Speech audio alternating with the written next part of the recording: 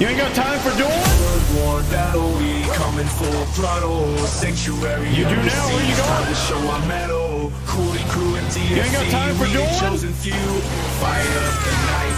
Well, you better make Thursday time. night, that's what we do.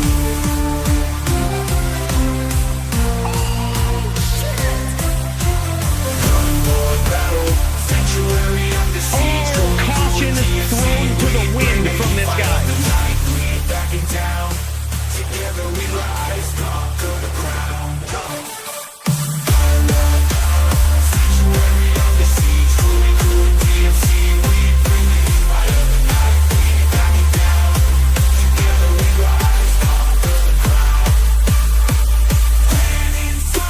And that's what these two guys are doing right here. Clicking and holding against one another and trying to whittle their opponent's life total down to 0. Jeep off to an... Oh my god! Huge comeback from 1!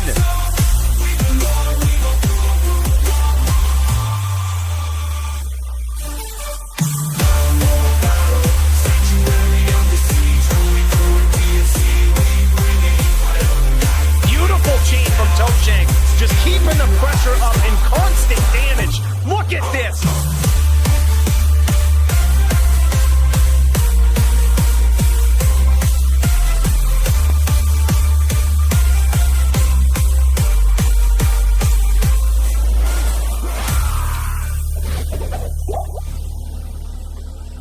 We got some more lates in to do, boys.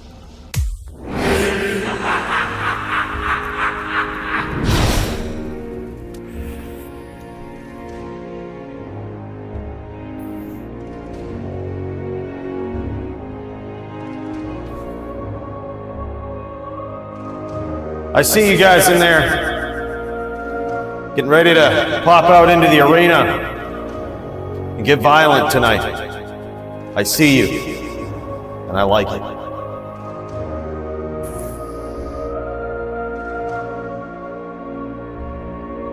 That's right. It's yours truly, Mr. Account full of 99s. And we're about to throw down tonight, man. We might have some challenges in HLD, LLD. And I might have even been summoned back to Melee. But tonight isn't about me. It's about you fellas. And there's one hell of a card. So let's get in there and check it out. Come on, follow me.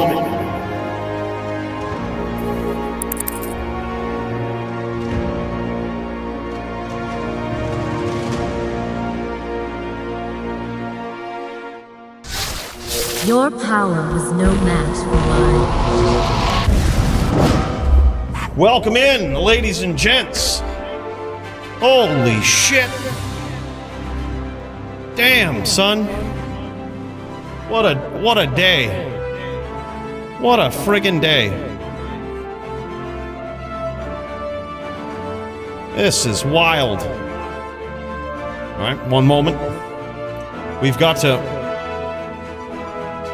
to handle some technical difficulties, but we've got this. Here we go. All right, good stuff. Good stuff. What up, what up? Now I can see chat. Here we go.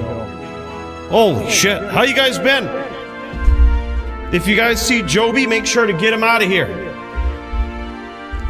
One of the mods, feel free to ban him. Right, if you see him. What up, guys? What up, Aria, Summit, Sweaty Betty, Nimrod, Track Amp, Oppenscro. What's going on, guys? A lot of happy B-Day wishes. You know, it's what I say. It's like, it kind of feels like leveling up past 30 in LLD. You know what I mean? Kind of feels like, oh shit, I need to build a new character. You know what I mean? That's what it. You're just hoping nobody opens up the party screen and sees your level. That's what it boils down to after a while, you know. But hell yeah, man. Welcome in, guys. I appreciate that, dude. Welcome in, welcome in. Dude, look at this card. Holy shit, man. Serenity is gonna have to be defending his title tonight against Squigs, an absolute savage. This guy always knocking at the door of a title defense. And right now, the HLD title belt has been passed around quite violently in the last few DFCs. Squigs hoping to settle it down a little bit, but Serenity trying to prove his valor in combat once again. That was an epic VT showdown last week between him and Sogi. And man, he's hoping to put on a show here tonight and show you why he is the deserved champion against Squigs. But we're going to see, man. And then, a question that we've been wondering for quite a while here. Can Nate Fizzle take down the Jagger Swagger? We're going to see, man. Because Jagger seems to be a pretty dominant champion. And holy shit! Look at this! Primo! What a savage, man! What a savage! 10 gifted memberships. Big cheers to this guy. We got the straight gas going on here today, man. Big cheers to you, brother. Thank you so much. Welcome in, guys. That's 10 new members in the Hall of Fame. Holy shit. We're going to head over there soon so that we can tip one back to Primo. All right? And I would highly suggest you guys, the new 10, all right? You got to make sure you have a drink mixed up and have your fucking ears open for the rules, okay? We got some rules up in there. Thanks so much, Primo. Appreciate you, brother. Big cheers, dude. And then we've got DD in the LLD division. This guy on Sin or Drew tonight going up against AF50. This guy is a savage, man. AF50 will be on the Din or the Barb. Really can't wait to see this one. AF50 just shows up every week, kicks some ass, right? And that's what it's all about. Continues to rank up. He's very highly ranked LLD. But I think he's very humble. I think if you would ask him, he wouldn't believe that. But the numbers don't lie. This guy just keeps piling them up, man. And now he's knocking on the door of a title once again. Can't wait to see it. 40 ounce versus Sweaty Betty. This was actually got swapped out. This was an error. All right, but 40 ounce going to be throwing down tonight against Hasha, I believe, right? Who was it? There's last minute swap, but regardless, I was actually looking forward to seeing some Sweaty Betty back up in the place, you know? But hey, look, I think that would have been a sick duel too. It's really too bad, but I think we actually, I'm pretty sure it was Hasha that we swapped out there. So that one actually should be a pretty sick duel. Hold on, I'm gonna pull up my notepad here too, because this is I feel like Steve and Blue's Clues over here. You gotta take some notes with every event, you know? Gots to take some notes. We also have a queue that goes on. We'll explain that more in a minute here, but there's a lot of shit we've got to keep track of on any given DFC, boys. That's just how it is. Unprofessional for me to not even be ready for that. God damn, it's my first day streaming, so you'll have to forgive me. But then we've got Enigma versus Mugen. That one, another epic one, man. Enigma coming in and just slamming people around, man. We also put him up against Automatopoeia, but I just have a feeling Ano's not gonna show. He hasn't showed the last 2 or 3 times he signed up, so if it happens tonight, we just won't honor any of his new submissions because he just never shows. So my apologies. That's why we gave you two in there, Enigma. All right, we've got you. We've got you taken care of. All right, no matter what, should at least get a duel up in there. But then we've got It's the Jits versus Stu, the notorious Charger Din. No matter what he's on, he's always got those charging skills, man. Jits is a savage. He is, and if you see him duel, you're going to see top tier charging. There is levels to this game, okay? And Jits is on all of them. When it comes to Din charging, it is wild. Even he was even the melee Din Derby charging Din champion. This guy is probably the most decorated charger. All right, he's got it all. But does Stu have what it takes? He has the option to bring a Sin or a Barb. I can imagine he's going to bring a Sin to the table. Barb is usually not good against Dins, but it really all depends on what Jits is going in with. And how confident Stu is on either one. Would love to see it. We actually don't often see a lot of Barb v Din. I think it can be a fun match with the right players. I can't help but think every time back to the days of DFC 2 where we saw Punch versus Joby for the title, and Punch got there versus Joby on his VT with Punch on a Barb. It was amazing. Different game back then, man. LOD was a bit different. but still, man, it's one of those epic, legendary matches that you hope to see a repeat of someday. And speaking of barbs, man, we've got Javito on a barb going up against GDA Master, the Ariat Summon himself, the Hall of Fame video maker. This guy, he's going to be on a Zon. Javito's going to be on a barb. Very, very curious to see how this one's going to go as well. There's a lot of tricks I think that barbs have in this matchup, and they've so often been counted out against Zons. But I think against traditional Zons, whether they're walk Zons, whether they're Telly Boas, I think regardless of however you slice it, I think there is a way to give them a hassle. And we're going to see if Javito can do that tonight. We should have specified no CS Zan. I forget we have to specify these things with Zans, right? You know. Yeah, it wouldn't surprise me, Buches. It wouldn't surprise me. The Downs Smiter. It was that was an epic. Oh man, I loved watching that. We watched it live on stream the other day. Hey, look, once he gets some practice in there name locking, maybe he will be. All right, but it is different getting around spinning them hams versus actually name locking. You know, it is different. But with a little bit of practice, I think he can be right back in there doing some solid down smiting. Can't wait to see it either way, dude. I hope we get to see it tonight. Then we've got Jinshin versus Riz. We've got Jinshin on Walkzon versus Riz on, he could be either Ghost, Hybrid. Not really sure how he's going, but I think this might be the most fair matchup for Sin v Zan. And why do I think that? Because often when we see Sin v Zan, we see these Zans immediately go Telly Boa. They try to get up out of those traps, they try to get up out of there, but they do just fine when they stand in trade as well. So this will be one of those duels where hopefully it'll be a big encouragement for Jinshin to stand, trade, get some big shots in against Riz, but it'll also give Riz the ability to be the aggressor, right, and dictate the pace of the duel.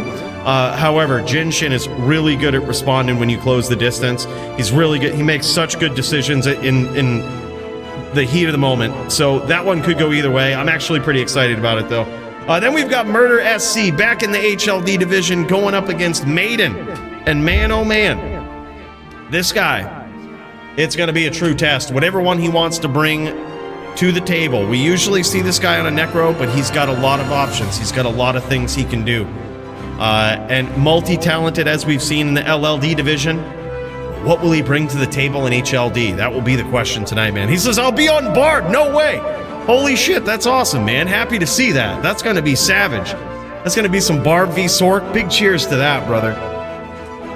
I cannot wait to see that. I was really hoping not to see you on Necro, because you're such an aggressive player on the Barb in LLD. I'm like, bro, this guy, as soon as he dials in, as soon as he locks in on a Barb in HLD, this dude's going to be deadly. I'm so happy to see that, man.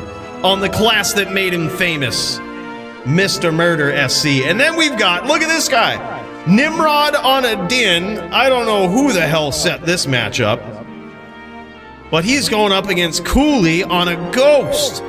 This is a death match. Coooley on his little Ghost will only need 2 wins to take the entire match, but good fucking luck.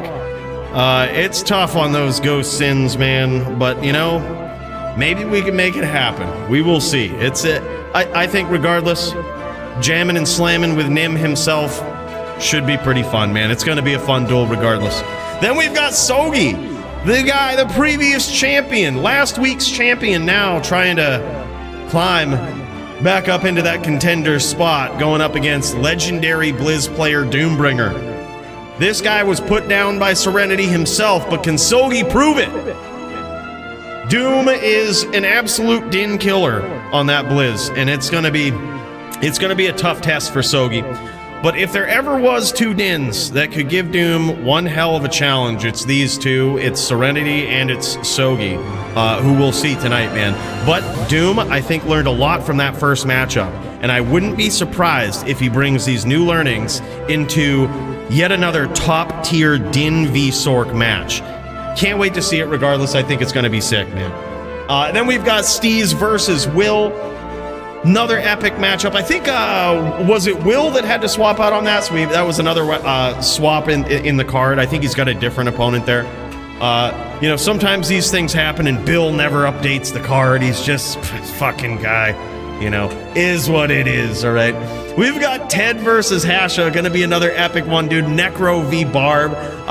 Theoretically, they say the Barb has the advantage, but I don't know. If you've ever seen Ted throw down, man, you'll know. This guy is tough to catch, and he's accurate with those spears. So Hasha will have his work cut out for him. He's gonna have to dial in, laser focus. Gotta be quick. Get in there with those combos, get in there with those chains, and deliver the violence. We're gonna see if he can do it.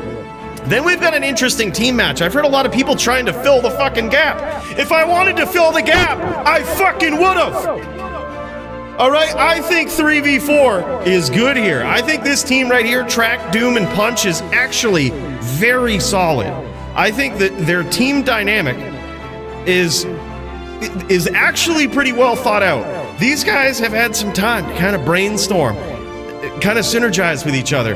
And although their opponents are pretty savage, I think it will actually be a pretty fair one back and forth between Javito, Steez, and Mugen. Now, these guys ain't no strangers to these team duels, but you know what they are strangers to is going up against such a savagely well thought out, put together team in Track, Doom, and Punch. So these guys, I think, actually have a really big challenge that they're going to have to figure out on the fly. So I actually do think this is a fair duel as is. No need for a fourth. All right, I think this is going to be pretty fair. But who knows? Maybe Track, Doom, and Punch are going to get crushed. You never know, man. We're going to find out. Can't wait to see it. Track Amp also going up against Jaw and a Druid v Druid. Shaman v traditional Windy Druid. That one's going to be sick. I've made my triumphant return to LLD. We heard about that Oppenscro, all right? That guy is really good on that Din, man. He inspires me, makes me want to play the Din again. I'm going to probably get crushed, but you know what? It'll be a fun duel either way. And what a hell of an opponent. Should be super fun, man. You know, now that I've had a birthday, I'm like, well, shit, now I've gotten older and slower. I got to get back in there. I got to give these youngins, I got to show them how them old fellas used to throw down, all right? That's where I'm at with that. It should be good, though. I think I still got it. We go see, man. And then also in the LLD division, Murder SC on Charge versus, remember that Charge legend we were talking about, Mr. Jits? Well, there it is. Murder SC versus Jits in some Charge v Charge showdown. And holy shit, that one's going to be fast. It's going to be a fast-paced, violent duel. Can't wait. And then GDA Master making a triumphant return to LLD, going up against Nimrod, legendary Din player, and this guy always seems to pull wins right from the brink of defeat and figures you out right on the fly. So that's going to be the challenge for GDA Master, whatever he brings to the table. Nim will no doubt figure him out. And this duel is going to turn up, it's going to turn up quite a few levels right midstream. That's what I would guess, man. That one's going to be fireworks, back and forth. Can't wait to see it. That's going to also be in the level 30 division. And look at this stacked melee card, man. Holy shit. This thing is wild. What a stacked card, huh? We've got Darius versus Neb. We've got GDA Master versus Hasha. Micool versus Lucien. Look at all these legends, man. This is fucking wild. It's too much! What did we do to deserve it? I don't fucking know.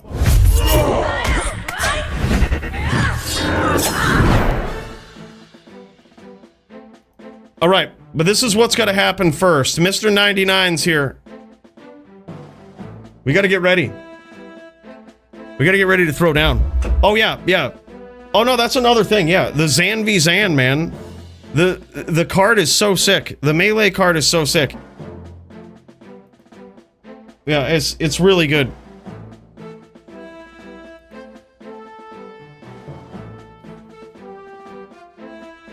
I cannot wait to see it. All these duels, man. And look at this. Hold on. I'm just noticing this. We got to get up in there. Let's actually first of all, we got to give some cheers, all right? That's what's most important here. We meant to do this before going in, and trust me, you're not going to want to miss this show once we get to jamming. Your power is no match for mine.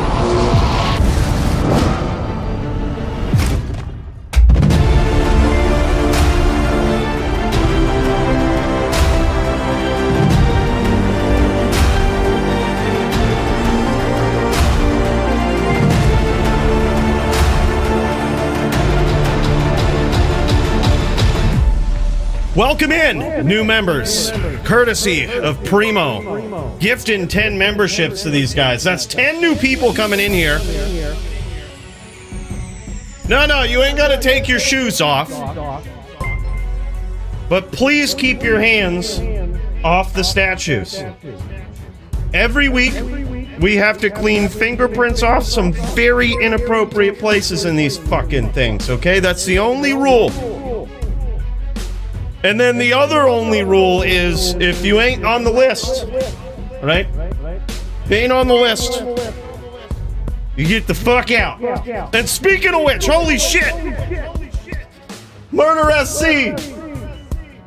He says, waiting like a stalking butler with the 100 bones. This guy, what a savage, man. Look at this, right at the top of the list. All-time VIP, this guy. Absolutely insane, man. Big cheers to you.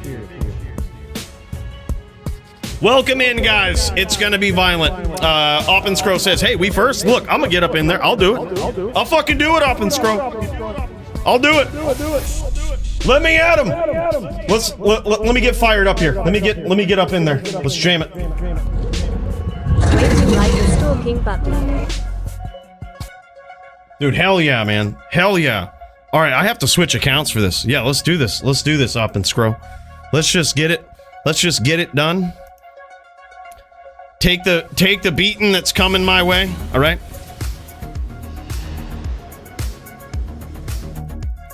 Din v Din should be good. All right, and also I'm gonna get a little queue going here. I'm gonna peek in. Holy shit, there's a lot of them. There's a lot of people jamming, slamming, ready to go. And holy shit, look at this. Look at this guy. Speaking of jamming, slamming, ready to go. Who the fuck is this guy? I don't even recognize him. This is some sort of masked man of digital violence. I would fuck with that guy. I feel bad for whoever's going up against him tonight. Holy shit. When he gets the mask on, bros, he is ready. That is Murder SC right there. An absolute savage in the digital arena. All right, just going to take a little bit of notes here. We've got Darius. He's ready to throw down. We've got Lucien. Some of these guys might be dueling each other. I'm going to have to double check. But yeah, holy shit, man. We've got a lot of good peeps up in here. Murder SC, of course. Neb19, Nimrod, and of course, Oppenscro, ready to jam. Let's fucking do it, man. All right, so I think what I said is I'm gonna be on charge tonight, man. It's just it's my din, you know? It's my boy. It's my boy. All right, yeah. So I'm just gonna get my ass kicked here real quick, Darius, and then we'll pop right in, all right? And yeah, let's jam it. I'm gonna see if I'm gonna pop in with Oppenscro here, see where he's at. Did I just barely catch that name? I think I might have. Cracked it. Cracked the code, boys. Cracked the code. All right. Well, let's do it. Let's get up in there. This is going to be a throwdown right here. Holy shit, boys. I hope you're ready.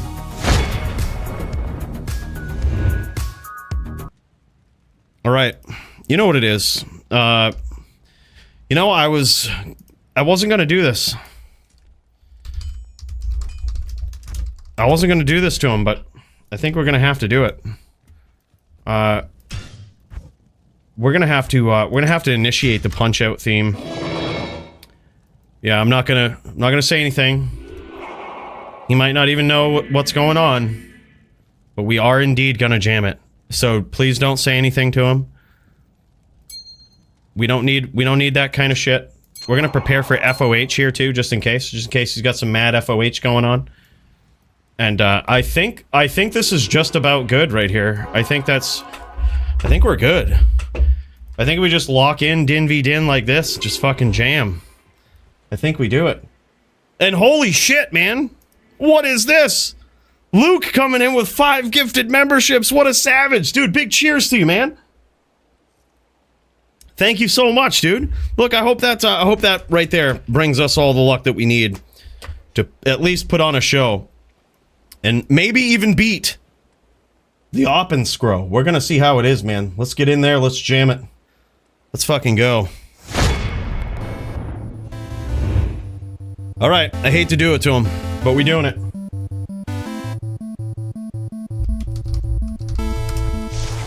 Round 1. Let's do this. Here we go.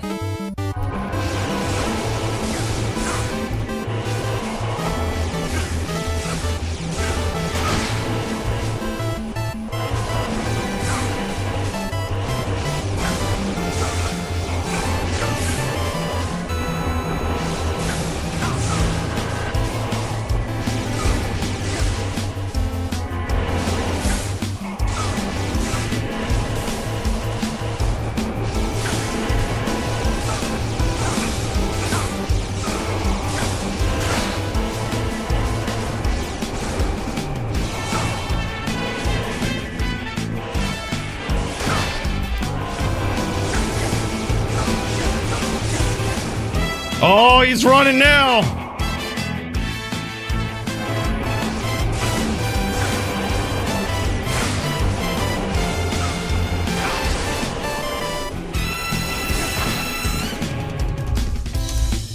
Holy shit, round 1 in the books, boys.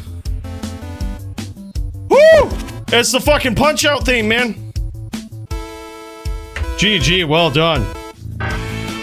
Thanks, man. Very good duel. You too. What you need?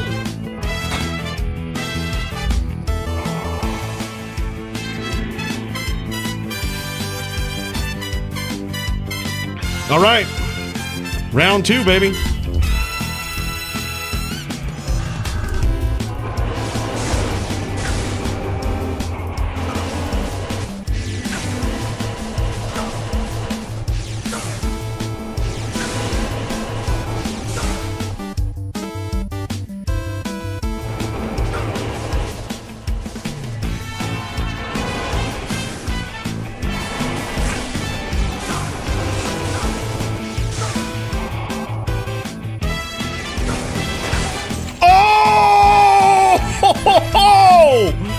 Damn, baby! Holy shit! The Dins get the wins! Wow!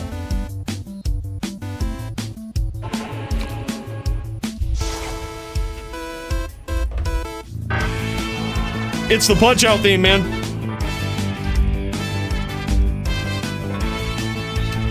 It's the Punch-Out theme. We gotta turn it off.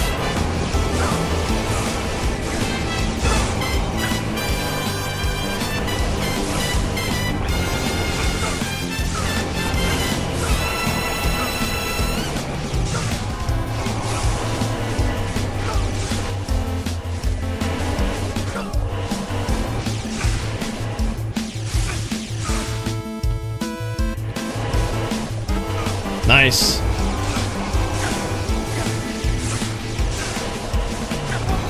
Nicely done. Nicely done. That's how to do it. I am overloaded.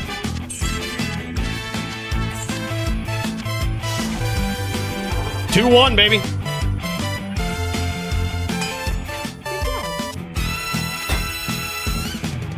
All right, let's get this.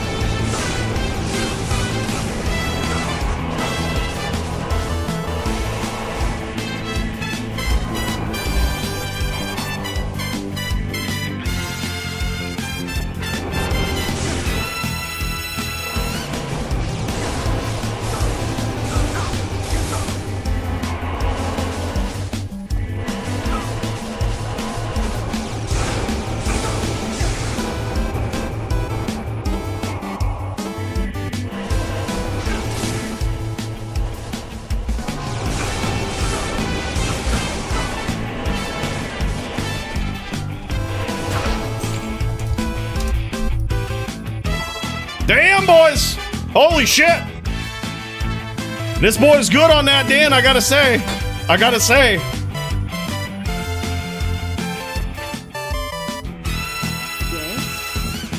This boy knows what to do on that, Dan.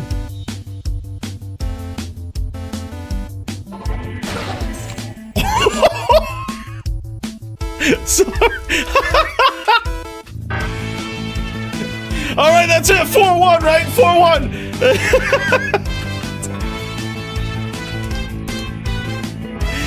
Oh, accidental click, man. Sorry about that. It counts. I'll allow it. All right, here we go. 3-1, baby.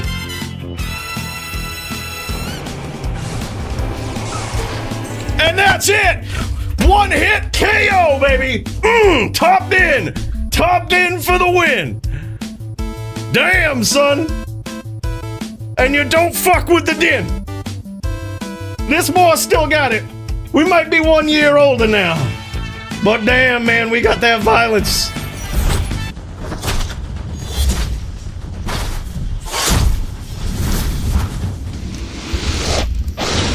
Right back at you, man. That was a good duel. Best Din v Din I've had in a while. Holy shit, that guy just knew what to do. You see him sitting there, he's trying to bait in the charge, and then as I charge in, he's trying to run me through the hammers. I'm like, that was just so well done. That was just perfect, bro. I literally just swapped to this helm right here because I was like, all right, I'm never beating you with the FOH because he has this FOH stick. Look at this thing. I'm never beating that FOH. So I'm like, all right, dude, I'm just gonna make my charges count, right? He thinks I'm kind of on that FOH plan a little bit, but I'm just gonna drop off of it and just jam slam Alabama. But yeah. That was wild, man. Oh, I should have swapped my gloves. I had the wrong gloves. I guess it wasn't so bad because I was still casting FOH, but yeah, holy shit, man. That is wild. Look at this thing. That is a 100% perfect spirit crown right there. A little jealous. That thing is sexy. This scepter, though, I just can't get over it. Look at this thing. Even the jewels in there. 2 6/9s with defense and mana. Damn, son. Those are just so sexy. 6/9, 8 life, and 15 mana jewel. That's a 100% perfect LLD jewel in this skin of the Viper Magi. This thing is, that's insane as well. That jewel alone is probably worth more than most people's whole LLD characters. And then he's got himself a telly staff right there. He didn't bust that thing out against me, as I figured he probably wouldn't. I knew he had it, though. I remembered he had it. But no, he stuck right to the tip of the Din game plan, man. That's what you got to do. He played it very well. And look at this, dude. He's got the caster ring to make up for the no cast on the weapon. Got to do that. But then he's got the SOJ, matching SOJ. And this is probably a solid 5-pointer right here with this ring. That's insane. I love this amulet too. This is like everything you'd ever want on a Din amulet. 60 life, perfect roll, 90 mana, 210. This thing, that's just beautiful. Beautiful character, man. Our whole inventory was filled with these. I can imagine his were 15 12s. Yeah. Yep, there it is. 15 12s. Look at this, matching too. We got the match and charm. This was just the duel of the top Dins, man. Holy shit.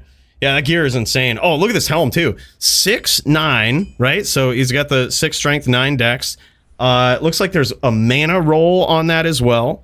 Probably 15, with a high, almost 90 mana roll on the circlet. And possibly, I'm going to guess, fire res on it as well. That's insane, though. What an incredible setup. Such that helm right there too is just insane. It's certainly a beast shell, if you will. Damn, son. Good fucking duels. GG, bro. That was epic. That was epic. Wow, we did it, man. I can't believe it. I can't believe we actually did it. That was pretty insane. All right, let's get ready for the next bout, boys. What's going on now?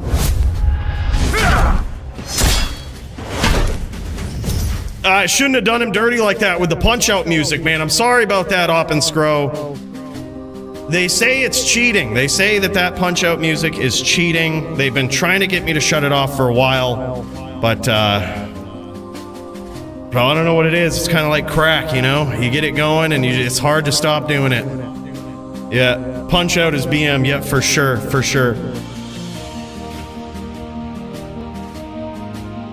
right, boys, I think Darius is ready to throw down, he said. So I'd say we get up in there and check out a Darius duel in the Melee division. And in case you didn't catch it on the card, Darius is going up against Neb19 in a Druid v Din duel tonight. Oh my gosh, you can see it in the background. Holy shit, we gotta get down in there, boys. This thing is fucking, these guys are doing it. And there it is, Darius gets there in round 1. We can't miss another minute. This guy's doing it on a Druid, boys. Let's fucking go. Nothing will stand in my way. Holy shit, man, he's gonna do it. He's gonna do it. And this, the notorious Darius move right here. Look at this. He's throwing that Oak Sage right behind this door so that the RNG of that Oak Sage just doesn't end up doing him any disservices, right? Popping right out of the most dangerous part of the duel. Instead, he tucks it behind the door to enjoy the benefits without ever having to risk it actually dying. Love it. But so far, look at this. Neb19 with a huge comeback there. Now it's 1-1 between these guys. This is actually pretty wild, man. I'm going to exit out of my game here, save some frames. This is pretty wild. All right. Hard telling what this guy has done. But it appears as though if we're just looking at Neb19 setup from the outside here, looks as though he's got himself a green armor, right? He's got himself a green armor over here. I'm gonna guess it's probably, there's a very good chance, I think we've seen him bring this to the arena before, there's a very good chance that thing is an F Templar's Might. Boom, look at that, man. Huge defense, very tough for Darius to connect there. I think that's certainly what he's on. It also gives +2 to offensive skills on that armor. So that helps him get the smite break point that he needs by giving up the +2 to skills on the helm, as opposed to running a 220 Pally Vizzo. Or I'm sorry, a +2 Pally Vizzo. Yeah, this is actually pretty crazy. He's got the Neb suit, man. He's trying to send the Nim suit out of style. He's bringing it in with the Neb suit. Let's get over there and let's see if we can check it out from Neb19's perspective here. He is streaming it. Let's pop over. Oh, hell yeah. Hell yeah. Look at that, man. I also noticed that we've got no sound tonight. Let me fix this. Let me do a little bit of fixing, boys.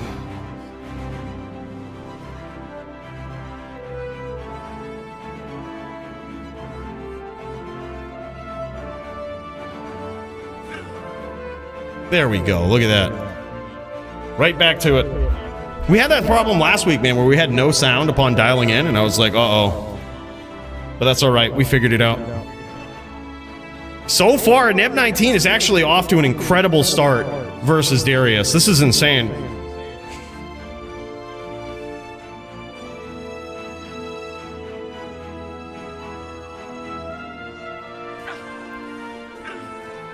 Oh my god, huge hits here from Neb19. This setup seems to be really good. Darius D2R is an absolute savage.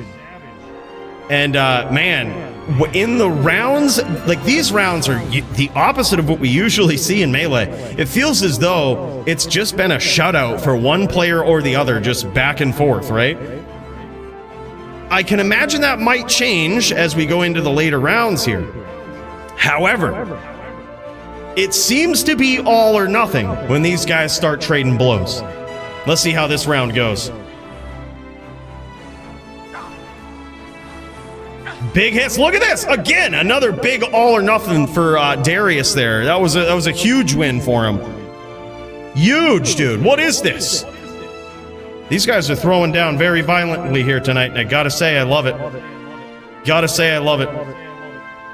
And that PK right there was just to get off the Mark of the Wolf from the Metamorphosis helm that Darius is wearing. Oh, is it really? Oh shit, yeah, my bad, my bad. Thanks, Track Amp.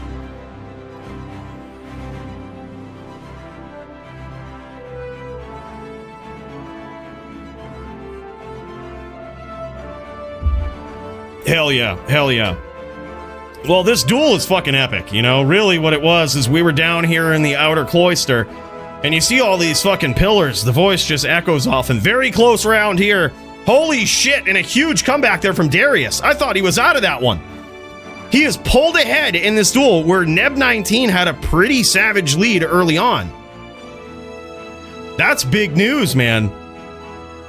And there's been no swaps. These guys haven't made any swaps. So all of what we were seeing in the beginning there, where it looked as though Neb19 just had the setup, that was just the RNG, right? Darius knows that. Darius, very, very experienced melee player. And this guy says, look, sometimes you just got to pick the right setup and you got to have faith. You might get off to a rough start, but none of that shit matters. You just roll those digital dice and have faith in the setup that you've chosen. And this round, a lot closer. Holy shit, man. Back and forth was that one. Now it's 4s between these guys.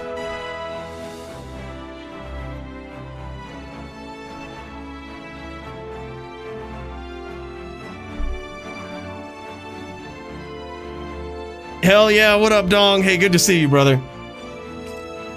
Good to see you, bro. All right. Big hits here for Neb19 to start this round off. And you can see that faster hit recovery. As soon as Neb19 puts Darius into hit recovery, I wonder if he has prioritized that on his build. Because now it's so typical to see Druids focus on that in melee. I'm not going to call it a new thing, but it's certainly something that collectively a lot of us have seen the value in. And I wonder if this is potentially the reason for that. Watch what happens if Neb19 connects here. Look at this, man. He can really set him off into this FHR animation and really set him back for a few frames. Very close round there. Holy shit.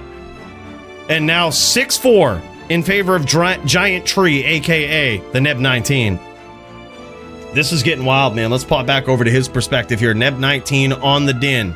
On the Neb suit. He's got the Neb suit on. Yeah. Always non-ladder. By the way, what up, Shirley? Hey, good to see you, man. Needs more reverb. More. We can. We definitely can. It's always possible, Shirley. We just have to switch to a different area of the arena.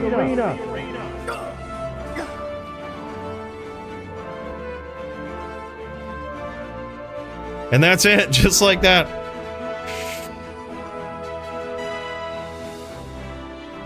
Now, Neb19 has developed a pretty serious lead here. He's now 7-4, looking about as prime as he did in the beginning part of this duel. We did see Darius pull ahead there. He goes, I've lost at an 8-3 lead versus Jag. Oh yeah, man, it can happen. Anything can happen in Melee, man. It ain't over till it's over. That's the thing. It really ain't over till it's over. These duels are insane. We saw Nimrod pull off one of the most savage comebacks in all of DFC history in Melee. And look, there it is, man. Darius trying to do just that. It's now 7-5.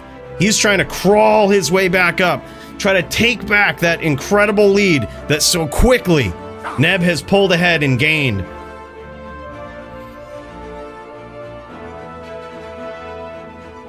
Swap Darius. Reverse psychology did not swap. Hell yeah, man.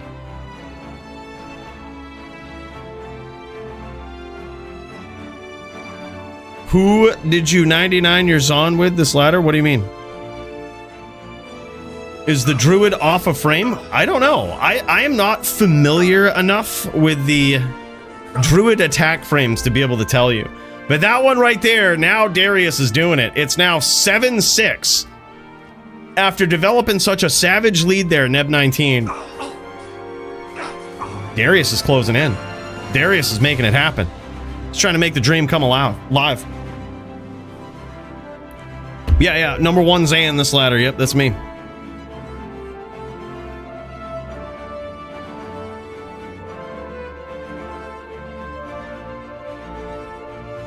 $85 IAS? No shit. Okay, is that the break point? It seems really high, and I see Druids always stacking it up that high.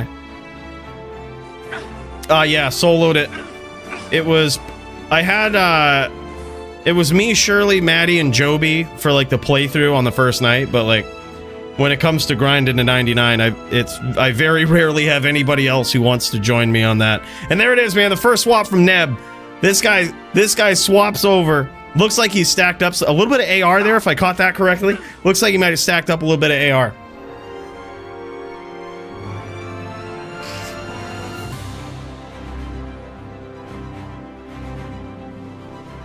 What do you mean, Shirley?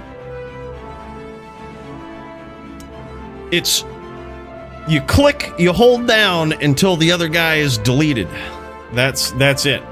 You gotta fucking rub him, make him disappear, right? That's what it is. Big hits there early on for Neb19, and Darius is in trouble. But we've seen him make a comeback before, and boom, there it is, man. He tied it up though.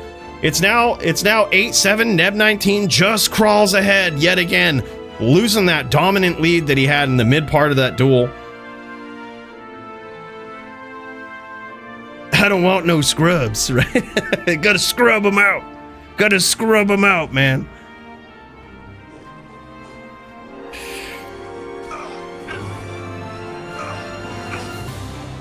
Big hits from Darius. Now Neb is in trouble. And this is tied up again, man. 8. And this is a non-title fight. So this is first to 10. No win by 2. Only in title bouts do you need to win by 2. So this one right here is going to be a pretty epic showdown, man. It is tied up 8-8 between these guys. That is, honestly, that's huge. Darius, I don't believe, has made any swaps so far. I'm pretty sure he hasn't made any swaps. He knows the build. He says, it doesn't matter what my opponent brings to the table. I have full faith. He has full faith that he's brought the correct one to the table, and holy shit, man, he's actually doing really well. Dins are the character to beat in Melee, man. They really are. And there it is, man. Holy shit. It's now 9-8 in favor of Darius after being behind for this entire duel.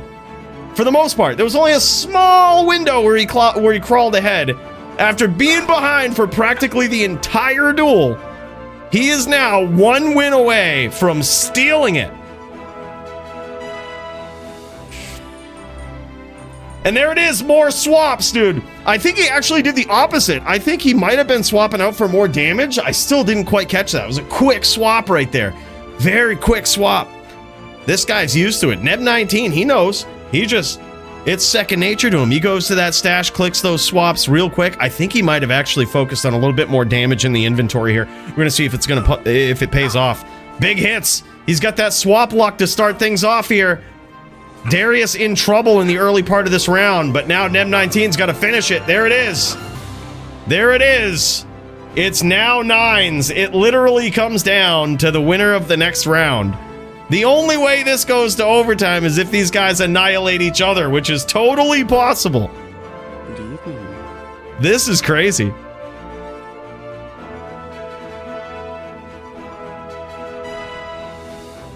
How does Glass Cannon DPS match up versus defense builds? Pretty badly.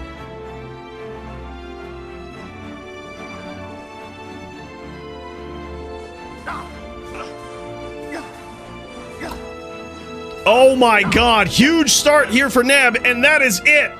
Neb lays the stamp down, and just like that, secures the victory, which was... That's actually very impressive. He had his back against the ropes for that last one, man. Holy shit, that was wild. Damn, man. All right, there it is. Yeah, look at that. It's the F Templar's Might that this guy's rocking. F Zotted Templar's Might. This guy ain't messing around. He does have the BOTD, and that's because all of his deadly strike comes from his helm, comes from those boots. He's also got the High Lord's Ami. But yeah, look at this, man. Very nice armor there from Alpha, aka the Darius. Darius had full confidence in this build right here, and he almost got there. That was so close. These Dins, especially with this with Neb's setup here, is insane. It's a very tough match for a Druid. So for it to be that close is very impressive. And look at that, man. He's switching to the String of Years too. Nev 19 going with the up string of ears. That's the new meta. That's some new meta shit right there in Melee. I gotta say, now I gotta get me one of those, man. That is crazy. Says, yep, RNG on his side. Yeah, I saw full faith, man. We could tell that wasn't your first time with this matchup. Full confidence in that build. Never questioned it. And it was like, that's how you know somebody has just done that. That's how you know someone has jammed this matchup a lot. And it's like, okay, yeah, this is the best setup, man. We just gotta go with it. But hell yeah, man, that was sick. All right, let's pop over to Lucien now. This guy was next up in the queue. Let's check this guy out. The legendary Druid player right here. Here he is. Lucien tonight in Melee. In case you missed it on the card, this guy is going up against Micool in some Druid v Druid. Lucien trying to show how vicious he truly is. He's trying to prove that there ain't no other Druids out there that can do what he can do. But Micool is trying to take the legacy from this guy, and so far, Lucien off to one hell of a start. That was insane. Huge! Look at this! Going with a Stone Crusher, man! F Stone Crusher. That is wild. Holy shit. Leave it to this guy to really show, like, alright, man, we're gonna bring some creativity to this. That is Lucien right there. He's got that dog in him. That's right, man. He definitely does. He's got that dog in him. He is insane. Yeah, this is another duel in the Melee division right here. Absolutely stacked Melee card tonight, man.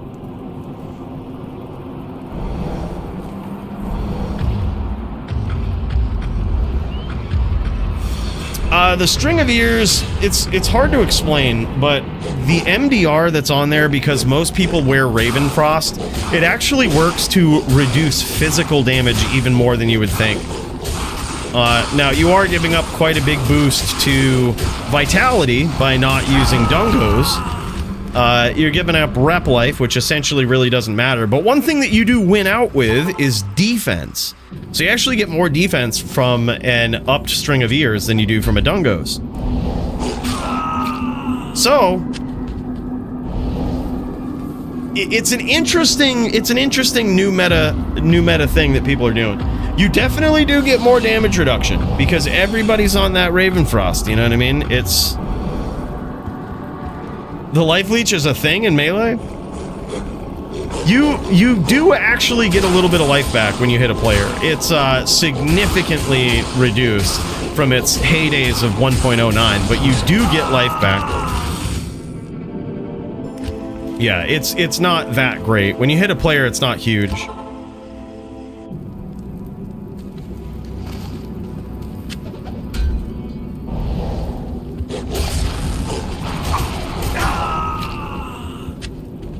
Hell yeah, man. Yeah, you certainly won't see H-Dins in Melee dehydrated, but and you probably also wouldn't see two-handed wolves.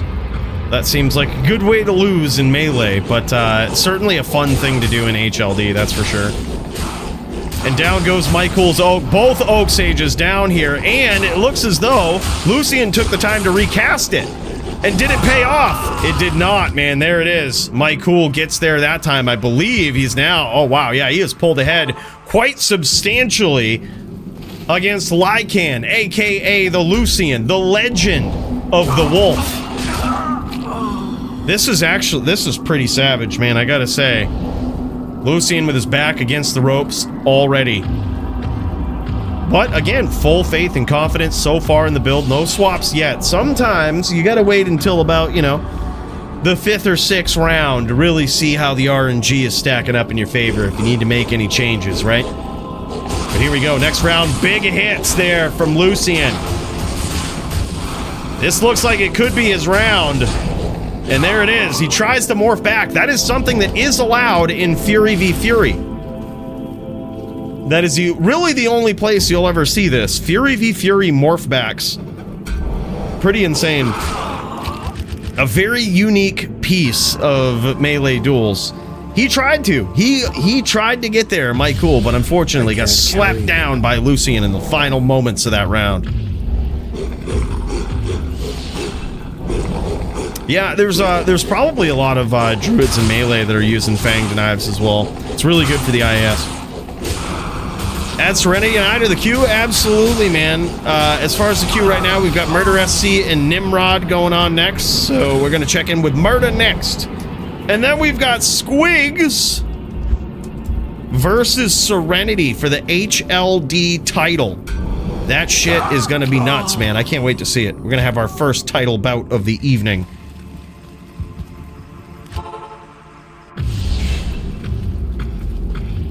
I can't carry anymore. That's a good question, Tracking. Not really sure. I would say Stone Crusher is probably up there, though. Those mallets are pretty insane. Uh-oh, recasting that Oak Sage, but you notice every time when he has to step away to recast, oh my god, a morph back! Oh my god, man, he almost got there with a morph back. That was insane. Lucien, when you're a druid and you get essentially dealt lethal damage in wolf form, instead of dying, you will morph back to human form at 1 life. But in Fury v Fury, these guys have the option to morph back. Now, what we've never seen is someone come up from the brink of defeat, right? Morph back and win. But I would love to see it here tonight, man. That would be sick. This is the duel to see it happen. Add me an Ono to the lineup. Oh shit, dude, we gonna get to see it? Fuck yeah, man. Enigma v Ono. That would be sick, man. I'm pumped. I'm pumped to see it. Hell yeah, dude.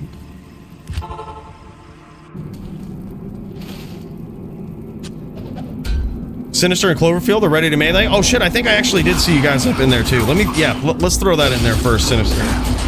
I did see y'all up in there, but I forgot to put it in. Alright, so we'll go Murder SC, check in with Nimrod, Sinister versus Cloverfield, Squigs, Serenity, Enigma, Ono. Hell yeah, man. You would think with a string of Paladin champions that we would just allow Druid to morph back all the time.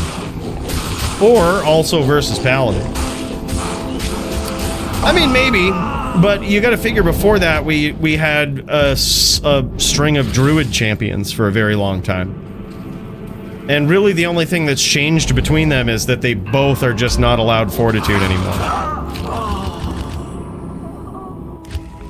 So I think Druids are pretty powerful. I'm gonna say they're the second most powerful character in Melee. They're certainly very simple, you know, to get started, but certainly difficult to master.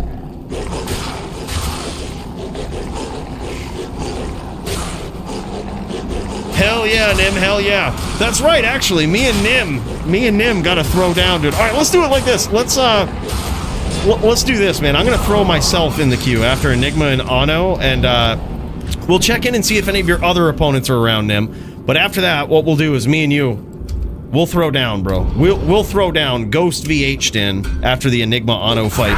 Hell yeah, brother. I'm looking forward to it. My guy ain't here, man. Skip me. Oh, shit. Shit. Where is it? He's probably scared. Probably scared, Murder. Murder's got a number of opponents. Jits, Andy Man tonight, and even Maiden. Mr. Montriana himself.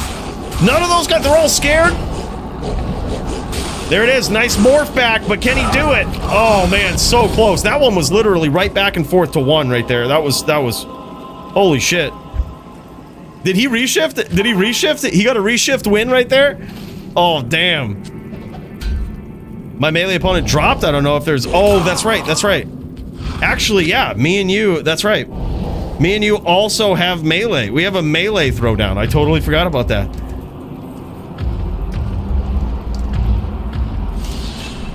I totally forgot about that, yeah.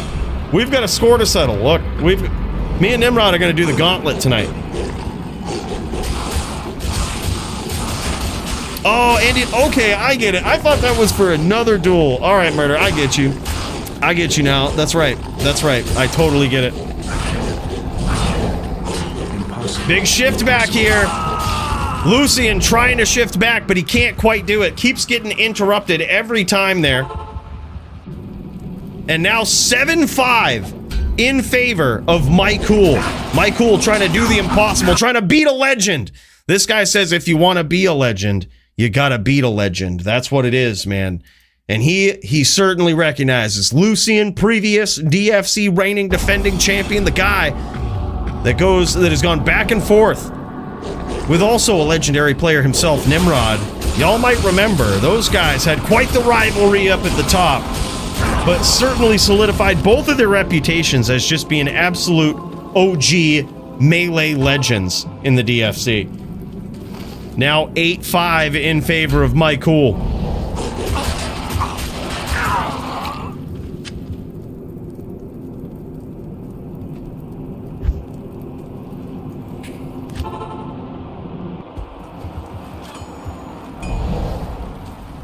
So glad Druid is winning this one, right? Yeah, wins for those Druids, Track Camp. That's right. The Druid Brotherhood. Yeah, I'm rooting for the Druid as well. I didn't want to say anything.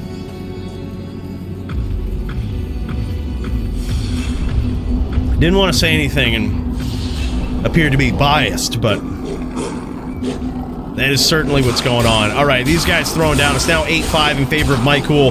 Micool doesn't even bother recasting that Oak Sage. He just sticks right to it, but he probably should have that round right there. Now 8-6. Lucien trying to make a big comeback. He's been behind for almost the entirety of this duel. But these melee matches, as we've seen, aren't over until they're over. They ain't over till the final bell. This is FT10, no win by 2, no title bout. I'm going to be very curious to see the differences in these guys' builds. If this was just straight RNG, rolling the dice, or if somebody made a subtle change for this matchup. Micool has enjoyed a very dominant lead since early on, and oh my god, a morph back win from Lucien! Just like that, baby! Just like that, from the brink of defeat, he comes back and takes the round. Holy shit! Just like that!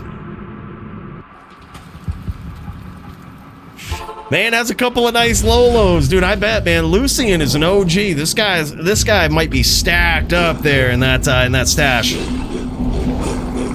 Now, FBOTD in a Berserker Axe is pretty good. There's also a few other options for an EBOTD. You can have it in a F War Spike like Murder SC does. Gives you some nice breakpoints for if you use like a weird class like a Zon to morph with. And there it is, ties it up just like that, showing his legendary prowess. It's now 8s in this epic bout between these two droid players. Yeah, both of these guys could win this, man. This could go either way. Absolute melee banger for sure, Alex. This is savage, man.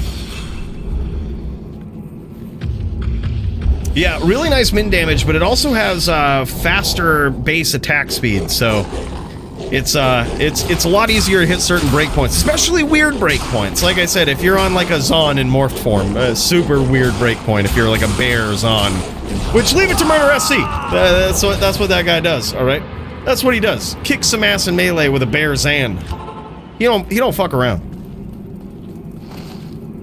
It doesn't have as much range though. I think it's one range less than a BOTD Berserker Axe or a Berserker Axe in general.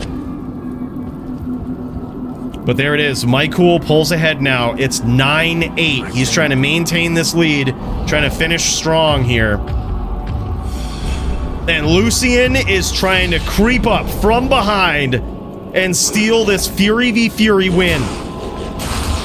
Big hits for Micool right off the rip. Huge return fire for Darius.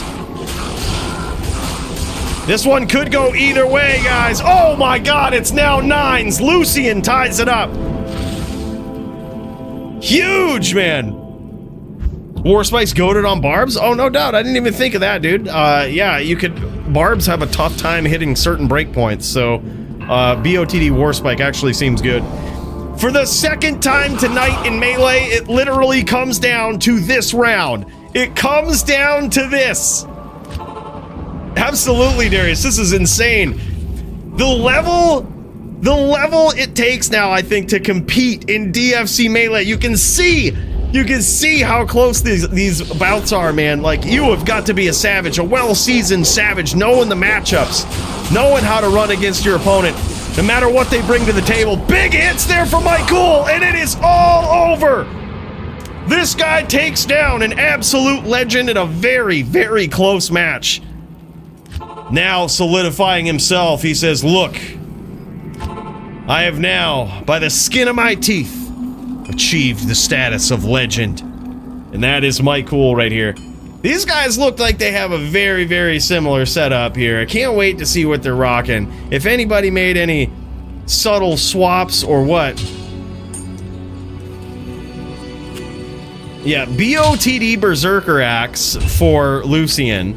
That was predominantly what he went with there, and it looks as though Micool has gone with a low, small crescent. So that is really a big subtle, you know, sort of not so subtle difference between these guys. But we did see Lucien in the beginning part using the Stone Crusher as he was falling a bit behind. But look at this right here. That is crazy. And there it is, the legendary armor right there. Micool also rocking this now. I gotta say, I love it. Big damage, big faster hit recovery, stats, min damage on there as well. Of course, the Metamorphosis with +8 to Fury. That is just insane. What an incredible setup. That is a wild low weapon right there. So it appears as though Lucien was actually hitting the faster attack speed breakpoints because he had the 160-60 armor along with the BOTD.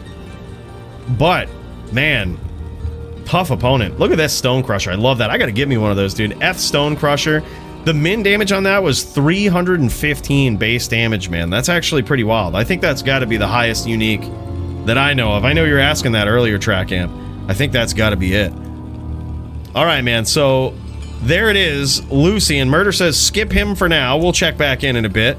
Nimrod's still waiting on an opponent. Me and him will get our duels in after the Enigma Anno. So that means let's skip over to Sinister versus Cloverfield. And then we'll check out Squigs versus Serenity for the DFC HLD title. Let's fucking go, man. This is gonna be it. We have popped in to Cloverfield's perspective here. And this guy, on a Zan going up against a Druid in Sinister. But how's it gonna go? We're gonna figure it out here tonight, man. This is gonna be wild.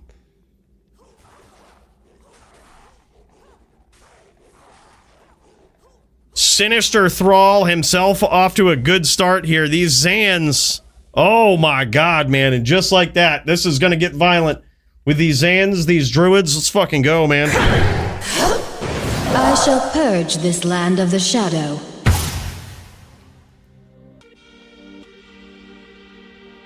Sinister Thrall is felled in round 1 by Cloverfield on the Zan. Now, in case you're unfamiliar with all of the juck fuckery that these Zans possess, not only do Amazons match other characters in Melee with their max block, their DR, you know, trying to get defense up as much as they can. All of those metrics are certainly something that Zan players focus on in DFC Melee, much like any other opponent. Much like any other player with their Melee character. However, another line of defense that Zons have is pretty special. They have the dodge, avoid, evade skills, where I believe dodge is the only one that comes into play here, but possibly avoid can as well, or evade as you're walking up. And it's basically just an added % chance that they completely dodge, completely avoid an attack that you're throwing their way. That's after the check for block and after the check for defense. So the main point here is it's actually pretty hard to score a hit on an Amazon. And that is probably the biggest piece as to what carries them through to a lot of these duels. Because, man, when it comes down to AR, when it comes down to defense, it's something that is typically a bit harder for Zons to stack up. So they need some sort of survivability to keep them you know, keep them in the game long enough to deal the damage that they need to do. And so far, look at this, man. Cloverfield showing off here today. This is pretty insane. Off to a good start. Now 2s tied up between these guys.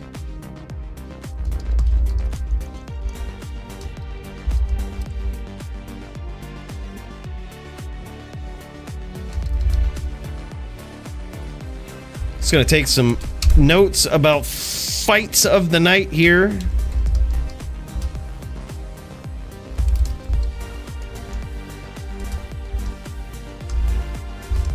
We had some sick morph back melee going on.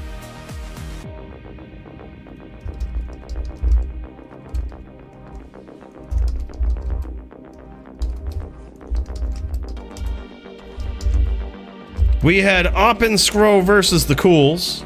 I actually had a lot of fun in that duel. I think that was super fun. Great LLD duel, man. He was a very, very good Din player.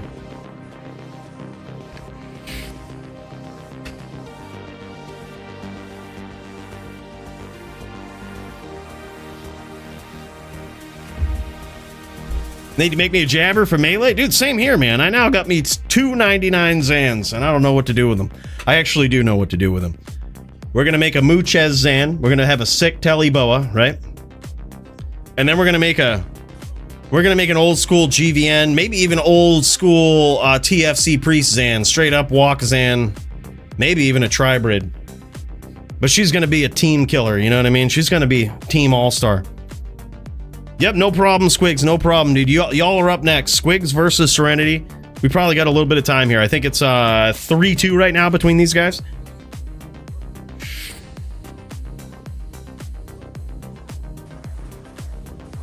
The Zon's jab animation is about as brutal and savage as the Barb's dagger attack. Really, Nim? What do you mean by that? Is it because it locks you up in an animation, or is it actually a good thing? Do you mean this is a good thing?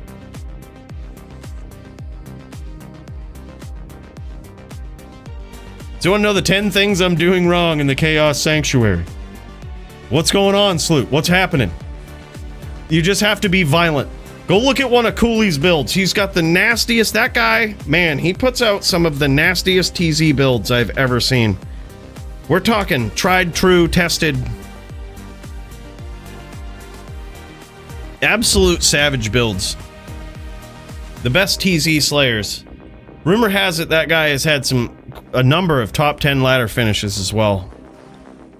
Rumor has it. So far, man, look at this. Cloverfield having a big lead right now. I think it's 2-6, actually. I was mistaken. 2-6 in his favor. The defense, the dodge, avoid, evade of the Zan, very tough to get through. And holy shit, look at that jab, man. Oh, just the look of it? Oh, yeah, that is pretty savage, man. 2-7 now in Cloverfield's favor. This guy is off to a very dominant start here. And Sinister ain't no chump. We've seen this guy before. Absolutely insane gear. And a very seasoned vet in the melee arena. I don't think he's made any swaps yet, but that was a very close round right there. Now 3-7. He's trying to claw his way back into an absolutely savage comeback. And that would be the comeback of the night, I would say for sure. If he can do it, man. Like we say, the duel ain't over in melee until it's over. You never know what could happen. And here we go.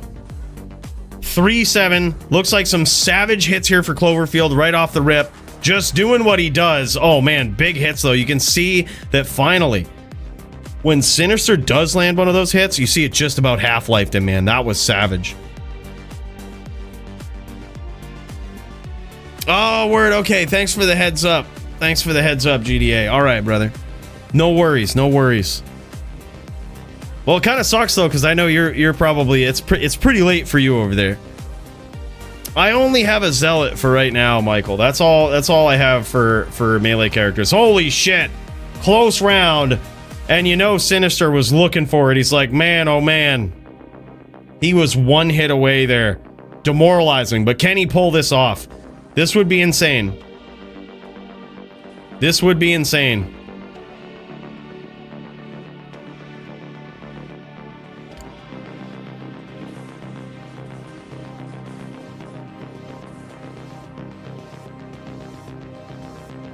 And what happened right there is Sinister forgot to take off his metamorphosis when he took down when he reset the fortitude proc for his opponent. So he essentially procced Mark of the Wolf there, which made it so that he then had to have himself reset again. Big hits for Sinister.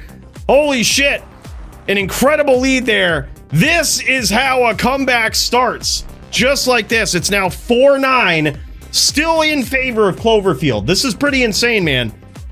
Sinister looking to do it. Can he get there on this droid? We're gonna see. Nothing will stand in my way. It ain't over till it's over. I got a 3v4 tonight.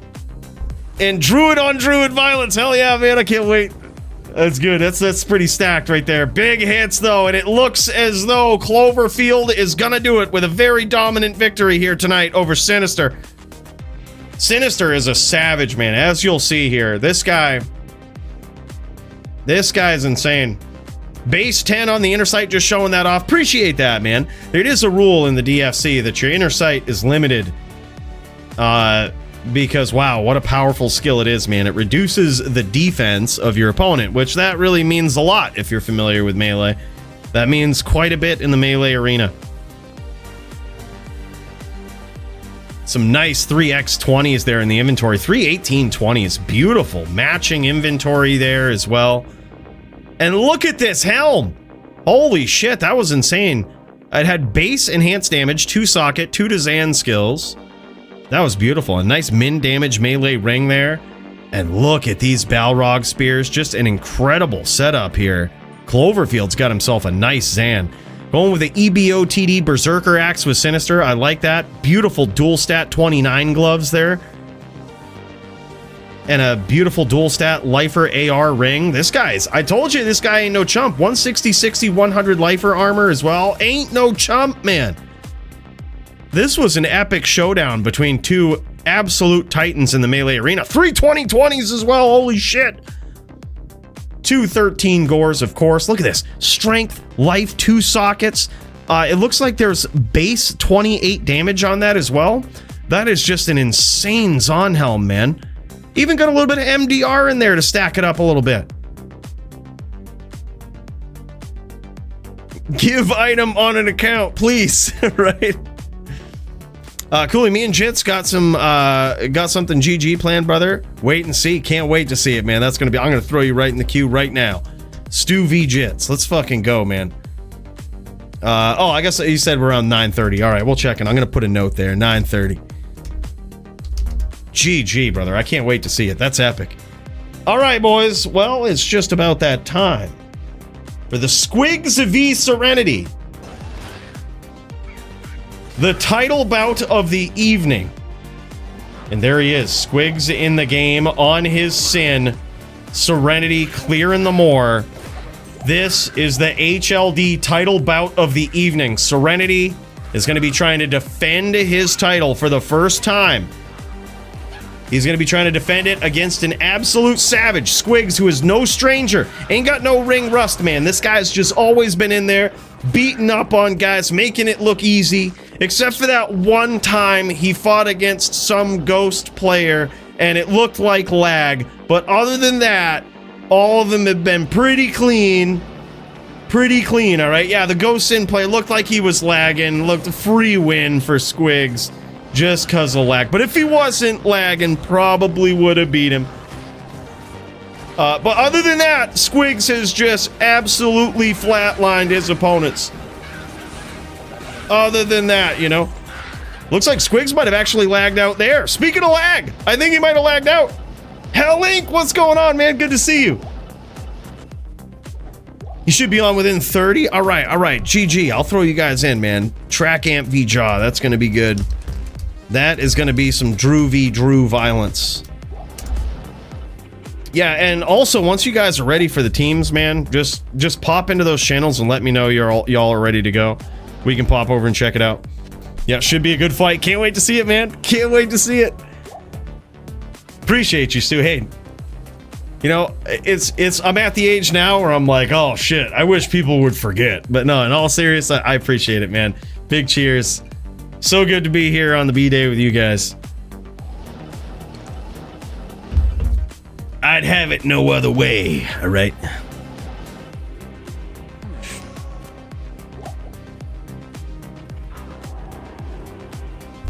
Oh, we figured as much. I saw the save and exit in the middle of the Blood Moor there. I was like, uh-oh, hopefully Squigs' ping is okay for this. Hopefully the ISP isn't giving him the runaround here today.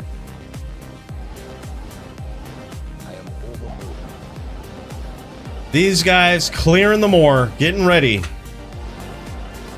for the showdown in HLD of the evening. Now, this is going to be, it's looking like VT versus probably a Trap Sin. I can't imagine we're going to see Squigs doing any whirls.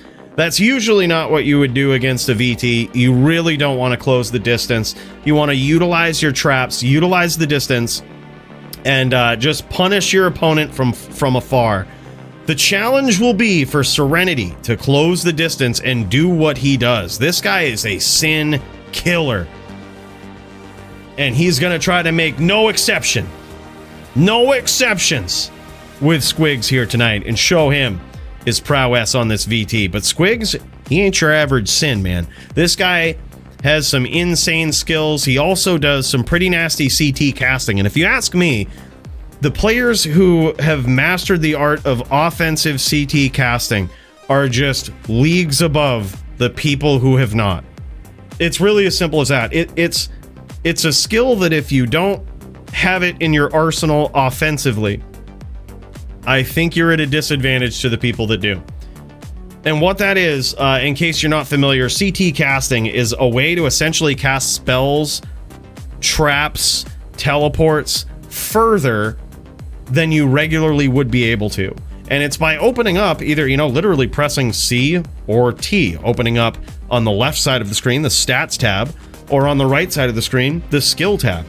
If you drag your cursor back through or past that UI, it actually has shifted your character over on the screen. So you actually are casting a little further when that UI comes up. So it gives you a little bit of range in the PvP arena. It might not make for the best viewing experience when people do it, but once you know what they're doing, suddenly it's actually kind of cool. But if you have no idea, you might think that they're, why is this person misclicking and bringing up the skill tab, the stat screen, or any of these UIs that shift your character to one side of the screen or the other? What is going on here? You see that? Yeah, when he opens up, even the party screen will do it. You notice how far his character shifts over on screen.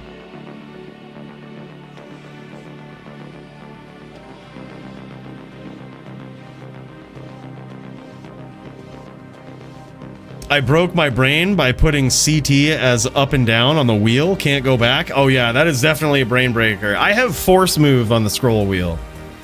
And I like that. That allows you to, force move allows you to break certain attacks that you otherwise couldn't, or that you can otherwise easily get stuck in.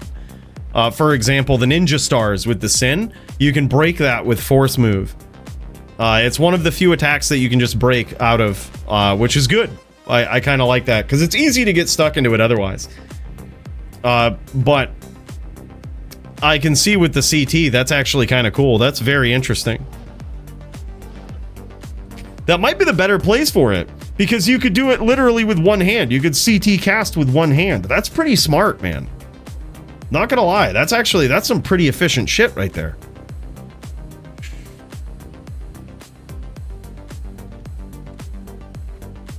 Oh yeah, dude. See, I was PvPing way before that too, Stu, and I learned it. I think you can do it too.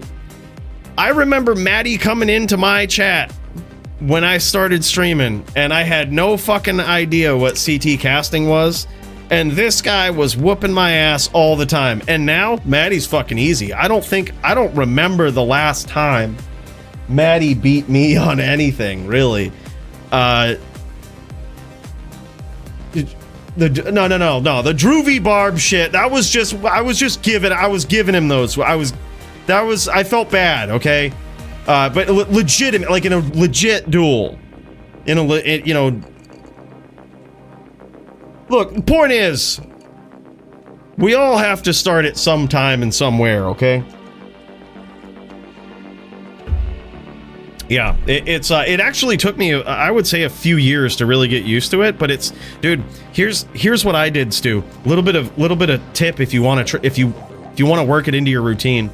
If you do any magic finding, where you navigate maps, let's say you're hunting the Countess, let's say you're doing Terrorized Andariel or something, do it there, right? Do it when you're teleporting to those areas. You're going to be really bad at it at first, right? Like but if you just try it, you don't have to try it always. If you get sick of doing it, just stop doing it. But bring it up and do it then, right? When you're magic finding. And then eventually you'll start to notice, oh wow, I do actually teleport further when I do this. And then your brain will start to notice the value of it. Then you'll start to CT teleport in duels. And then as you're dueling and you see the value in CT teleporting away, this was kind of like my journey with it, right?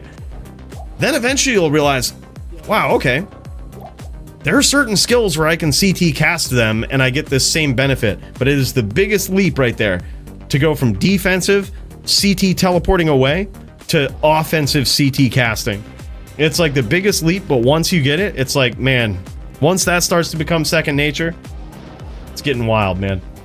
These guys are about ready to throw down in the DFC HLD title bout of the evening. This one's gonna be wild, boys. Let's fucking get ready for this. Squigs looks like he might be lagging a little bit here. Let's see.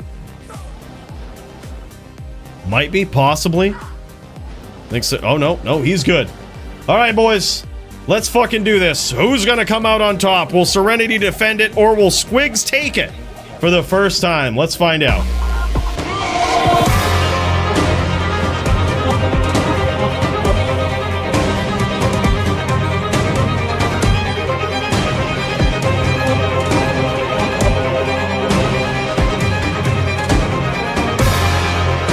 Sound says you're gonna like this one. You're about to find out. Something tells me he's got some tricks up his sleeve for this Sin v Din showdown, and I can't wait to see it, man. This is I always love the tricks that the Din players bring to the arena. We have seen in this guy right here, Serenity, and in another top Din player, Sogi, these guys always busting out the most insane, savage tricks to take down their opponents. We see both of these guys periodically using Widowmakers. We see them using different styles of grief. We see them literally changing up game plans mid-fight, going from hardcore aggressive chains to backing off, being patient, utilizing the charge, closing distances, utilizing the FOH, all in patterns and in manners that are just very hard for their opponents to predict. And that is what Serenity's going to try to do here tonight. So far, nice shots here from Squigs. And Serenity backs off, starts using that bow. Now, what Serenity could also do here, and probably why he closed the distance first, is because he might have some life tap stacked up here on his bow. So he might be able to proc life tap from far off the screen. And he would probably, to make the most efficient use out of that, want to take a little bit of damage first. Want to try to close the distance on Squigs. But that very well could be the case. He could have some life tap here. Is that the big surprise? Look, if it is, top Dins here, all right? Top Dins, we all speak the same language, you know? Did he not have 2 match and SOJs for pre-buff? I'm going to need to trade this man. Oh, hell yeah. Very nice chain there. Look at this. Serenity closing the distance. Nice hits there from Serenity. Beautiful aggression. And now Squigs panicking a little bit, trying to back off, trying to set some traps, trying to increase the distance between him and Serenity, because Serenity just showed his prowess on this Din. As you could see, as soon as Squigs gave him the opportunity, he absolutely capitalized on it with some insane chains there. He just landed an arrow too, and I would guess that there's probably some open wounds behind that. As a smiter, naturally, fair to say these guys probably have some open wounds, right? But he might have landed that against Squigs. Squigs sitting behind that corner, waiting for Serenity to run into those traps. But now he's going to teleport to the other side of the map, try to reset here. Caught him with that 5-stack. Serenity now noticing the game plan of Squigs here. And he's going to try to turn up the heat a little bit. Gonna try to turn up the heat. Keep Squigs guessing. Staying on the outside. He could very easily be trying to proc life tap here. if he has it in his arsenal. I guess we're gonna find out, right? I guess we're really gonna find out here.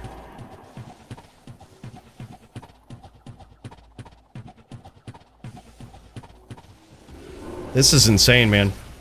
Bill, give us that beat, brother. Let's fucking do this.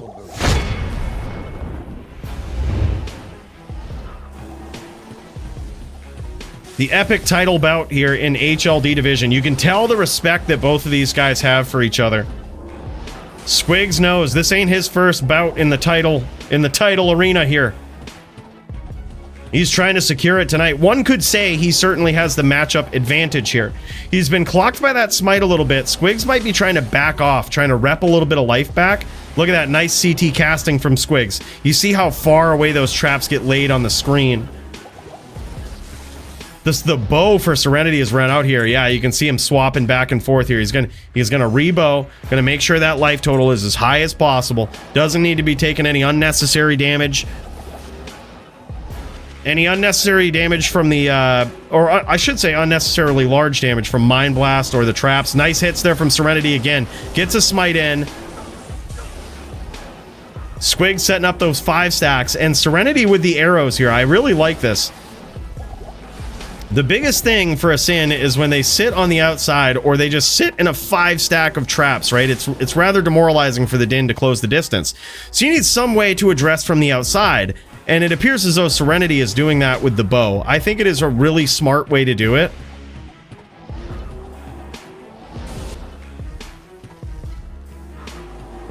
But it's certainly one of those things. Oh, there it is. He lands another shot with the bow. Beautiful chain here. Squigs now in trouble, but so is Serenity. This one's coming right down to the wire. He landed a shot with the bow there, too. He might have actually cut him open. It all depends on how much open wounds he has. What's in that bow? Is it an rune? Does he have the Gore Riders on? What is this guy looking like under the hood, right? This is so close, so crazy close between these guys. It doesn't appear as though we haven't actually seen a lot of FOHs here from Serenity. Something very interesting. Something very interesting to note, right? He could be on a VC. I guess we're going to have to wait and see. He could be relying on the range of the bow. He could even be straight murdered in here. I wouldn't actually be surprised.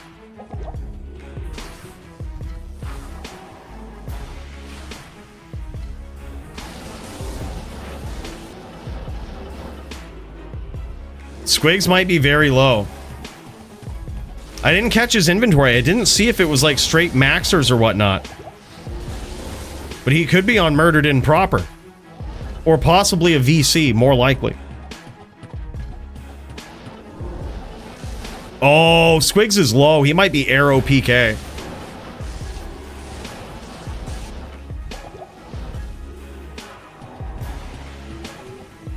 We can, we'll head over there after this matchup, honestly, and then go, well, you guys are up next, so. If he's being too dodgy, just tell him wait. Tell him you guys are up next. We'll jam it.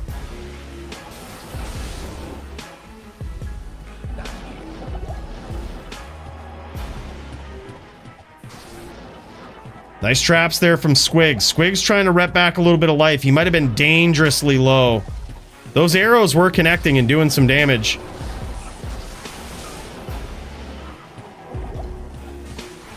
Both of these guys super low. Oh my god! Huge hit there for Serenity. Very patient in that duel right there. That was insanely close. Literally back and forth. That could have gone either way. Squigs was doing a great job of just playing the game that he needs to play, right? Play that distance. Get Serenity to come in. But Serenity doing a great job of mixing things up with those arrows and catching Squigs as he comes in. That was insane. 1-0 my way? All right, GG, man. Yeah, hell yeah. Yeah, we'll be over there next after this bout right here. Hell yeah, Murder SC versus Montriana. That one's going to be sick. I'll put you guys right back in the queue here, too. Put you right back up at the top.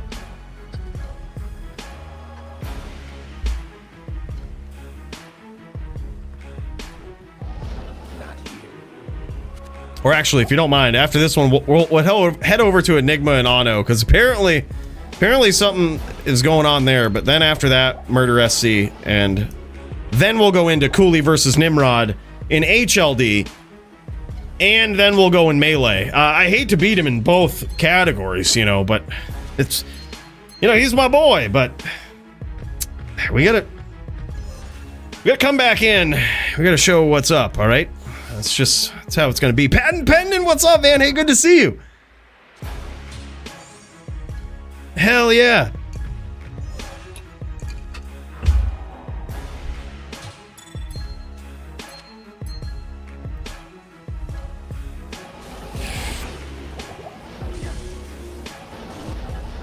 All right, hell yeah. I'll check them out now. Oh yes, you're right. The giveaway. My bad, dude. I meant to get that earlier and make an announcement, but that's all right. We can do that. We can do it on stream as well. I'll see if I can pop in during your duel and grab it. So if you got it in the stash, I'll just grab it when y'all are dueling. And then we'll get Murder SC has got a pretty sick helm he's trying to give away here tonight. So we'll do a giveaway in a bit. And for it, make sure you're in the Discord, all right? We're gonna do it. We're gonna do it in a very interesting way tonight. It's gonna be a bit of a scavenger hunt. A bit of a Discord scavenger hunt, all right? So make sure you're good at navigating those Discord channels, but most importantly, that you're there.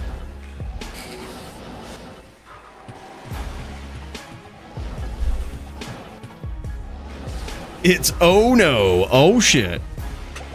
Hell yeah, dude. Both of these guys got mad respect for one another. Big shots here from Serenity from the outside.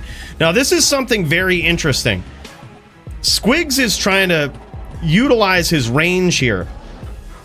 But by Serenity pulling out a bow, it's sort of the great equalizer, right? He now has the range. He doesn't have to aggress into 5-stack traps. He has the range. And that's going to force Squigs to do exactly that. Lay those traps down. And I can say from personal experience going up against some Savage Sin players on a din much like this, one of the things that you don't want to see is a really good Sin player that can close that distance and kind of keep the pressure up, right? Squigs' mission here is, I'm sure he'll see here, and it might be difficult with the ping disadvantage here as well, and that could be why he's keeping the distance. But another thing that is just very devastating for a din is when you have a Sin player that's constantly CT casting a couple of traps next to you, right? Especially when you're on that bow. They keep a little bit by them and they slowly aggress you. They slowly close the distance with a couple of CT casted traps, right? And then as soon as you get a lock on them, they CT away. They immediately, as soon as you close the distance and you get the lock, they're gone, right? They give you no time to execute what you're doing. It's just constant closing of the distance, constant traps getting CT'd down on top of you while you're trying to set up with the bow, and it just makes it feel miserable, right? Right now, Squigs, I think, is trying to get back into the same position that he was in the latter part of that first round. He's still trying to utilize that distance. I think at this point he sees no need to really change up the game plan too much. He has got caught a couple of times from Serenity, but I think he's still sticking with the distance game plan. It's certainly the safer one to go with. Beautiful chains there from Serenity. Catches Squigs. Squigs now in trouble again. No mercy from this guy. Absolutely no mercy. This guy doesn't have battle orders either. Absolutely no mercy. Catches him in battle orders animation. Defend yourself at all times, they say. There is no mercy with these dins. Strike first, strike hard, no mercy.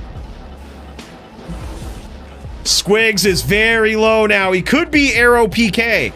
But you notice, again, even in this heated moment here, we do not see Serenity casting FOH, which you would figure would be a very quick way to finish this duel when you have your opponent so low. They have basically, as a Sin, no real resist that they can stack up. They could put a Wisp on if they want to compromise 102 cast, but damn, just like that, Serenity closes the distance and finishes with another tight round right there. Yeah, okay, that's what Squigs says. He says his ping is really dog shit in there. So that's probably why he's keeping the distance. It's probably why it's harder for him to aggress and lay traps down. And as we kind of put out a chart earlier, it's now, I would say, officially in the rules that based on the matchup, there's certain ping advantages that certain characters can enjoy. And usually if you're on a Din or a Barb, there's a good chance you'll have ping advantage, is what we call it. Mainly because it's a rough life for those Dins, it's a rough life for those Barbs, and we hate to see him lose due to lag, right? Yeah, he really does, man. He really does. Serenity's so good, so quick. But the thing is, he also keeps it. Oh, look at this. He's got 85-15 for his stack. I actually love that. So you can't go 85-15 with T-Gods, but what he's done is it looks like he's gone in with possibly a dual, like 2 lows in the helm. And yeah, got himself 2 lows in the helm or a Phoenix shield. He could have that. Doesn't look like he does, but 2 lows in the helm will get you 85 light res. Or, you know what I'm thinking of now? The fact that he doesn't have FOH means he might have actually put hard points into resist lightning, bringing he might have put 20 points into resist lightning, bringing his natural lightning resist up to 85, allowing him IAS jewels in the helm or whatever else he wants to do, and then also just naturally allowing him to go 15 wisp. I used to do that way back in the day. I gotta say, mad love. Yeah, that's exactly what he did. That's exactly what he did. We just caught a look at the jewels in his helm. He has 20 points into resist lightning, giving him 85 resist. Hell yeah, man. The 15 wisp. That's where it's at, man. That's where it's at. And that also explains why he's not using the FOH.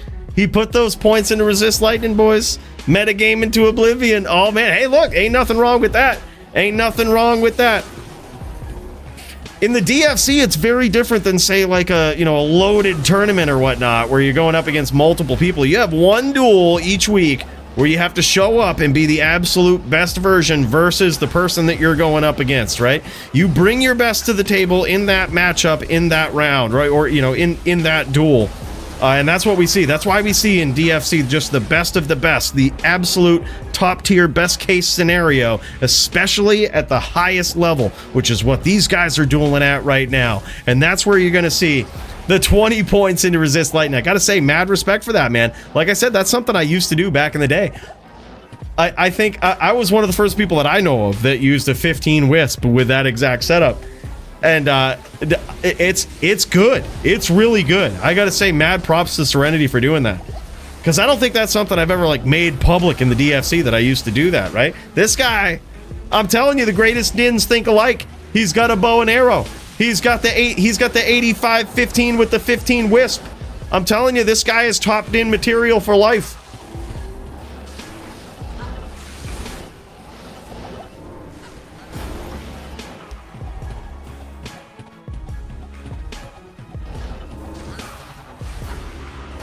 Oh no, it's Squigs versus Upsmite, and there it is. Yeah, absolutely, man. It's now 3-0 in favor of Serenity. Enigma wins? No shit. Did those guys finish up that duel? Holy shit. It's funny, it sounded like there was some fuckery, but then when if you told them we were up next and then the fuckery stopped? Well, that's too bad. I was looking forward to seeing the fuckery, but I do, really, QVQ? All right, I didn't know that. All right, so I mentioned the 15 wisp. Haven't heard you mention resist lightning and hard points though. No shit, yeah, the 15 wisp, man, that's where it's at. Yeah, I think you're right. I have mentioned the 15 wisp before, but I never really mentioned that, mainly because I think that version of my Din is kind of benched, right? Like there's no reason to do it much anymore. But with this specific matchup, with a VT or with a smiter in this case, and he still has points into FOH, it just doesn't look like he has a lot. With a smiter like this, with a VT, totally makes sense in this matchup. It just makes it so you don't really have to focus too much on stacking your gear towards the lightning, right? It's just, you just put on the 15 wisp. and you let your skills carry you for the rest. So far, 3-0 in favor of Serenity. Off to an aggressive start here in this round. Beautiful chains on Squigs there. But Squigs landing some big shots with the traps there. This is going to force Serenity to back up, I would imagine. Squigs now in that 5 stack. And Serenity is going to try... He's going to have to force him out of it somehow. Because Squigs has a nice advantage right now. There it is. The bow shooting in from afar.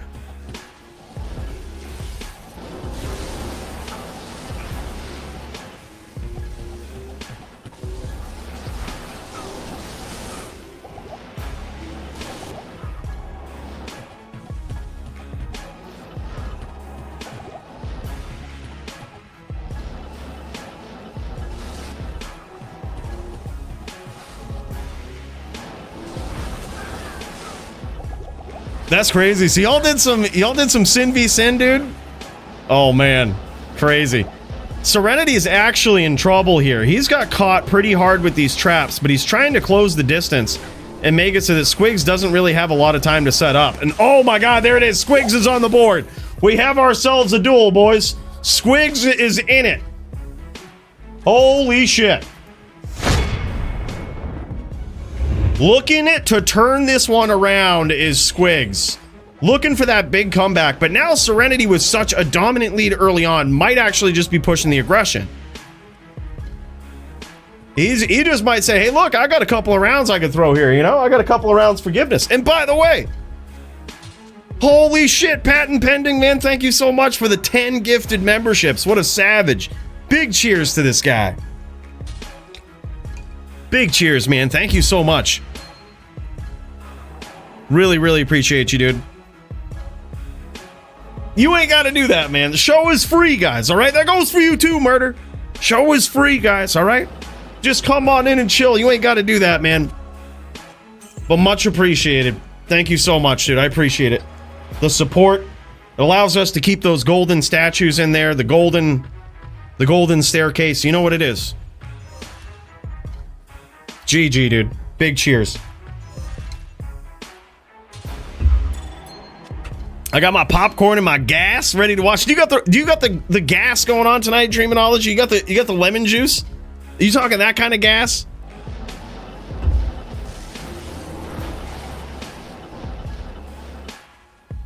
Yes, sir. The gas. Hell yeah, man. Hell yeah. Big hits for Squigs. Squigs now turning up the heat here. You see this aggression?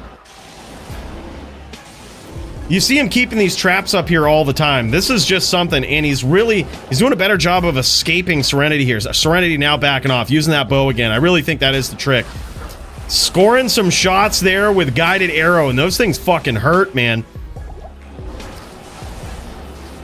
See, this used to be in LOD my favorite matchup for a Murdered In, and by the Murdered In, I mean actual true Murdered In, where you have max damage charms in the inventory. It makes it so that when you're far on the outside like this, those arrows fucking hurt. Like, they legit fucking hurt. Way from the outside. Nice CT casting there from Squigs.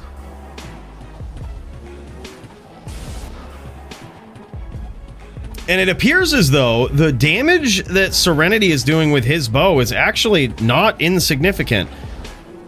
Those hits are kind of making a difference there from the outside. It is hard to connect on a Sin from the outside. They have their Shadow Master, you know, they have their weapon block, all of this. But when you do, it certainly does change the way they approach the duel. And look at this. Serenity I like what he's doing here. He's trying to get Squigs to fight a little differently, and then he's trying to turn the corner on him when he comes in. That is very smart top-din tactics right there. Nice shots with this bow. Trying to keep Squigs guessing with where to place those traps as well. And he might have landed those shots. He might have landed those arrows right there. Oh yeah, all of that damage so far has come from arrows. Now Squigs is in trouble. He's trying to escape. Manages to do it, but damn, son.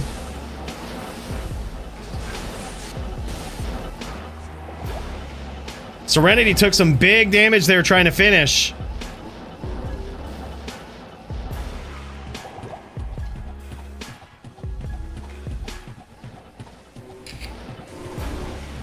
Yeah, but I see even more fucking fingerprints on there.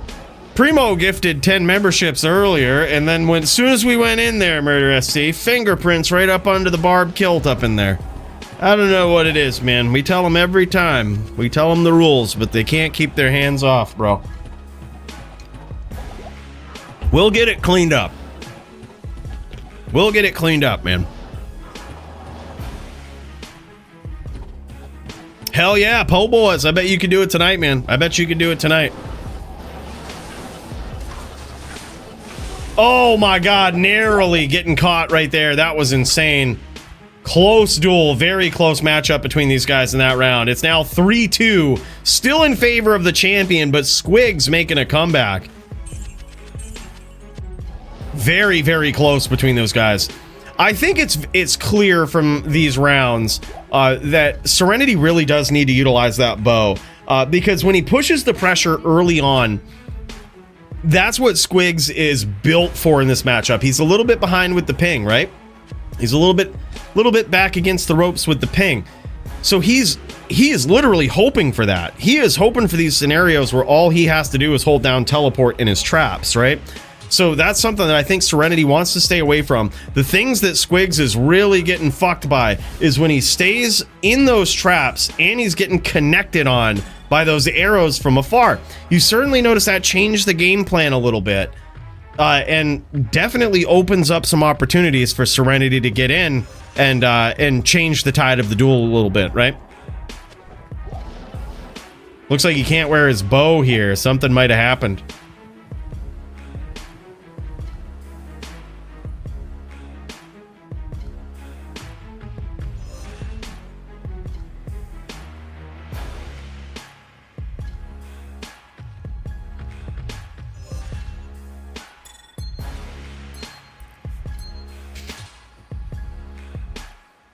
Yeah, I think if you get a Tombs too, if you get a Terrorized Tombs, that's pretty easy. Yeah, Bale or yeah, any of those, any of the top three, Tombs, Bale, Chaos. Tombs is the best. You can get like 40 mil in Tombs.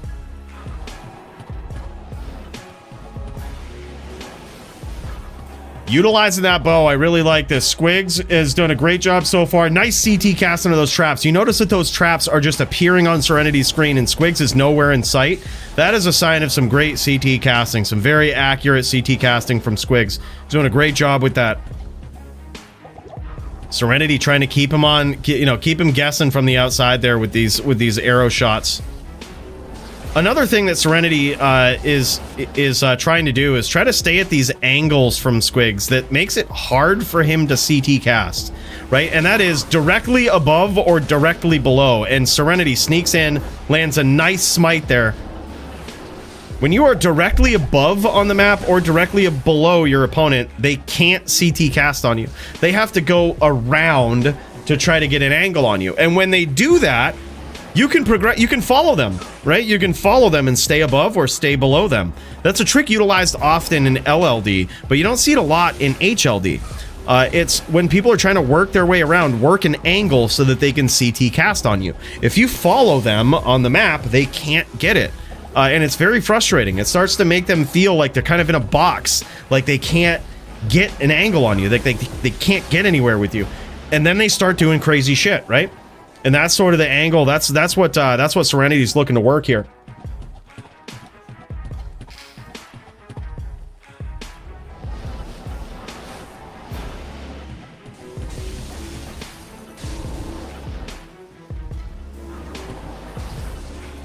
Nice shots there with the bow and beautiful chain lock from Serenity. Surprise hit. Squigs won out on that exchange though.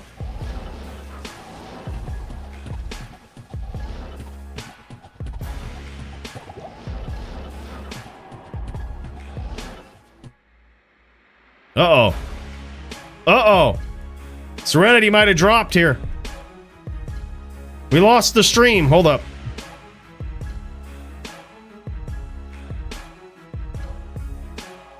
Uh-oh. I think we lost it. I think Serenity dropped. Is Squigs trimming it? I don't see Squigs trimming it. I think Serenity dropped, bro. Yeah, look, there it is. Yeah, he dropped. Ain't no thing. Ain't no thing.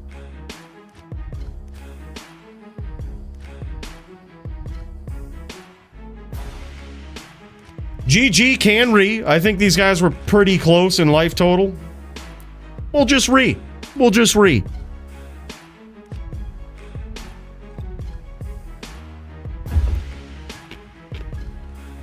Yeah, no worries, dude. No worries.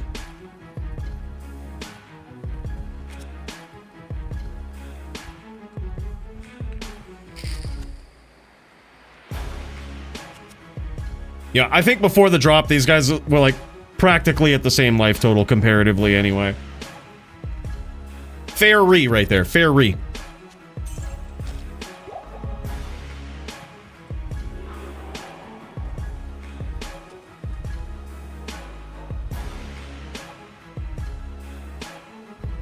I think he's somewhere around 12.9 or 13k. I think he's in that range, Sound.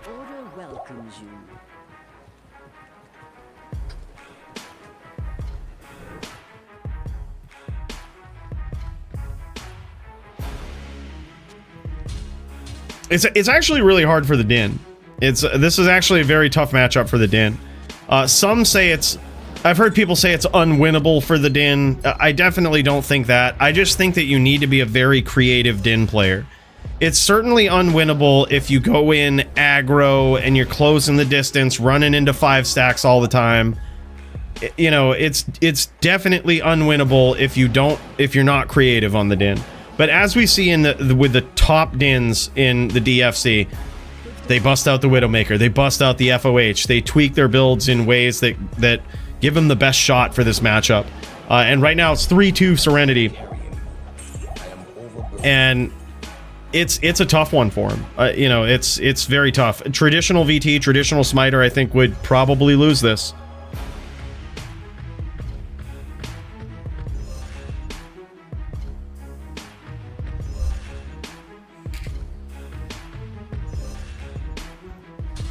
All right, brother, we'll throw you in the queue. We got the Mugen versus the Enigma. Q's getting pretty stacked up, but this is what it's looking like. After this, we did have Enigma Ono, but I guess we can cross that off. I guess he pieced him up over there. We'll check in with Murder SC after this. Actually, Q isn't really that bad. We've got the dual showdown between Coolie and Nimrod after checking in with Murder SC next. Then it's Coolie Nimrod in HLD, Coolie Nimrod in Melee. Then we've got Stu Jits, which actually I think that's happening later. So after the Coolie Nim showdown, we've got Track Jaw, and then Enigma Mugen. Looking good, actually. It's really not that bad.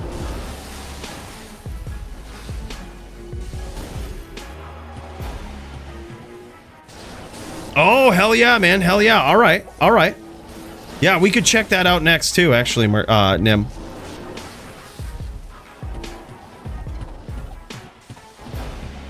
Yeah, we'll put that in front of our duels, because, that way it gives you time to swap up. Nimrod v GDA. That one's going to be sick in LLD.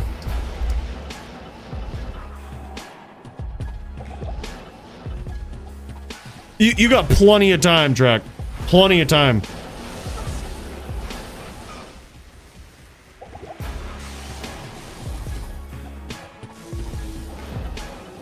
So you said around 8 Eastern? All right, GG. So we'll throw you guys in the queue too. Doom v Sogi. That one's going to be sick.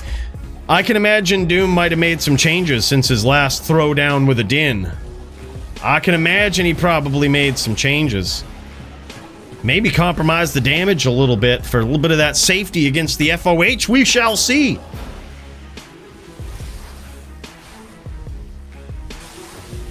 Squigs landing some shots here.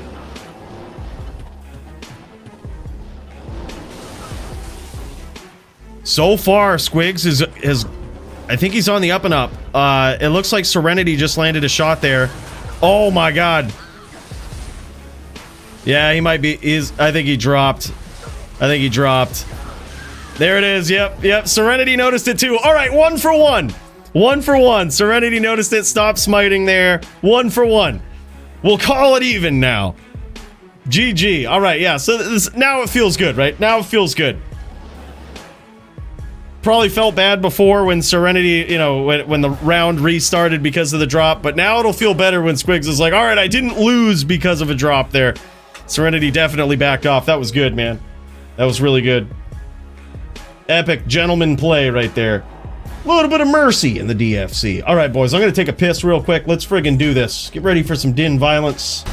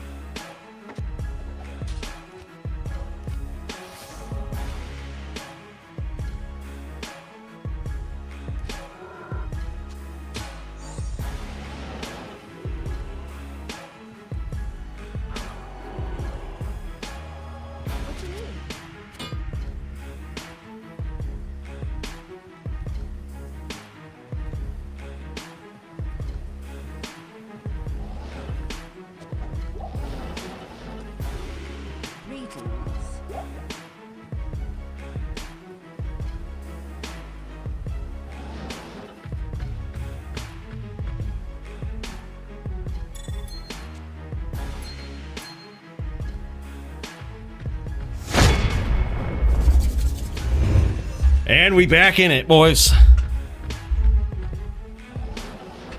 Hell yeah. All right. Back to what is a 3-2 match here. 3 wins for Serenity, 2 wins for Squigs. And here we go, the next round. Both of these guys have dropped out from this match. That's all right, shit happens, man. In the spirit of getting a good duel, these guys are very gentleman-like, restarting the duel here a couple of times. Serenity stalking his prey from the outside. Squigs laying down some nasty CT-casted traps, though. Serenity taking a little bit of damage, trying to close the distance. Might have landed some shots there with the arrows. Keeping Squigs guessing. Always looking for that name lock, though. He's so dangerous. He can so quickly just turn the corner. Nice, landing some shots. All of that damage right there coming from arrows. That is actually incredible. That is some big damage on Squigs already. All of that came from arrows.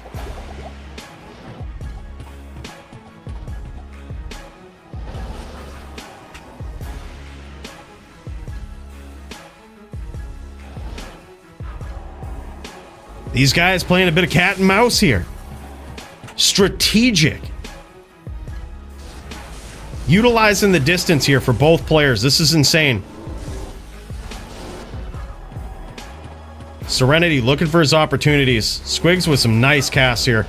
All of that big damage right there has come from arrows, and all of this damage coming from those traps. Squigs is actually landing some big damage on Serenity here.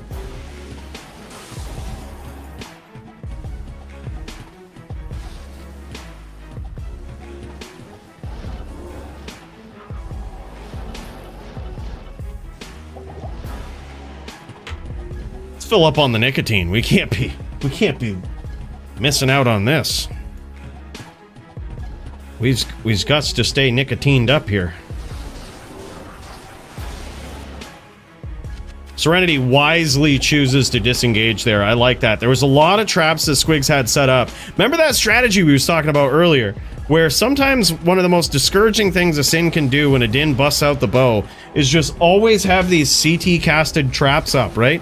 Like there's always, you're kind of not sitting back in the 5 stack like your opponent is expecting you to when they bust that bow out. Instead, you're kind of just like what Squigs is doing right now. He's implementing this game plan very well. I told you this guy's going to catch on in this duel And that is the thing right there. It is very discouraging, very demoralizing. Nice casted traps there again from Squigs. And you notice how different that makes Serenity play. Now he's kind of looking to close the distance, looking to get in there, even possibly eat some traps to make a trade.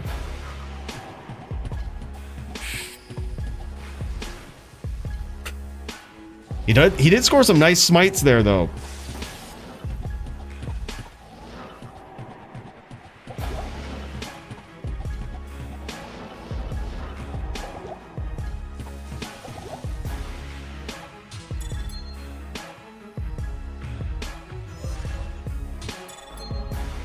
And a rebo there from Serenity. Being very, very cautious. Another thing, too, on a Din that is particularly important to stack up in these duels is rep life. And you can see that it appears as though Serenity's rep life isn't necessarily as high as it could be. He is really hoping to land some of these shots from the outside and make it really tough for Squigs to get in there and start utilizing Mind Blast or something like that. Something that can usually set back the rep life on a Din quite a bit. But he's really utilizing his range here.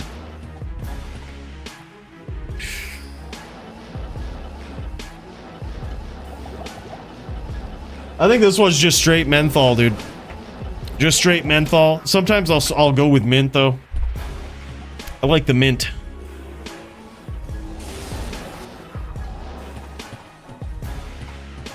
Oh, you saw 38 earlier? No shit. Okay, maybe he does have pretty adequate rep. I was gonna say, I think it's pretty important in the Sin v Din matchup because the Sin can always kind of back off and rep life, right? And it's actually pretty easy to outpace the rep of a Sin. And by that I mean they need really good gear to get close to 40 rep, right? Or even, you know, to meet that 40 rep cap. But the Din can do it, and it's a bit more forgiving. The Sin has very specific items that she has to have, right? She has to have the 9 rep on the rings. She probably has to have the rep on the claws. Probably going to need it on the boots, and that's going to force you to give up Shadow Dancers. There's a lot of decisions the Sin has to make, and it's a lot tougher for her to get that 40 life rep cap than it is for the Din.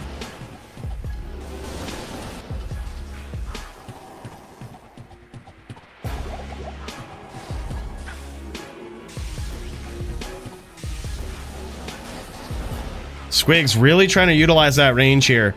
His strategy here in the later part of this duel is a very good one. You notice how he's constantly almost hunting Serenity down with those traps. That is so good. That is the strategy versus a Din.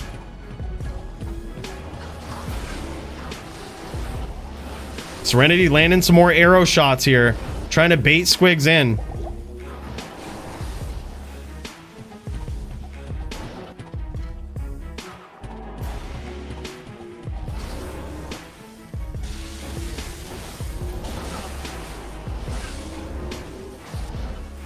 Serenity taking some blows from these lightning sentries here, trying to close the distance on Squigs. Squigs would probably rather eat these arrows than he would those smites.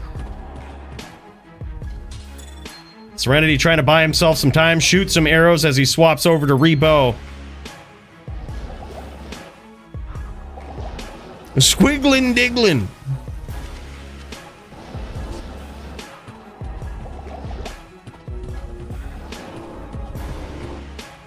Nice shots here from Serenity. He might be running low on arrows. He's scouring the moor for arrows here.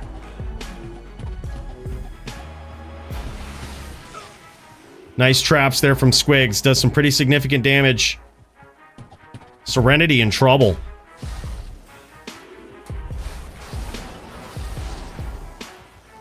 He might have dropped again here. Oh yeah, Squigs might have dropped again. These guys are at a pretty comparable life total if we look at it. We could try to repair this duel if we want. It looks like Squigs might have dropped. That or he's playing big red herring here.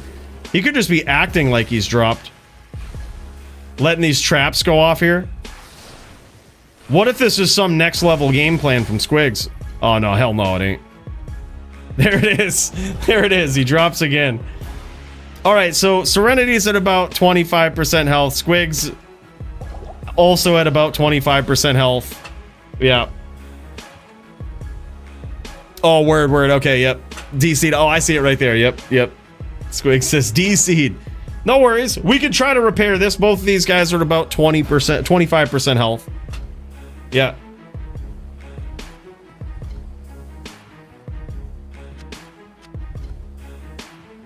Good opportunity to go get some more arrows, though, Serenity. Fuck it. Grab some arrows.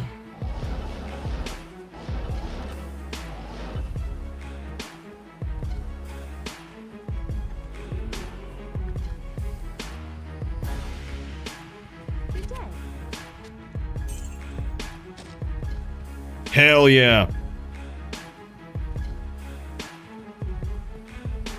Yeah, I'd say we jam it. Squigs might have a slight health advantage there, but Serenity has repped a little bit, so that's fine. He's repped about like 300-400 life here. That's fine. I say we just jam it.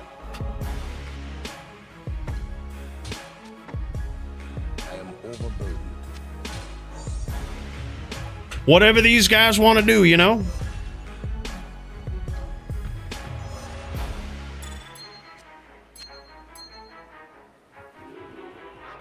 He did not put his grief back on, though. That could be bad.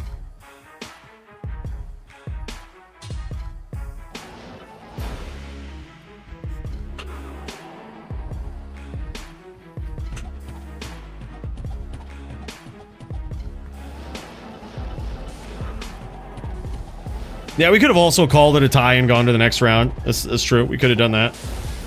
3, 2, and 1. I think this is fine, though.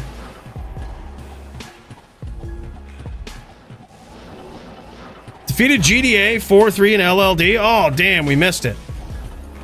Damn, son. That actually is crazy. GG, man.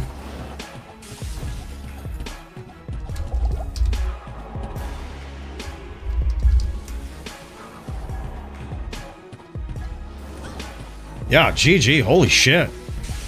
Charger v Barb, too. That's wild. That's a tough match for a Charger.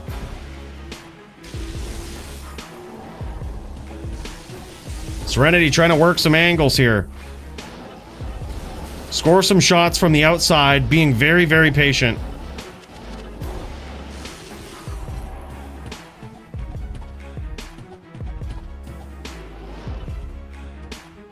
Yeah, dude, quite a few LLDs tonight, man. It's actually a pretty stacked card. Sorry we missed that, Nim. That's too bad, man. Nim and GDA. That was an epic match.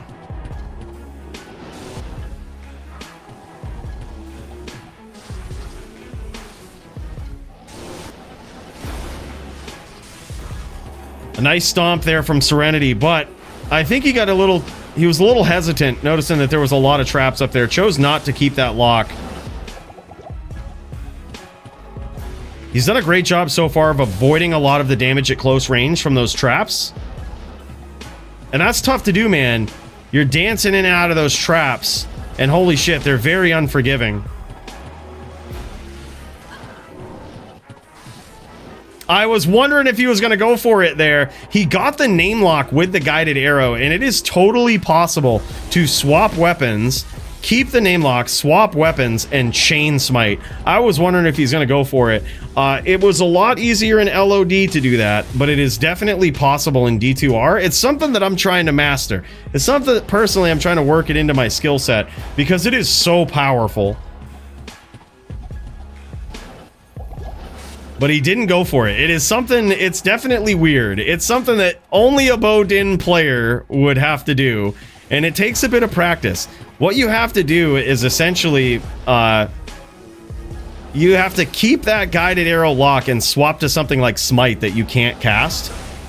And then swap weapons and chain and just telly stomp them.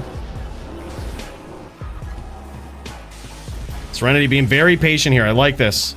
Squigs doing a great job of trying to lure him into these 5 stacks. But he's actually landing some shots here from the outside. He's going to telly down. Not quite to the cold plains, but he's giving himself some space to rebow here. I like that.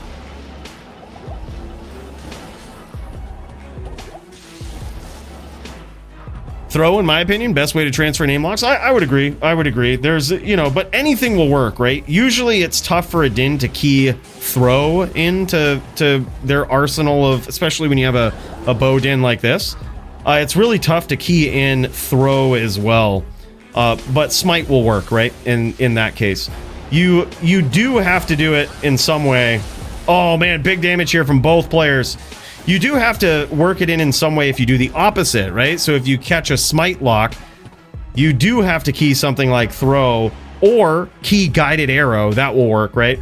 If you get it from the other end. If you get it while you're smiting and you want to swap to the bow and hold the name lock. You have to swap to something like smite. Or you have to swap to something like throw. Something that you legit can't cast. Like throw or guided arrow.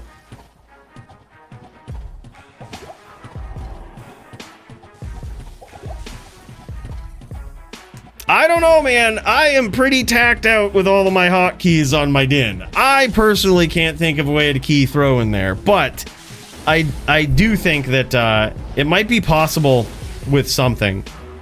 But I don't know. I guess you would have to do it with throw on that side. I probably will have to do that. Nice sneak attack there from Serenity. Squigs might actually be pretty close to arrow PK. That's the thing. That's probably why he's keeping his distance.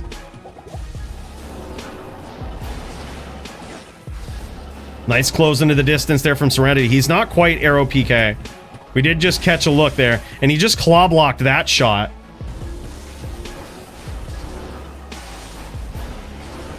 And there it is, man. Serenity gets there clean. Just like that, man. Absolutely savage duels right there.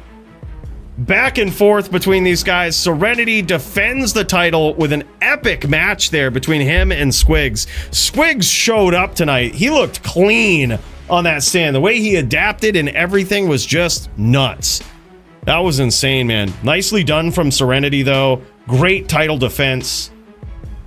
And that boy did it. Holy shit, man.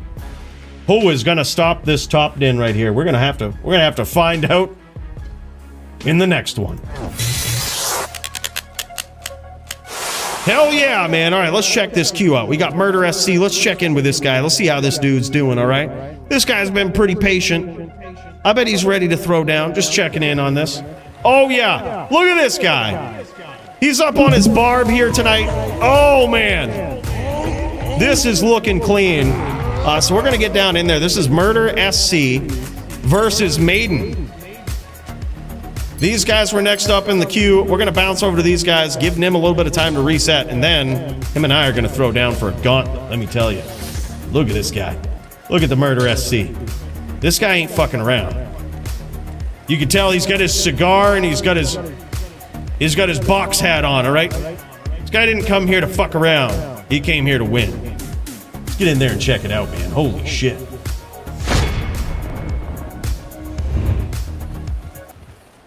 Hell yeah, man. Murder SC HLD on a barb. This is kind of wild. Oh yeah, you could tell. You could tell from the box hat. Of course this guy. Of course this guy, mad barb player, all right? Hell yeah.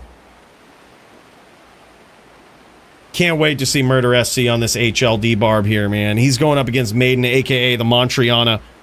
Show no mercy, he says. Let's fucking go, man. Hell yeah.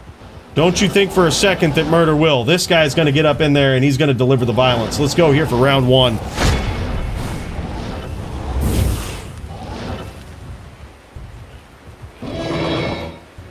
Come on. Greetings.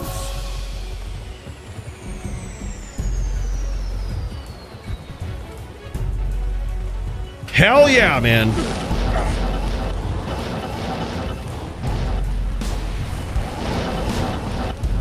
Nobody cared who I was until I put on the mask. Murder SC. But now, I'm famous. Uh-oh, look at this, man. I think these monsters actually amped both of these guys, which is going to be really bad for Montriana. This is why we clear Moors, but that's all right. Gotta jam it now. Gotta jam it now. And he ain't even killing those monsters. He says, fuck him, I'm gonna keep him right there. Murder SC trying to close that distance. Montriana dropping some firewalls up in here, aka Maiden. Sorry, I don't know how I confused these guys. Maiden dropping some firewalls, big fireball damage. Oh, he's running though. That's a little dangerous. He could get caught.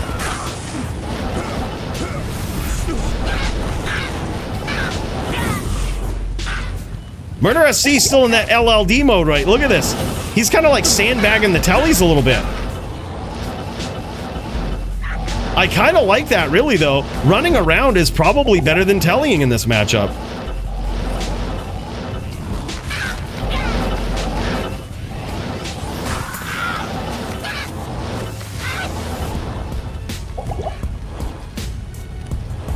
Maiden landing some nasty fire damage here early on.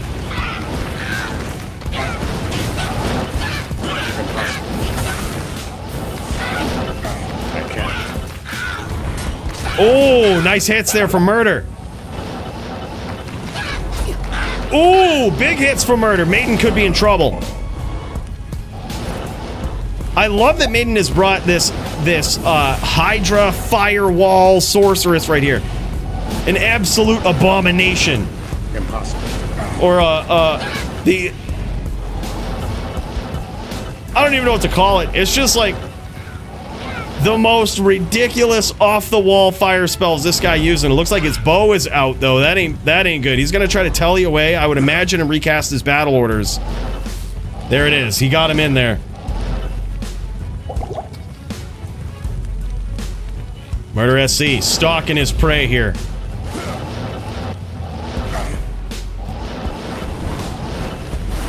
Almost clipped him there. Might have hit him in that exchange.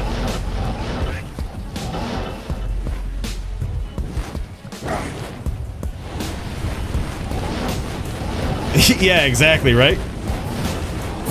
Could also leech off monsters. Yeah, that's usually the Moor is cleared, you know? That's usually why.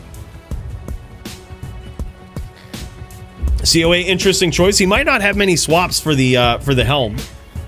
So he could have COA on for he might have slammed a Vex rune in there. There's a lot of options that he has. Because if you don't have a helm there, like if you don't have a swap for that could be why. Look at this, some big rep life here. I think that was some big rep life. This might be almost immortal sort quality here for that might be some 95 ES for Maiden.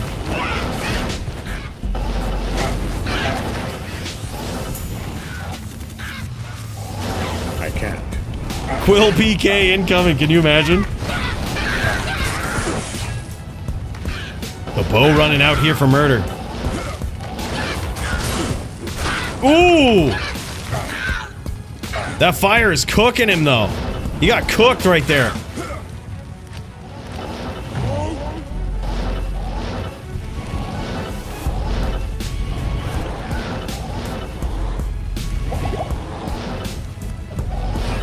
Damn, this is insane, man. What a duel. Nice Hydras there. Oh, some big hits. Big hits for Murder. Now Maiden is in trouble.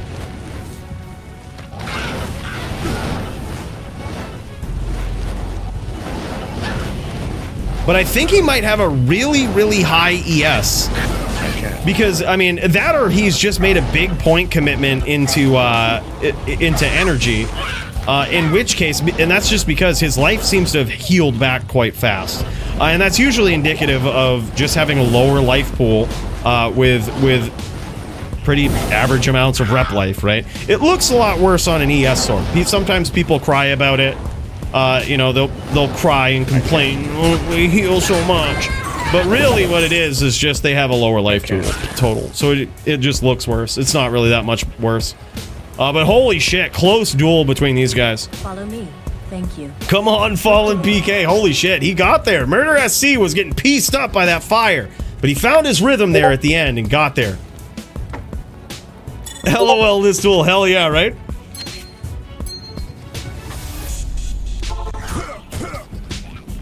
Oh, also, I meant to pop in there and grab some of this stuff for our boy.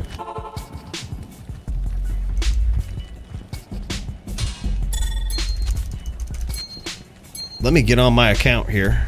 I should get it fired up anyway, because I got a duel with Nim here in a bit. I'm gonna fire up my account, and I'm gonna go grab this giveaway for Murder SC if he's brought it in here, and I can show you guys. This thing is probably pretty savage, right? I'm gonna try to sneak into this game.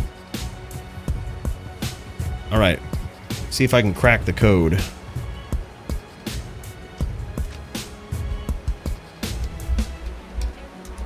Oh, look at that. I'm so good. First try, cracked it.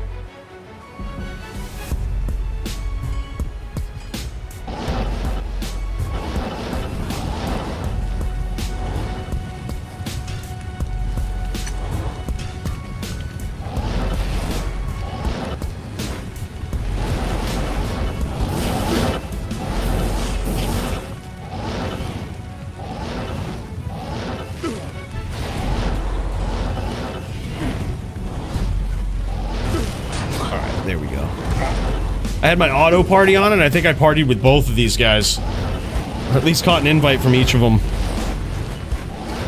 Someone please clear them. Well, why clear them more, you know? Call it obstacles, right? Why clear them more, right? It's just...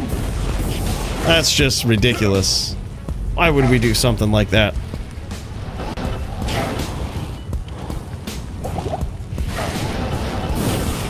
Murder SC trying to close the distance here. Maiden trying to light this Bloodmore on fire.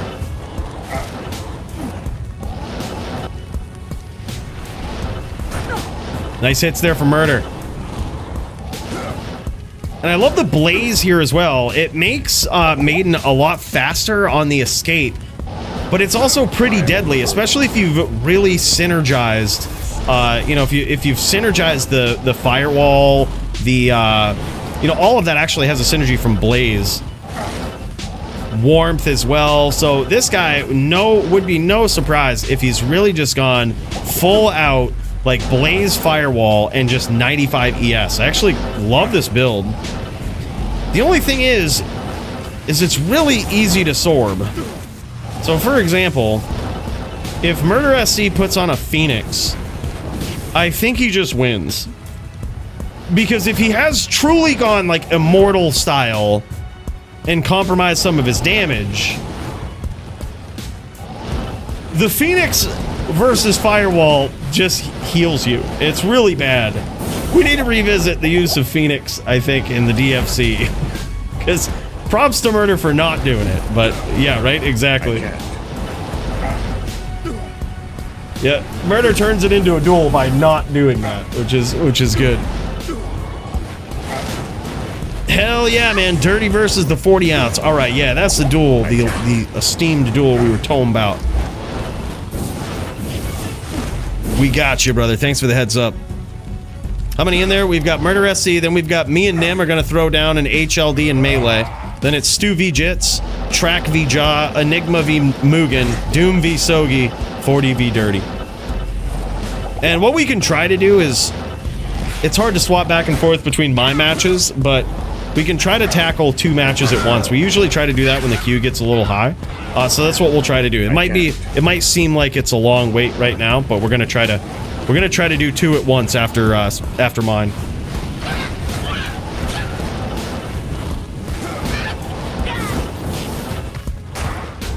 Yeah, there's an unplanned duel in the middle of a Magic Find game here. That's what it is.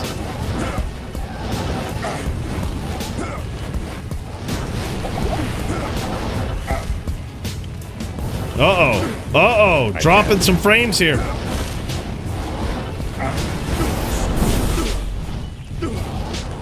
Big damage here for Maiden.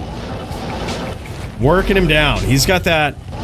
It's almost like Polytheist in a way. He's got to kind of keep that mid-range pressure versus Murder SC here. And it's just constant hits, right? A constant working down of his opponent over time. Murder SC running through the fire, running through the flames.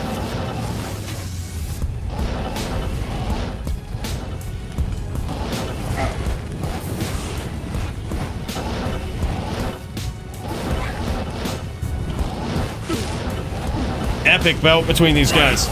Murder SC with a little bit of misclicking there. Holy shit. He's getting pretty low, and Maiden is pretty healthy right now.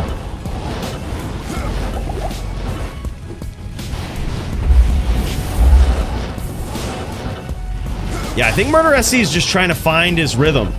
But you see, it's almost, I compare this barb style of Murder SCs right here. It might look very different than what we're used to with most barbs, but I think of this almost like the, think of it like the drunken karate style. You remember that from back in the day?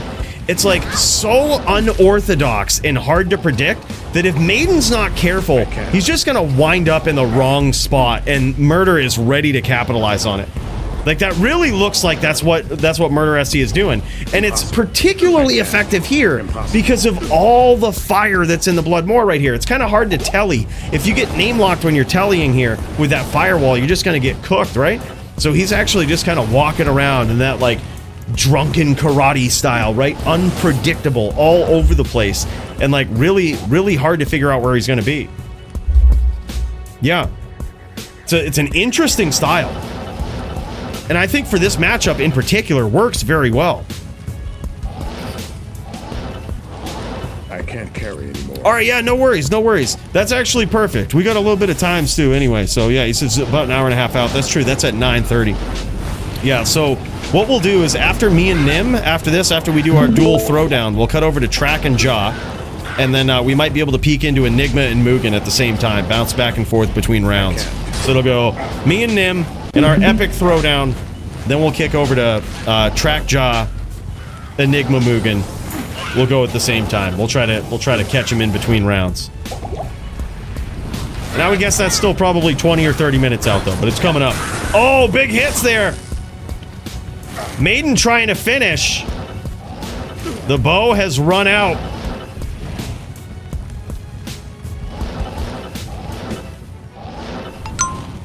Uh-oh.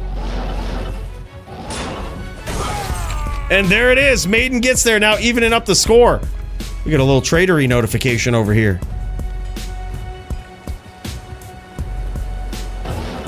Come on. Always be trading. ABT. Big trades popping off. That's right, man. Gotta stay strapped with the trades.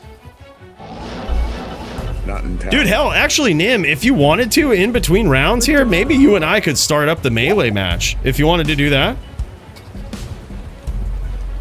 But first, yo, let me grab that helm. See if I get Murder SC's helm here real quick. Yeet! He says, all right. Yeah, let me pick this up and then I'll show you guys. Because it's actually pretty epic.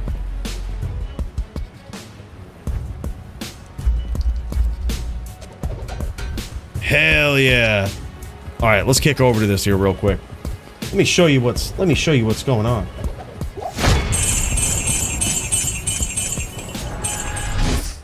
Murder SC is giving away this helm. Look at this thing.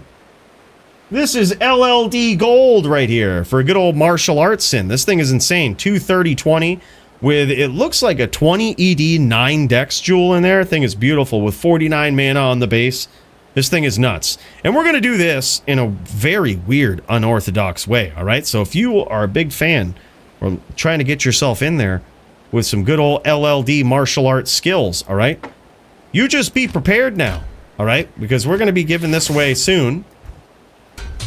And it's going to be a bit of a Discord scavenger hunt. So make sure that you're up in there, all right? And I'm going to get on my Zealot, get ready to take down Nim. I hate to embarrass him like this, you know. I hate to do it, but, well, make us a norm game and just get ready, all right? It's going to be a throwdown. But let's get back over to the Murder SC fight as we get ready for this. Hell yeah, man. All right, I'm in Jack 1-1, by the way, Nim.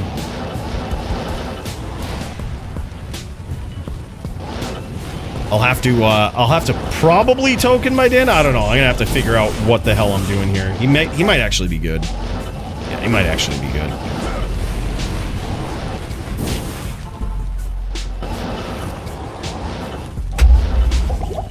Hell yeah. All right, round 3 between these guys. It is 1-1 currently. Impossible. Not a lot of tellying here from Murder SC, although I think occasionally it could surprise him. Yeah, there it is. He's trying to get those surprise hits in there. I like it. The Hydra isn't doing much damage when it does connect, which makes me think that this is some sort of like immortal firewall build, which is a very interesting puzzle.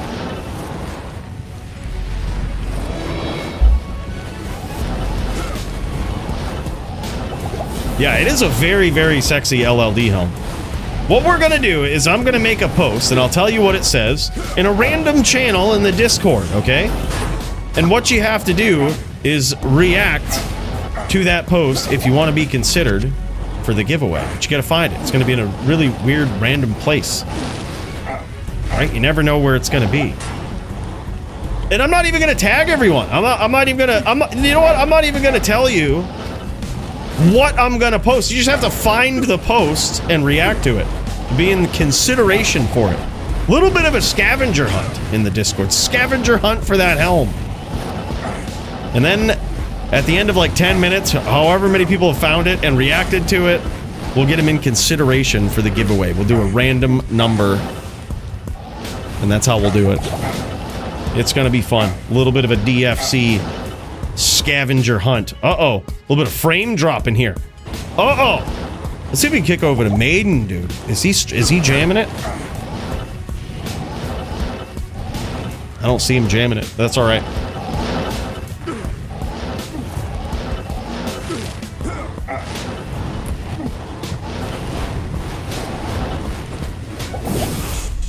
Yeah, I think right now he's kind of just having trouble getting the up on Maiden right now. Right now, Maiden is kind of figuring out Murder SC's that drunken karate style, right? Out there in the Bloodmore. He's kind of figuring it out.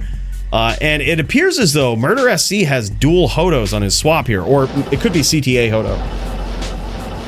But he probably has that for added cast, and that's how he's trying to, he's almost like swap casting, like you would in LLD. Which is interesting, but it will add a couple of frames there that will give Maiden time to escape, right? Dangerous following him in that blaze right there. Nice shots though from Maiden.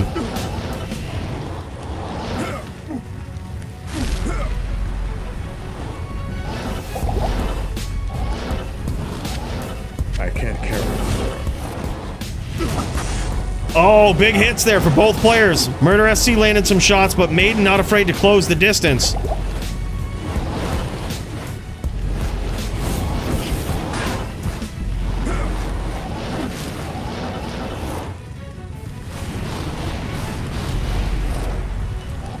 I would also wonder what Maiden has for block here. It's technically capped at 35% versus a bar, but he's got that withstands, which is going to give him a lot. He probably just doesn't have a lot into Dex, but he's blocking a lot, and it could just be massive RNG. Yeah, it might be. Yeah, because there it is. I was gonna say, like, I think it was just massive RNG. Yeah, because now he's connecting, even with that withstands. I was like, wow, man, he's got so lucky every time. He's even been running and just tank. Like, holy shit. Lucky blocks.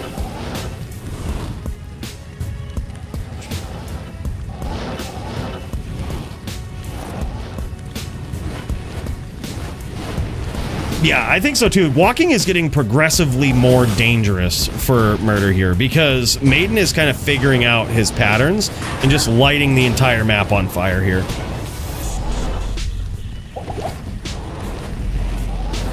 One of the things that I'm sure Murder doesn't do a lot in LLD is like hold name locks to telly stomp.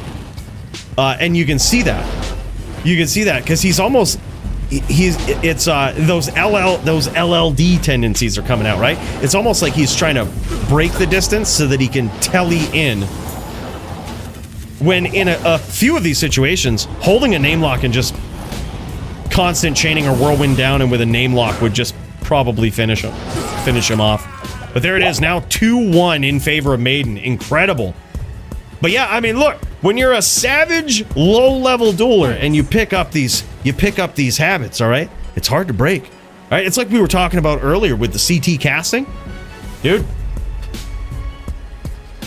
Sometimes. He goes, all right, next point wins. Taking up too much time. He says, all right, you want to... He's like, let's do this. He goes, understood. Let's jam it. All right, I didn't say that came out of murders. That came out of murder, not me. Oh, I think he was... Okay, I was going to say, hopefully he gets the bow in there. All right, and here we go. Death match, and it comes down to this. I think these guys are just saying, all right, let's fucking go. Next win wins. I can appreciate that, man. I can appreciate that.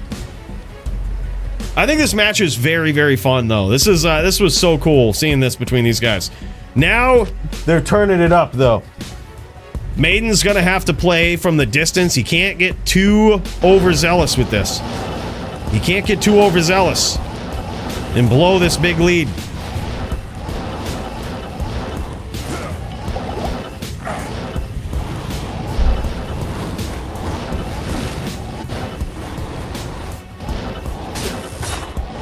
Ooh! What's very interesting is this poison that is coming from Maiden. You notice that every once in a while, it appears as though he's swinging. He might actually be swinging normal attack or something, or possibly even zealing at Murder SC, because Murder SC will get poisoned every once in a while, which can only come from a physical hit. That is very interesting. I'm wondering what he's doing here. It doesn't appear as though he has Plague on, so that very well could be like a... Could be a passion? It's super weird either way.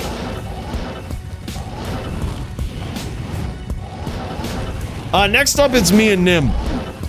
And then after that, we're gonna pop into you guys. Me and Nim have a dual showdown, melee and HLD. That is, yeah, it is a very creative build. I would expect no less from Maiden, who sort of reminds me, I don't know why, of Montriana. It's just mad Montriana vibes from this guy. Super creative, the weirdest builds, right? But also really crazy. Impossible.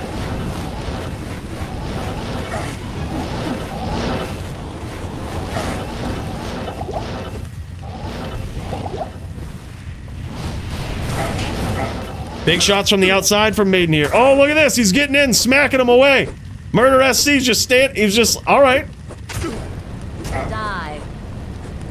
I hit a pot. He's like, oh, that's all right. Yeah, that's all right. Just jam it. That's okay. Look at this. He's got some free hits. Just jam it. Just jam it. You got some free hits in there. I can't. Look at this. No CBF. He's just going in for it.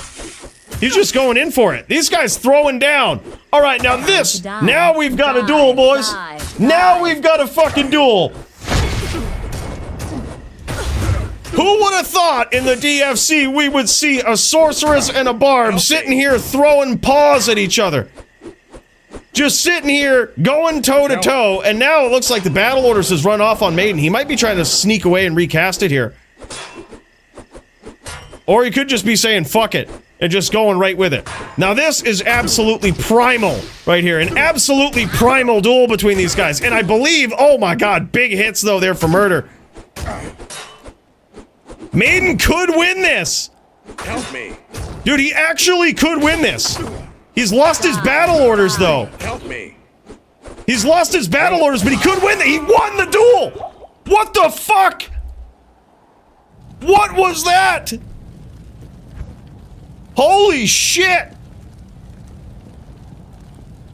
Maiden versus Murder. That was epic. An epic melee throwdown in the Bloodmoor. He didn't have the CBF on it. He probably didn't think he would need it. He probably didn't think he would need it. He's like, what the hell kind of Sork is gonna be smacking me? Holy shit. He's like, all right. He's like, I gotta show off this gear. Dude, hell yeah, man. Hell yeah, bro. That is crazy. I'm gonna guess that was a passion. I'm gonna say that was a passion. That was pretty insane, man. That was nuts. All right, boys, let's get in there for a, I think they might show off the gear here. Let's give them a sec.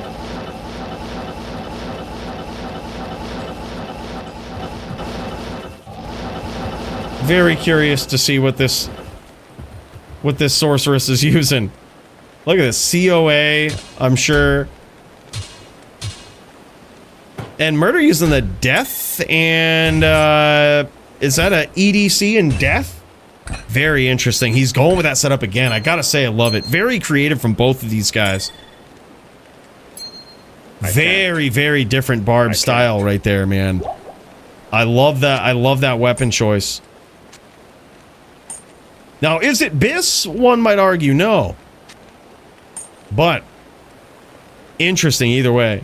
Yeah, that is death and possibly grief. Okay, death and grief. Yeah, that's the way to do it.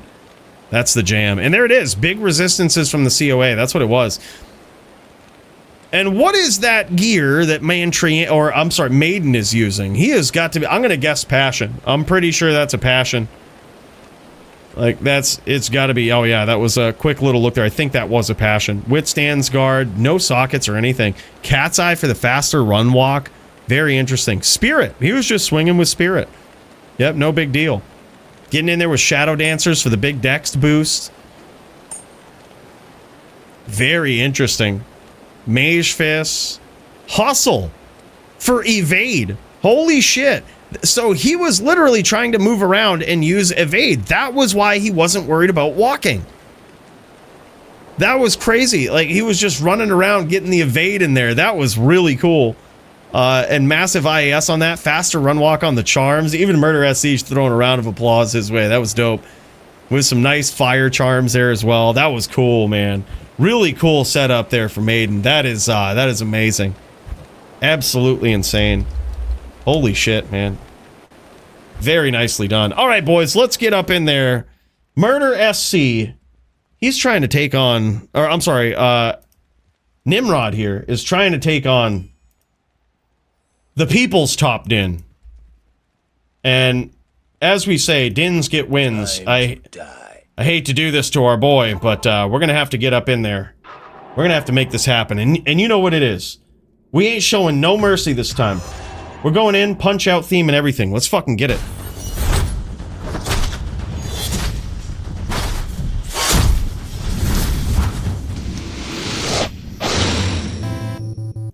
Did you think I was fucking around, Nim? Yeah. Not fucking around for not even a slight minute. All right, here we go. All right. This guy, I hate to easy him like this, guys. I hate to do it.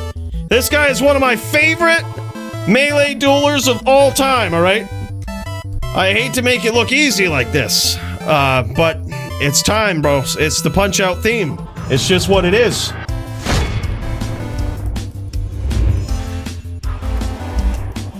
All right, here we go. Round 2. I'm up 1-0. We're gonna get this little thing going on here. Oh, what is it? What is this? That was a fluke. Big fluke right there. All right, 1-1. Even a blind squirrel finds nuts sometimes, okay? Even a blind squirrel. Yeah, this din is practically... my din could easily be champ, guys. But it's just a matter of commitment, all right? It's just a matter of getting... What the fuck? All right, that was a fluke. That was a fluke. I let Nim hang on to that melee title for the longest time. Never challenged him out of respect. And now just for whatever reason, the RNG gods are just gonna favor him.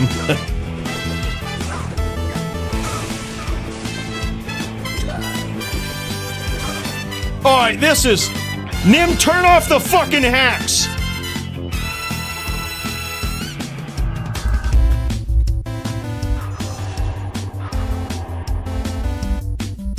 Yo, we'll have to get some reps in. We'll have to get some reps in for murder. Don't you worry, bro.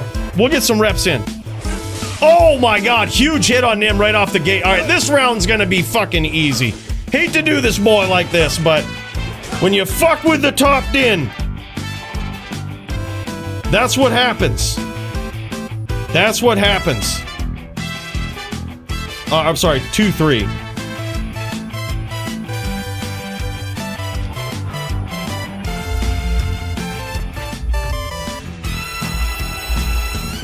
All right, here we go.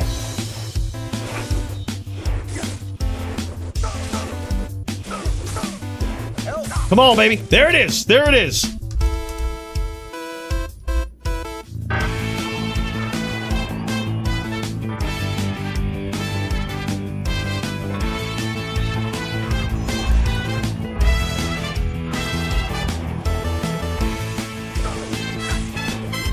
Come on, baby. Come on, baby.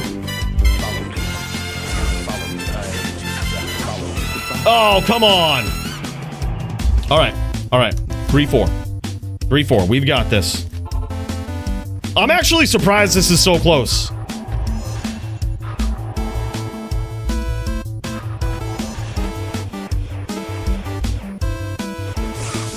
Oh my god, dude. Holy shit. Holy shit. Come on now. Come on now. There it is. Holy shit. That was wild. 4s, baby.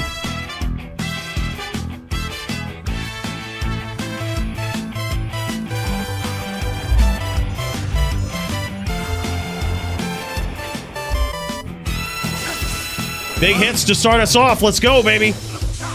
Roll those digital dice. Roll them. Oh my god, here we go.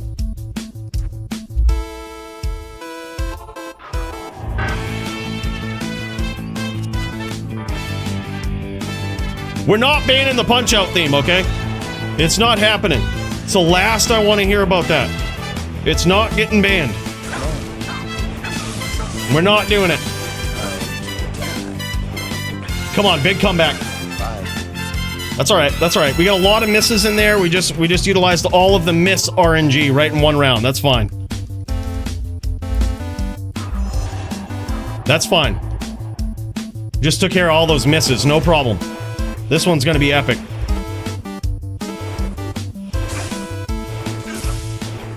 Let's get those hits in there. No praying to the RNG gods. You ain't getting out that easy.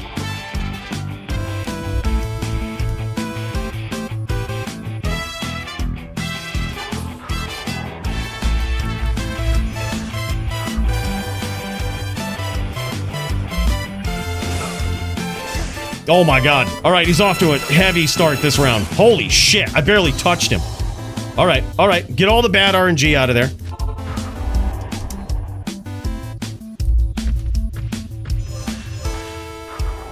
That's right, I'm just gonna beat him real quick like this.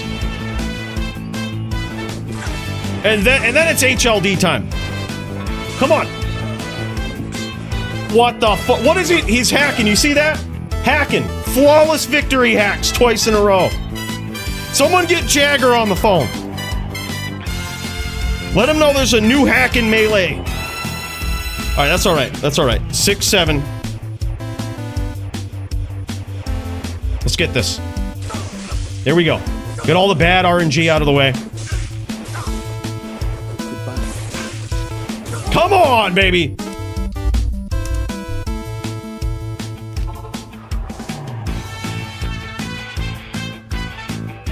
Non-title fight, no win by 2. We can steal this, boys.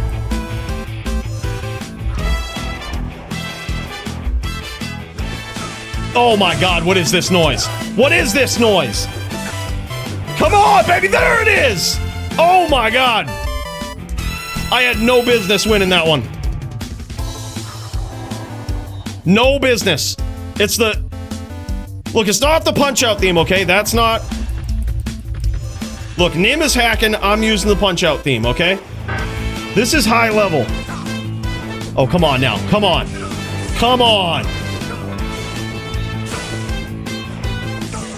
What? 8s. This one's close, man. Holy shit.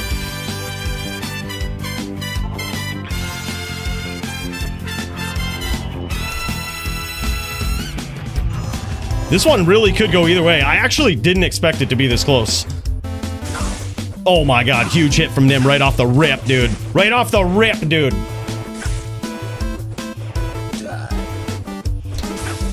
No praying to the RNG gods. Come on.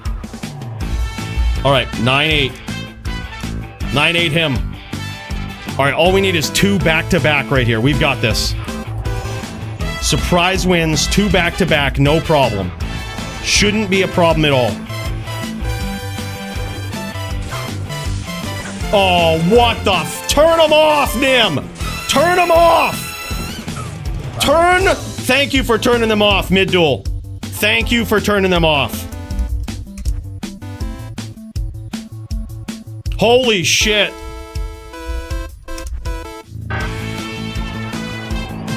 Now we duel, and he says.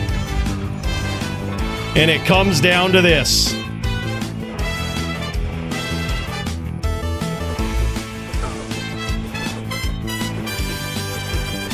Come on, baby! Come on, baby! Oh my god, right down to the wire. Look at that. I'm actually impressed. I actually didn't expect it to be that close. Holy shit, man. That was pretty wild.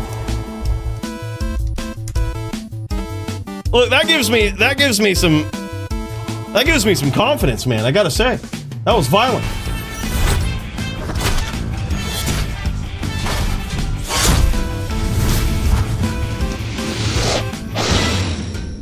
Hell yeah, man. All right, let's check this gear out. Look at this, man. He's got some insane shit, all right?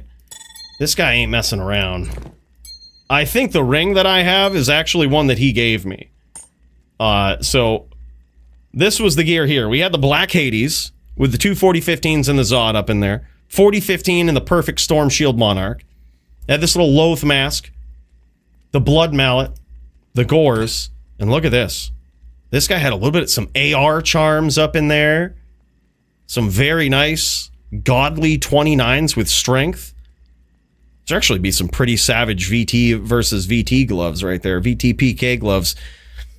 This helm right here, man, so jealous. I need me one of these. This thing is insane. 20 dex on the base, 2 socket Pally Vizzo with 2 4015s. 4015 also in a perfect Storm Shield Monarch. The godly Sacred Armor of Self-Repair, 2 sockets. That thing is beautiful as well. Wow, that was surprisingly close. I actually didn't expect it to be that close. See, I have to do something like this. I have to put in the charm. We had one of these jewels, and then of course we had the as matching as we could possibly be with the Bear Paw graphics here. But yeah, we fell short a little bit in the charm department, but we went all max AR lifers. Damn, son. Good duels, brother. That was insane. HLD time.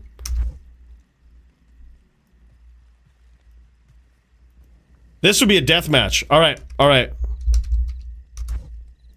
This is a death match. All right, we're gonna bring in.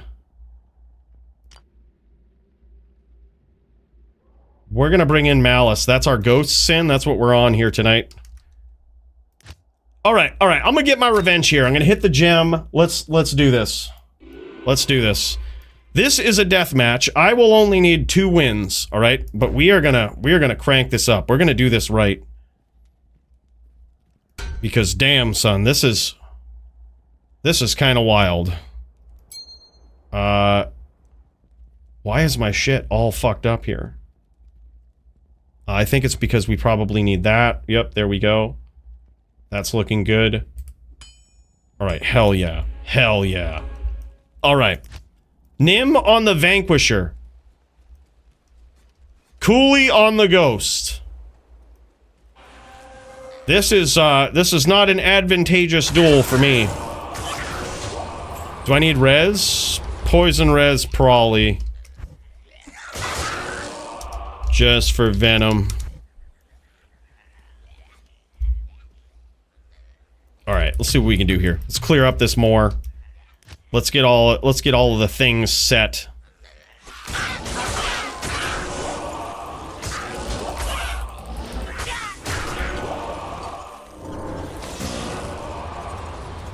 All right, and I also want to do this, actually. Let's go... Yeah, I'm going to put Blade Fury here, just in case. You never know what's going to happen here. Alright. Let's do this right. Let's heal up from these monster hits.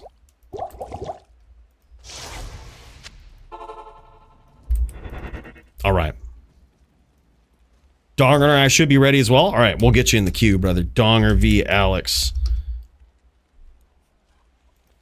Yes? After this duel right here, we're going to cut into Track v. Jaw, and we're going to try to, at the same time, in between rounds, check out Enigma versus Mugen, if those guys are still ready to jam. So we're gonna be doing kind of two things at once with that, just to kind of move the queue along a little bit. So if y'all are on deck and ready, I say we get ready to jam, man. I say we do it. All right, let's get this guy all pumped up. Let's get up in here. Swap this over. Do the ghost sin thing. I can't use this yet. Getting pots, hell yeah. All right. No mercy, man. You know what it is. They call it a hack, all right? They call it a hack, but it didn't work before. We're gonna see if it works this time. That's right. Punch Out theme coming in. Showing no mercy. Just because this guy is the longtime reigning, defending, title-holding, melee streak-winning champion doesn't mean we're showing any mercy. We need 2 wins.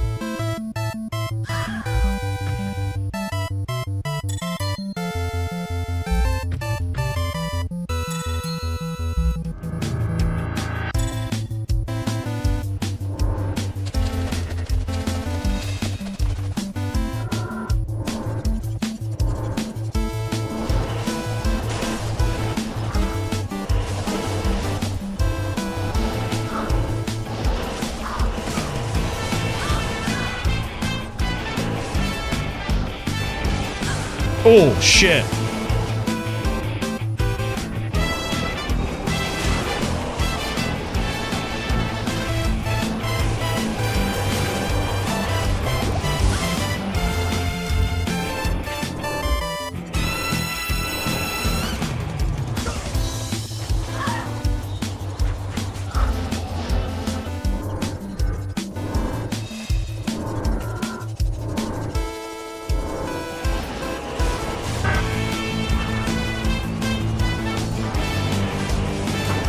Oh my god, we got him! Holy shit!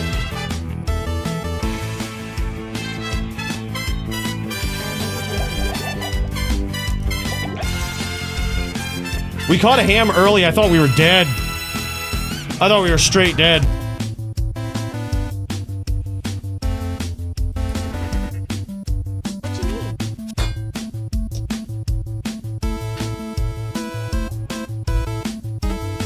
We also do kind of have to watch out for the smite. This guy gets in there with some Vanquisher hits, man, and they are pretty deadly. We gotta watch out for that. But we are now 1 win away in this death match. We can do this. Very doable.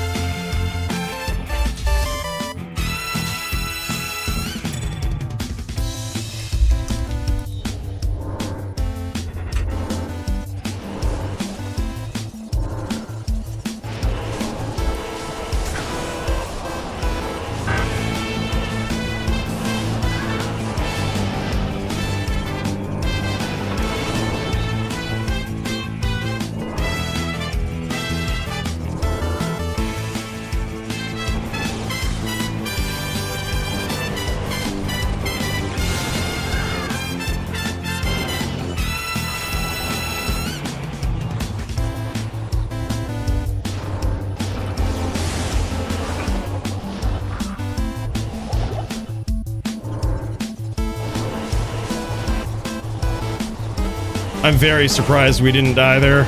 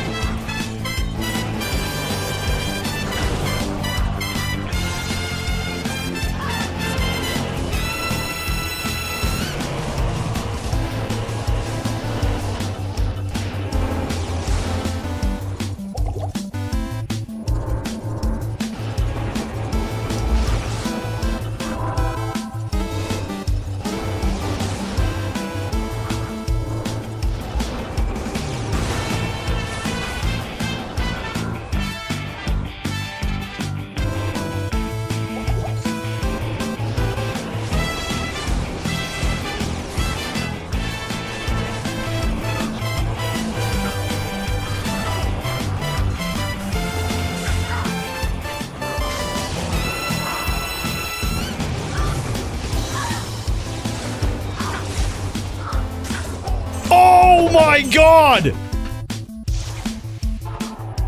GG, man. Close one. Holy shit. The eagle has landed. What up, Jagger? We'll get you in the queue, bro. We're just gonna do it right now. We'll throw him up in the queue. GG, brother. That is wild. Alright, call it Mad Hacks now, if you will, alright? Back and forth. We had to get him back for that nasty, savage melee beatdown, man. Holy shit.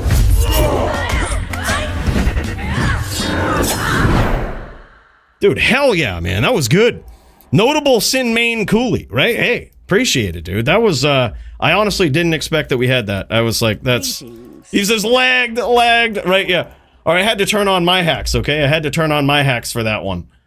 Alright, it's just how it was. It's just the nature of the game, alright? No offense, we just had to turn them on. Alright, boys. Let's get up in there. Great duels, Nim. That was so cool, man. That was so cool. I'm gonna put Murder down in the queue as well, just in case we check back in with him later and he's got a hold of his opponent. Bye. GG's, brother. Much love, Nim. Epic match. That was crazy. That was crazy. I thought he was gonna take it with those charging and smites in there, pulling that jits on me. Just and I will be ready in 30. All right, GG, man, GG. Yeah, we'll try to cut you in line too. All right, don't tell nobody. Don't tell nobody. Murder v Jits up in there. Hell yeah, man. But right now, speaking of Jits, actually no, that's going to come up in a bit. We've got Track v Jaw. All right, let's get after this, man. And then in between rounds, we'll also try to hit up Enigma and Mugen if those guys are still jamming. But let's pop in Jaw versus Track. This is actually going to be a pretty savage bout, man. Holy shit.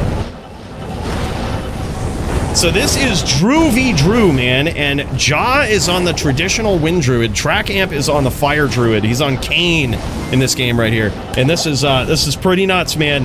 This is the classic showdown. And speaking of classics, speaking of savages, this donger with the 20 gifted memberships, what? Bro, I appreciate that, man. They didn't have to do that. He says, happy birthday, bud. My guy, thank you so much. Big cheers, dude. We got the straight gas going. Me and Dreaminology. We've got the straight gas going here tonight, man. Tipping a big cheers back to you for that. That was super generous, brother. Thank you so much. Wild, man. A great birthday celebration there, man. That's crazy. GG's, donger. Laying down the dong. That's right, man. Ain't fucking around today. All right, I missed that. Who won that round? Did Jaw get a win up in there? Jaw is on Oak. That's the perspective that we're watching right now in this Drew v. Drew. Shaman v. Windy.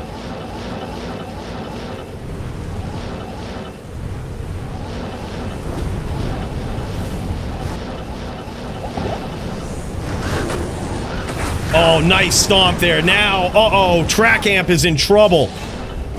And wisely, Jaw kind of backs up there, resets on the Cyclone armor. This is an interesting duel here because you have the classic, the well-known, the well-established Wind Druid, right? Going up against sort of the new school Druid in Track Amp on the Shaman. It's now 2-0 in favor of Jaw. This is crazy, man. This is wild. Something tells me this duel might not even last long, all right? Something tells me this might not even last long. We're already 2 rounds in here. This might be the fastest duel here tonight.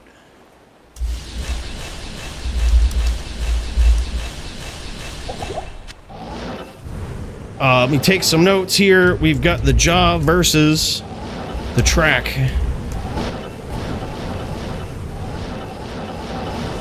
Check Discord PMs. Oh, hell yeah, man. Thank you so much, Leroy. I appreciate you, dude. Need to give you back your helm.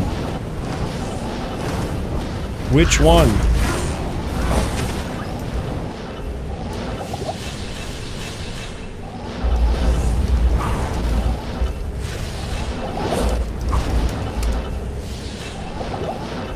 And speaking of helms, if y'all are in the Discord, I just want to let you know, all right? We're going to go on a bit of a scavenger hunt for the helm that Murder SC has so kindly donoed.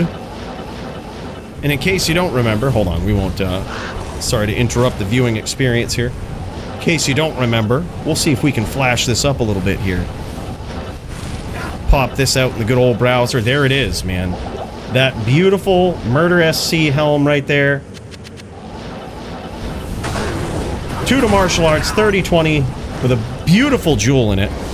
What we're gonna do is I'm gonna make a random post, and, you know, I'm not gonna tell you what it says, but if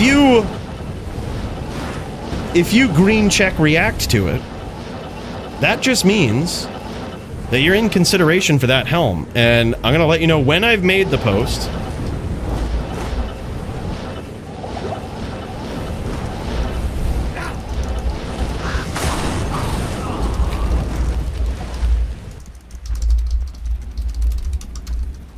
And there it is. Holy shit. Track Amp is on the board.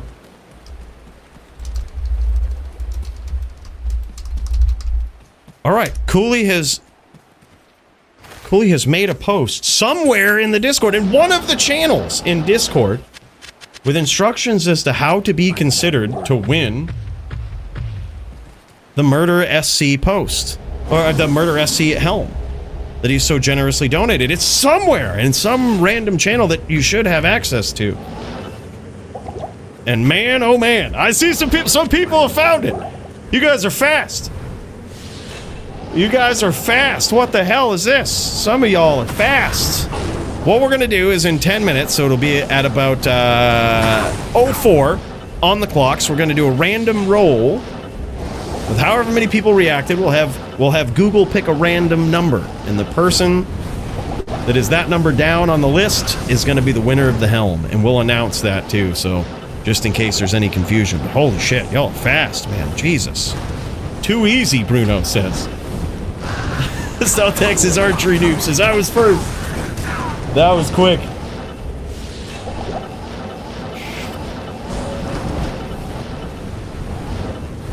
My buddy Matt found a 3-20-20 last night in TZ Chaos. That's wild, dude. Who was it that was just telling me? I think it might have been possibly Squigs was telling me he found a 3-19-20 in Terrorized Chaos.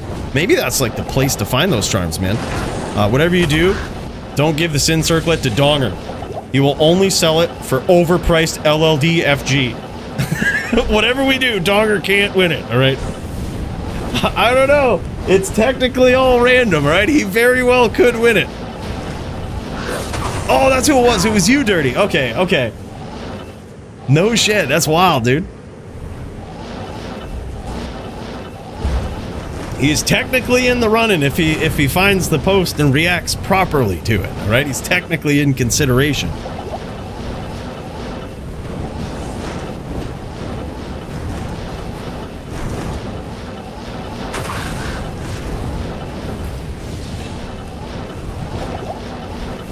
All right, this is currently 2-1 in favor of Ja. But Trackamp trying to make a big comeback. After this round right here, we're going to cut over to Enigma. Enigma versus Mugen. These guys have been patiently waiting here.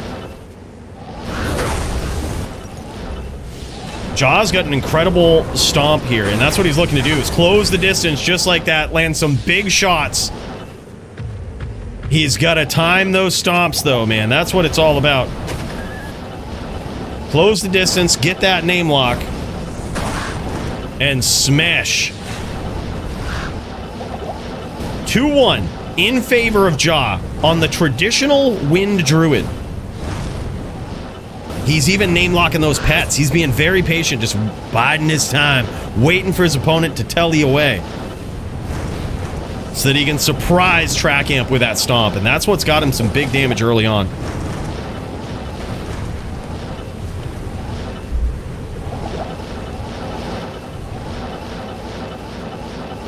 Hey, thanks, guys. Appreciate it, man. Appreciate it. Thank you so much. Yeah.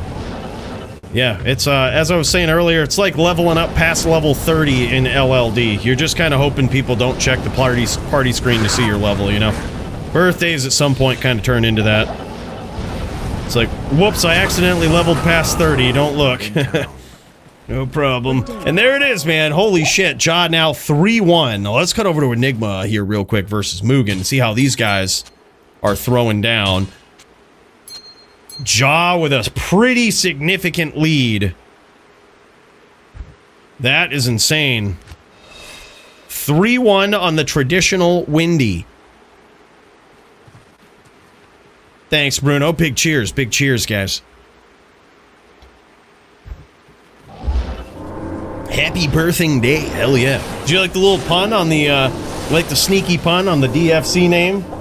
DFC 183, born. Almost like we all were born for this, but also a pun on the... Oh my god, huge hits there from Mugen. AKA the Full Wheel, getting in some nice stomps on this Whirl Girl. Oh man. Enigma's up in here on a hybrid Sin, and I gotta say, I love this. This is one of my favorite versions of a Sin right here. So versatile. So many different things. Oh my god, incredible stomp there from Mugen. That was nuts, I gotta say. Let's see if we can catch the tail end here of Ja versus Trackamp. This is nuts, man. I gotta say, that Mugen guy, he is one hell of a competitor.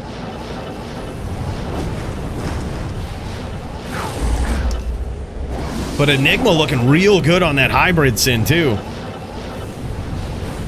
That is insane, man. Incredible stomps there. Mugen, aka the Faux Wheel. This guy, an absolute legend. He is borning.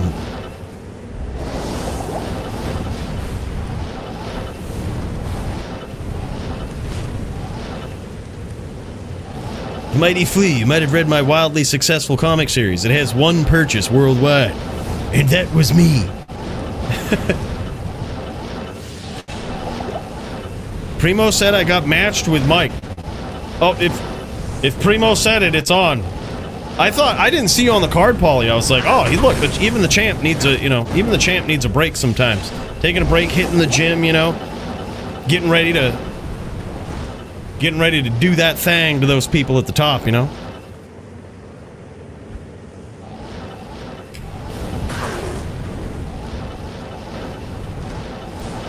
And it looks like D-Clone is popping. Big shout out to the TLD, man. The last Dynasty Discord. These guys religiously popping the D-Clone servers.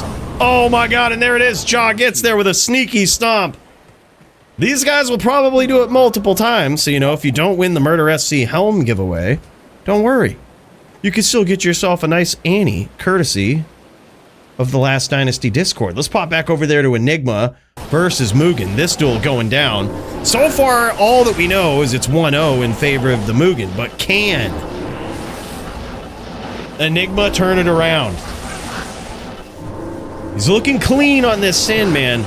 It's very risky business getting in there and whirling against the Din, right? Very oftentimes you sort of just want to rely on those traps. It's Whirlwind is tough, man, whether they're throwing hams or whether they're smiting. See, I got lucky. I don't think Nimrod has jammed that particular match against a Whirl Girl very much, so I was actually able to surprise him there a couple of times. But there was literally nothing that a Whirl Girl can do. Oh my god, and as I say that, Enigma gets in there with a beautiful whirl, unscathed in this duel. Not in town. GG, looking like it's at least 1-1. But yeah, Whirlwind is the riskier thing to do there, and I think honestly Nim was picking it up at the end there. You notice him kind of keeping the distance, not really stomping, but just getting close, throwing hams and getting close, and it was like, oh man, this is the strat. I got so lucky. I am overburdened. It's now 2-3. Okay, 2-3 in favor of Enigma, it looks like. This is pretty crazy. Enigma is up because Drunken Noodle, aka the Faux Wheel, aka the Mugen, reported 2-3, meaning that he has 2 wins, whatever number comes first, and his opponent has 3. So it appears as though Enigma is on the brink of winning this duel on the Hybrid Sin against certainly a very savage opponent. Mugen ain't no chump. This guy certainly got some massive skills on that Din. And here we go. Oh, no worries, dude. No worries. Glad to see you either way, Paulie. Put DD and I in the queue? Hell yeah, man. Hell yeah, brother. DD and AF50 for the title. We'll try to give that as much priority as possible. Because as it stands right now, there's 2 title bouts at the bottom of the queue, but we'll try to sneak them up in there. Oh my god, beautiful stomp there from Mugen. Enigma trying to whirl out of it there, but whenever you whirl upwards, that is just asking to catch a ham. He got lucky there and weapon blocked that ham, but it is very, very dangerous. Beautiful stomp there yet again from Mugen, and a lucky weapon block from Enigma. Very, very lucky. Oh my god, and there it is. That was a tie. It would have ended the duel, so that's a draw right there. 2-3-1. Yep, that's it. 2-3-1, null duel. Since it in the DFC, the way that it works with draws is you might, if you've PvP'd in the past, you might be thinking like, holy shit, it's a draw. Don't, just goes to a draw immediately. Well, in the DFC, both people get a win unless it would end the duel. If that round would end the duel and was a draw, then it is a draw. Otherwise, both players get a win. Pretty epic, man. How many till Sogi and I? You guys are next. I am overburdened. It's gonna go Sogi and Doom, and then we'll also try to mix that in between with Murder SC and Jits. So Murder and Jits will be going on at the same time as Doom and Sogi. And I don't think Murder SC versus Jits is gonna take too long. So we'll get that going at the same time. Doom Sogi, Murder SC Jits. We'll show those in between rounds. We'll bounce back and forth. What up, Duke? Hey, good to see you, man.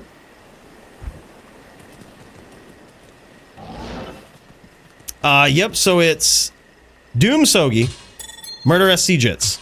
Those kind of, we're going to try to run it in parallel after this duel right here. And then we're going to go 40 ounce versus Dirty. And we'll try to sneak a title bout in there. We'll try to sneak, we'll try to start up with Jagger Swagger, right? We'll go Jagger Swagger for the title. And we'll mix it in with 40 ounce and Dirty. Right, so that's after the Doom Sogi, Murder Jits. And then we'll try to do Donger Alex at the same time as DD and AF50. Hell yeah, getting sneaky with them, dude. Yeah, I think so too, honestly. I think it's going to be a really, really fast duel between you guys. CVC is insane. Mugen gonna be trying to get in there with some vicious stomps in this bout. And Enigma trying to do that Whirl Girl thing. In this matchup right here, particularly versus a Din, usually you want to utilize the range of those traps. But opportunistically, especially if you know that your opponent is keen on stomping just like this, whirling down, and especially when you've got those swirls just like that, beautiful stomps there from Mugen, holy shit. That's when you're going to want to utilize the whirl away, right? That's when you're going to want to be a Whirl Girl. You can't get stunned when you're in whirlwind animation. So it's a good way to get out of these stomps. And it looks as though that's sort of defensively what Enigma's doing here. That's why he's opting for the Whirl Girl strat here. It's not necessarily offensively with the whirlwinds, but more defensively.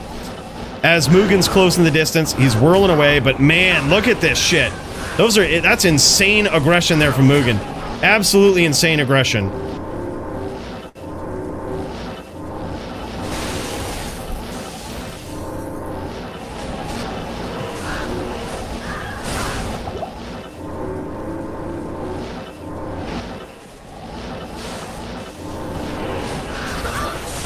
Oh, big hits there from, oh my god, big whirls.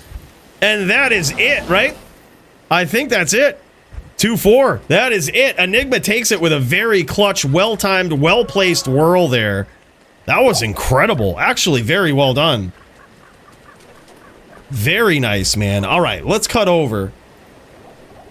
We've got Doom v Sogi up next, and we're going to try to, after the first round of that, we're going to try to sneak in some Murder versus Jits. So let's check it out. Doom v Sogi, then we'll hit Murder v Jits after the first round of Doom v Sogi. And I would guess that Murder SC and Jits would probably finish before the next round of Doom v Sogi, but I don't know. We're going to see. Let's get in there, man. Let's check her out. We've got no stream for Doom or Sogi.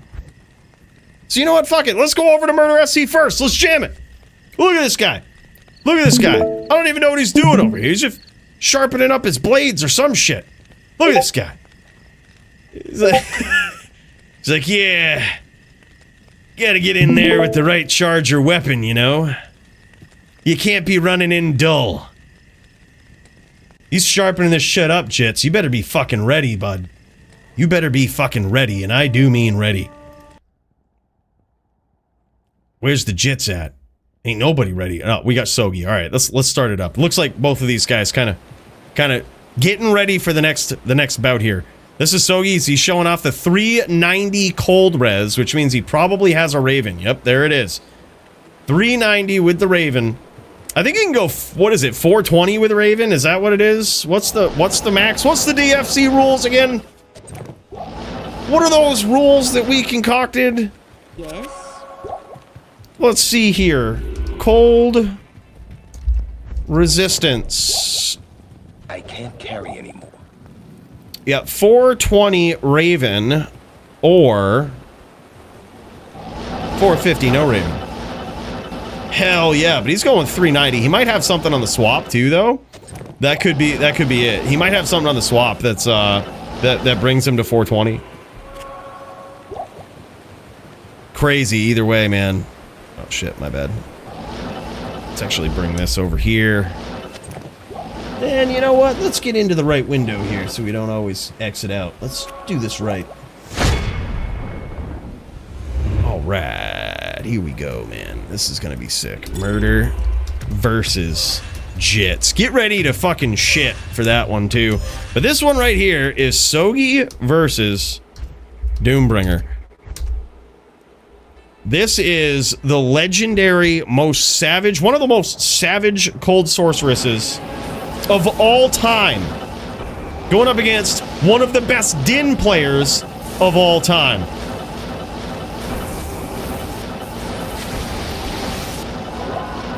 We are looking at this from Sogi's perspective here. He's going to be utilizing that FOH, going to be testing Doombringer to see if he's got adequate resist here, because sometimes Doombringer has been known to, in the Din versus Din matchup, he's been known to sort of get a little greedy with the damage, right? And what he'll do is he'll really stack out that damage, really make it punishing for his opponent, But, oh, look at this. These guys weren't even hostile. LOL.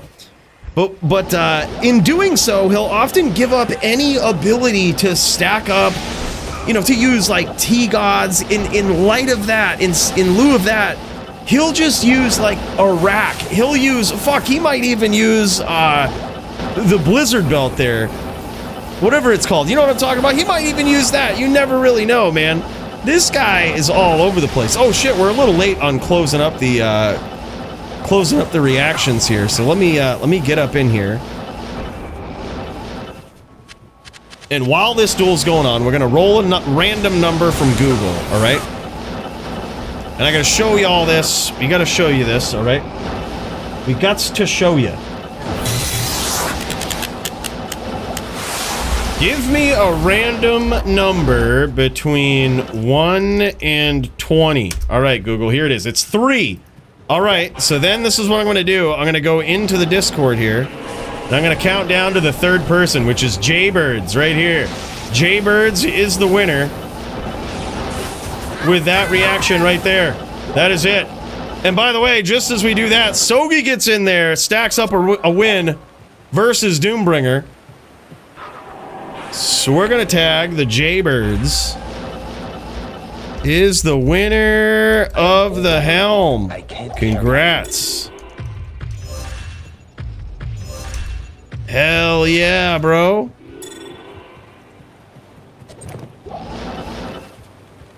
Good day.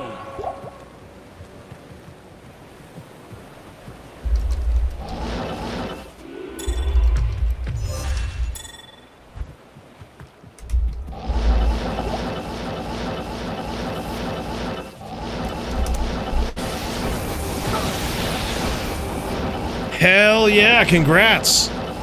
The Murder SC Dono of the evening. That shit was savage, man. All right, here we go, round 2. Oh my god, right as we swap over, he gets him again. Look, he's too quick. Sogi too quick. Holy shit, man, we can't even transition between scenes. Sogi just too good, too quick, too savage, too violent. Holy shit, man. All right, okay. Okay. All right, well, while we do this, let's pop over as promised to Murder SC. Looks like he's still chilling. He might still be, but looks like he's eating. So this is perfect. We can pop back over to Sogi. See how this man's pulling it off.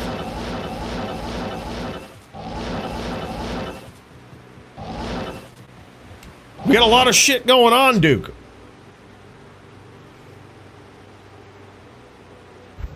It is, I will say this, it is very rare that someone gets killed on a transition, all right? It's very rare.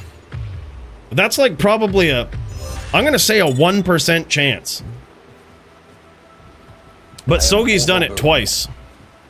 I guess the other time we were kind of interrupting the screen a little bit, but that was my fault.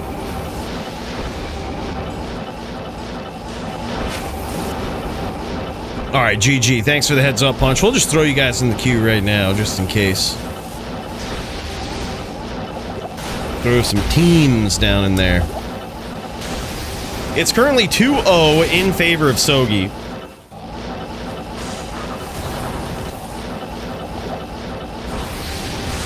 Sogi is absolutely savage on this den, man. 2-0 lead here so far. Nice orb there from Doombringer.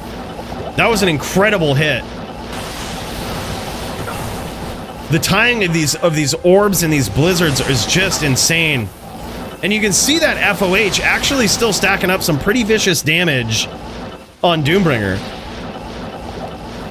So it looks like he still has gone a little bit greedy with the damage. And you can kind of see that as he exchanges these orbs and blizzes. They are hitting like absolute Mack trucks when they do. And that FOH, which I'm pretty sure that's where all of that damage came from, that is really stacking up. And now Sogi using it from the outside, trying to affect the way that Doombringer's jam in the duel. And there it is, the Sogi signature, patented, chuck in the hams in the Bloodmore. Usually, I mean, it's really to throw people off, but also it can do quite a number on the pets. It can take out that Oak Sage, even a weak hammer. Sogi very, very low here. Certainly Orb PK, and that's something, that's the blood in the water that Doombringer is smelling here.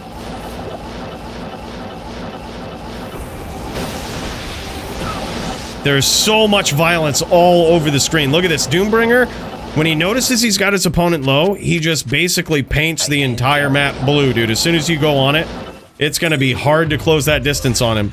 He's staying ready, staying strapped. And as he's using that orb, Sogi is staying on the outside, throwing the FOH up. I really like that. That's gonna hopefully get Doombringer off of the orb plan. But Doombringer also very, very deadly with those CT blizzes. Oh my god, big hits there. Sogi repped just enough life back there to not die from that orb.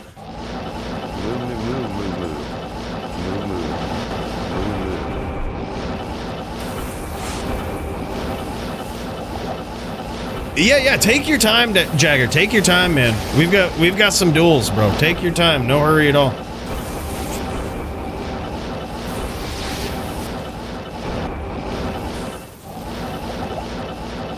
Look, that was the loader, okay? That was the loader. It does random moo messages every once in a while. I don't know, I hate it. I think it's dumb, but...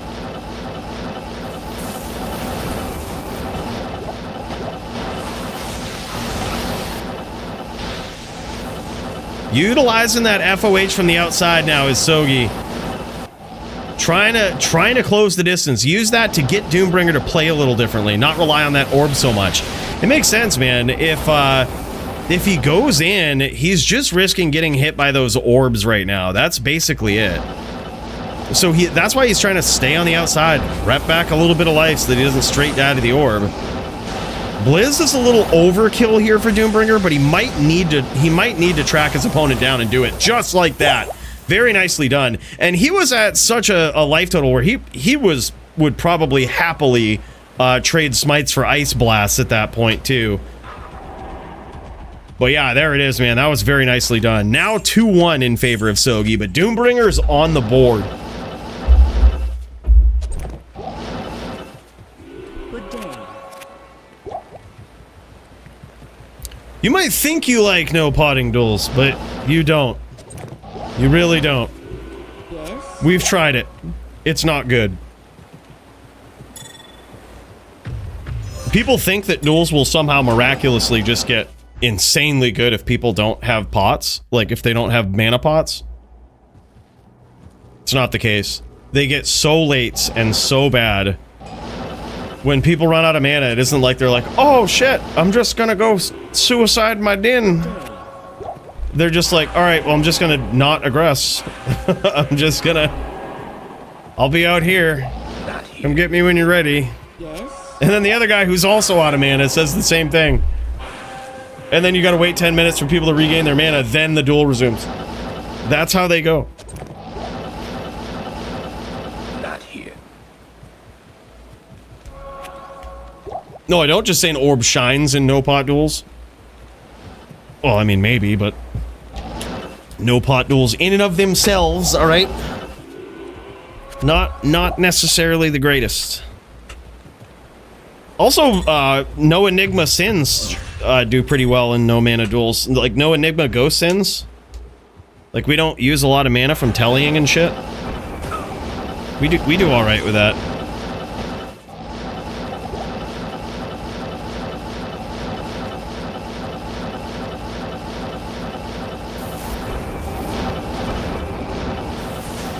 Yeah, honestly, yeah. And I'm not saying that with oh my fuck. I think oh my fuck is probably on the same page. I get what he was saying now. He was saying that just orbs do good when you have when there's like no mana. So like if you're in a pub game and there's not mana pools, orb just fucking wrecks. That's what he's saying. But yeah, no, I completely agree. Like oftentimes if you see somebody coming in hating on like Enigma and pots and all of that shit, yeah, I think that's a fair assessment, not a frog. Very, very fair assessment. They sort of remember duels how they never really were. is what it is. It's a fair way to say it. Holy shit, man. And Sogi gets there again. Now 3-1 in his favor. That was insane. Oh, yeah. Well, Murder coming in from LLD. Murder's just straight. You've been doing LLD for years and barely ever stepped out into the HLD Bloodmore, man. So, like, yeah, I'm sure Mana Pots does feel like cheating. I can't carry anymore. But dude, I think it would be way more doable to do no mana pots in HLD if teleport didn't cost any mana. But since it's like so mana hungry, we just blow through mana so quick.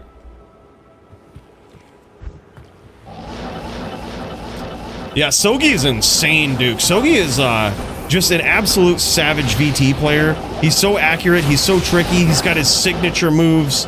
This guy was the champ last week and lost in a VTPK match versus Serenity, which was probably one of the most epic duels I've ever seen in a very long time. And both of these guys, it's really hard to tell who the better Din player is. Like, even with that VTPK match, I don't think that one match determines everything. It's just like both of these guys are so decorated, so skilled, so creative, so patient and accurate. Aggressive too. Look at how quickly Sogi just grabs that name lock. He's so good with it, man.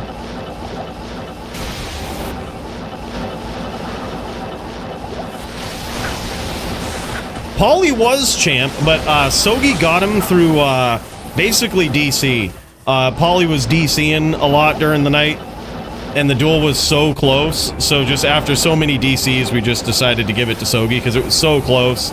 He was being such a gentleman and could have just finished the duel at any time when Paulie was DCing. So I don't think he even felt good about it either. Like, I think he wanted to run it back immediately with Paulie because I think Sogi felt like he didn't win that duel with Paulie. But I mean, I think he certainly did. His whole strategy there was so well executed. I mean, literally, knowing that it was a death match and he only needed 2 wins, he got 1 win very early on with hyper aggression, did so well with it, and then purposely played in a specific way that made Paulie kind of get used to how he was playing for a few rounds. Oh, Dewbringer says good duel. I think he scooped it up after the life tap, and there it is. Very nicely done. Sogi gets there through demoralization. And just like that, man. Yeah, the life tap ended it right there. Holy shit. Now, boys, let's cut over to Murder SC. Let's see how this boy is doing. Nice job to Sogi, man. Vicious, vicious. Fix FOH spam. That's gay. Just wear a T-Gods. Just wear a T-Gods. Don't get greedy with the damage, Wig. You can't be getting greedy with the damage. Dude, you called Tombs next? Oh, there it is. There it is. Po boys, that's the one, man. That's the one. 99, here you come. Tombs is an incredible TZ, man. Best one for sure.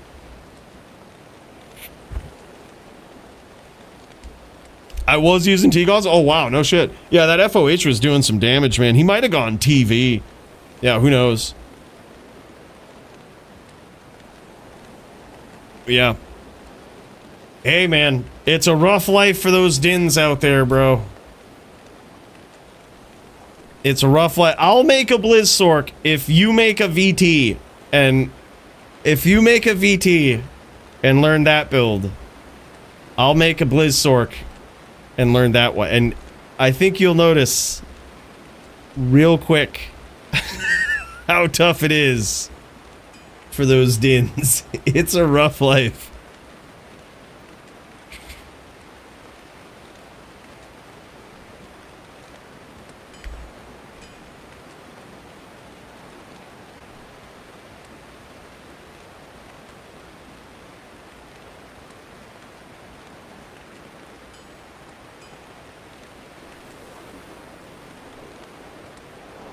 I think you did well, though, dude. That was actually pretty well executed there.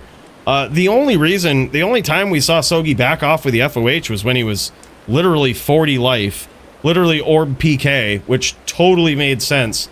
and you won that round. The other rounds, it didn't look like he was latesing at all. But the round that he backed off he was like literally, he could have got hit with a fart cloud from one of those ice shards and it would have killed him. Oh, I see. Waiting on the your opponent might be AFK. All right, yeah, no worries, dude. No worries. We can move on to Stuvie. Jits might actually be coming up here soon, but actually if Jits is AFK now, he's probably AFK for that duel. What we can do is move over to 40 ounce versus Dirty. Are y'all ready to jam? We've also got Donger v Alex. If y'all are ready to go, I'm gonna just go. Yeah, I say Dirty v 40 ounce. Let's do that. And then there's also Donger. So what we can do is we can actually hit both of these at once. All right, so we'll start up with the Dirty duel, and then after the first round, Donger, we'll cut over to the Melee Showdown. All right, after this first round, we're going to try to do 2 at once.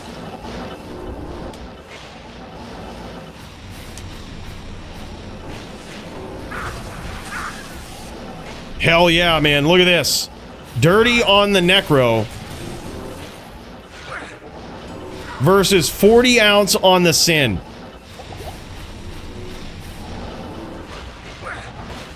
I love how Dirty's getting up here, up close and personal, looking for that name lock. Nice kicks there from 40 ounce. It looks like he was hoping to cut him open with those kicks and get in through that bone armor, but the RNG was not in his favor there. I think none of those cut. 40 ounce has got to be very careful walking or running in this duel here. It's almost one of those duels where if you don't plan on immediately teleporting out of the way of the spear, instead of trying to walk out of the way or run out of the way, you just gotta kind of roll the dice with weapon block. So, and we see Sins do it all the time, although it is a risky dance. I am overburdened.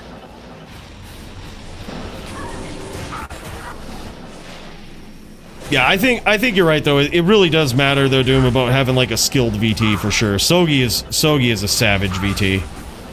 And so was Serenity. You have not had an easy VT player at all. Like, you have had not an easy day at the office versus Dins, that's for sure. Yo, I'm in. Got beat up in training, ready to get whooped in some matches. LOL. Hell yeah, man. Hell yeah.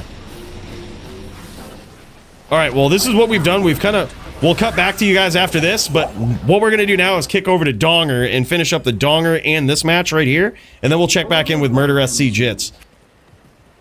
So that will be up next. Let's pop into Donger. So far, Dirty taking that round right there. That was insane.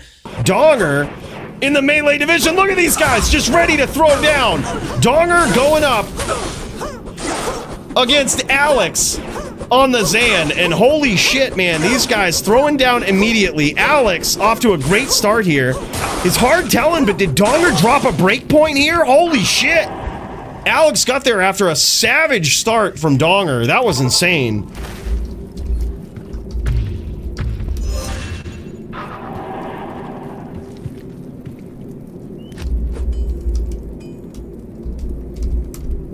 That was wild, man. He goes 10 HP. Clear that CA proc from the fort. Oh man, that was rough. That is crazy. It could just be the animation here might be a little slow. Okay, no, all right, yeah, Donger's on proper IAS here.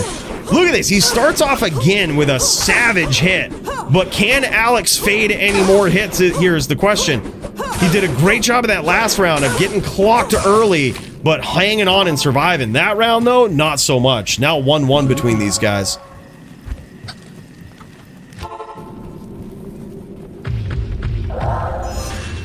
After this round, we'll kick back over to the Dirty v 40 ounce match.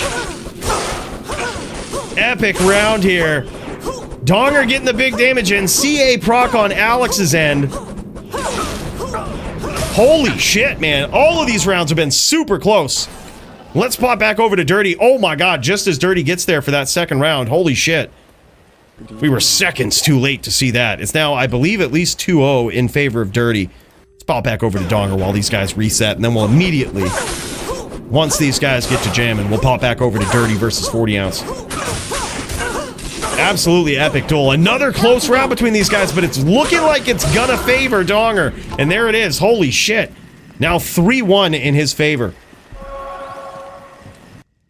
Dirty versus the 40 ounce. These guys gearing up for the next round here.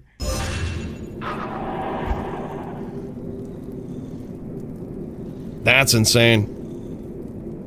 Looks like he's going for a swap. As he goes for a swap, let's get ready. Pop back over to Dirty versus the 40 ounce as these guys are underway. 2-0 now in favor of Dirty. And I gotta say, that's actually pretty impressive. The way that Dirty is playing this Necro right now is very, very commendable. This is easily a duel right here where you can so easily see a Necro back off and not go looking for any excitement, right? They'll back off, they'll spam that Bone Spirit, and granted, that's something perfectly acceptable, right? Usually the Sin will push the pressure, lay those traps, but the way that Dirty is playing, he's closing the distance, he's looking to land those spears at close range, and that is what has landed him so much damage here in these first few rounds. Look at this, just immediately going in, looking for that name lock, and chasing. That's incredible.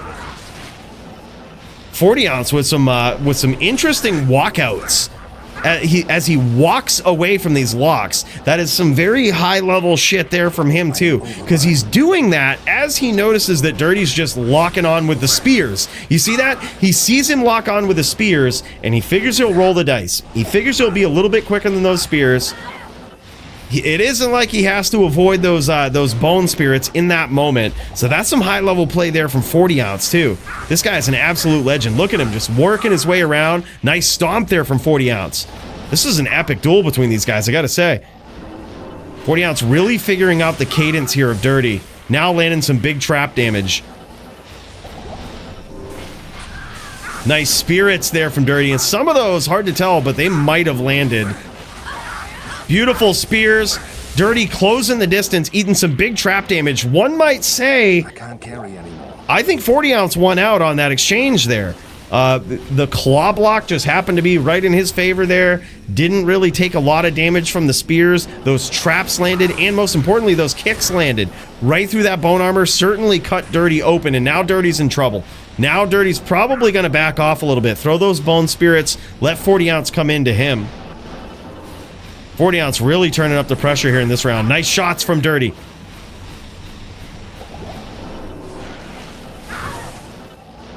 Nice hits there, and now Dirty is very, very low. This is where Dirty really just has to back off and hope that he can catch 40 ounce coming in. This is the times, right? These are the times right here when the Necro is super low that you're going to see him do what Necros do, right? This is where he's got to utilize that range. Most characters at this life total would be Mind Blast PK, but the Necro has a very interesting skill. The bone armor absorbs specifically physical damage, and as it happens to be, Mind Blast is strictly physical damage. So the Necro has a bit of an interesting advantage there, but there it is, man. 40 ounce gets there in that round. Very nicely done. Now 2-1 between those guys. Let's pop back over to Donger versus Alex in this epic melee showdown. Yo, what up, Smolps? Good to see you, man. And there it is. Alex gets there again. Now 5-4. Very close match between these guys.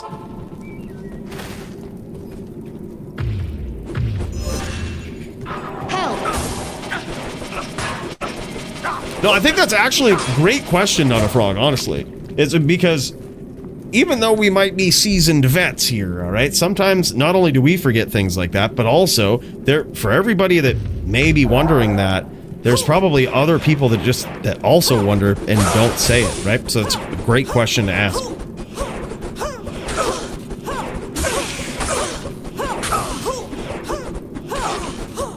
Big hits from Alex. He's looking to even up the score. That one's close, man.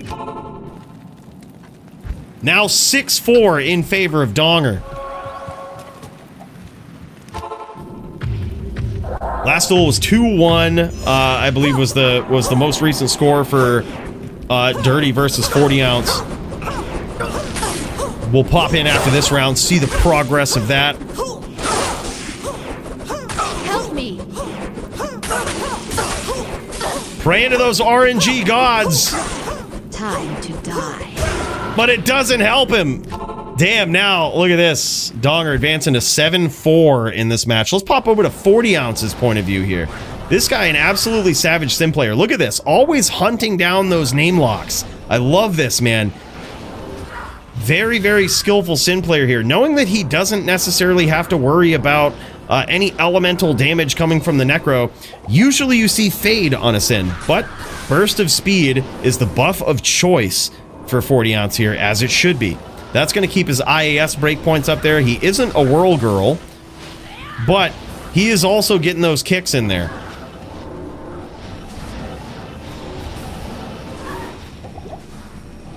Oh, big hits there. That is the drawback right there to running. We were just talking about that. As you run in these matchups, or as you do anything but stand still as a Sin, or I shouldn't say that. If you walk or run as a Sin, your weapon block, the inherent passive weapon block that can block just about any attack in the game, actually doesn't work. So you saw 40 ounce get caught as he was walking away there. And he got caught with an invisible bone spear, the IBS, as they say. Nice trap setups there from 40 ounce, but he might be a little too low here. Dirty looking for an exchange with these bone spears. Looking for a close range exchange, looking to end it. 40 ounce probably one spear away. But Dirty Ounce gonna make him chase a little bit.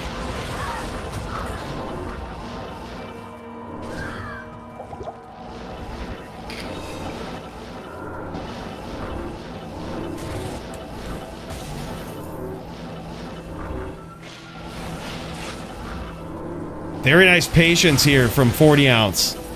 Just narrowly missing those bone spears too. The timing of this guy's insane.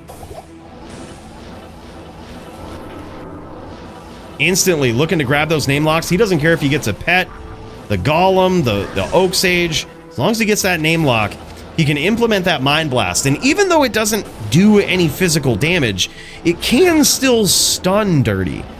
So it's not completely useless in the duel. You just want to catch them and stun them when you have traps up, right? It also helps him keep those name locks. Oh my god, look at that pressure from Dirty. That was insane. 40 ounce trying to hit him with some Fire Blast, trying to test out that fire resistance of Dirty. Nice shots there. Nice spears from Dirty, and there it is now. 3-1 at least in his favor. Very nicely done. Let's kick back over to Donger v. Alex. As these guys throw down, last we knew it was 7-4. Oh my god. 9-7 now in favor of Donger. Looks like Alex had one hell of a comeback in the time that we looked over at Dirty's duel here. We're going to stick here until this one's done, because at this point, Donger is one win away from taking this matchup versus Alex, and Alex looking to steal it back. This guy's been on a roll in Melee. Oh, he missed his bow. Alex missed his bow, unfortunately. That's huge. That is so huge. Is he gonna get there, though? Oh my god, he got there with no bow. He literally got there with no bow. That is incredible. I thought for sure he just pitched that round because he forgot to cast bow. He had battle command, but he didn't have battle orders up. You didn't see that little blue aura or that blue buff around his feet. You only saw the yellow one. That's an indicator right there that he missed with the battle orders. But somehow he still gets there. Close round. Could have gone either way. You shouldn't have casted battle orders. What were you doing? What were you doing, Alex? Next time, don't cast the battle orders. That was the key, okay? Holy shit. That was wild, man. Donger gets there in an epic match, 10-8. Let's check out this gear, man. EBOTD versus the Zan. I'm taking some mental notes here. This is looking like the Nim suit versus the Amazon. I gotta say, that's pretty impressive, man. He's making those hits count. That is very, very interesting. He is basically set up like he would be dueling a Druid here. And look at these nice Balrog spears there for Alex. Big Fool's mod on there. Cruel Fool. Beautiful Fortitude, as the Zons are allowed to use. And an insane, look at this 2-socket Zon Viso helm right here. 20 dex and 38 life on the base. 2 40-15s in there. 2 passives with, 220 passives with, or I should say 220-10 crushing blow gloves with dex. That was insane too. With the 213 gores, and hell yeah, man. Just showing off that beautiful setup. Nice little charm swap there for Donger.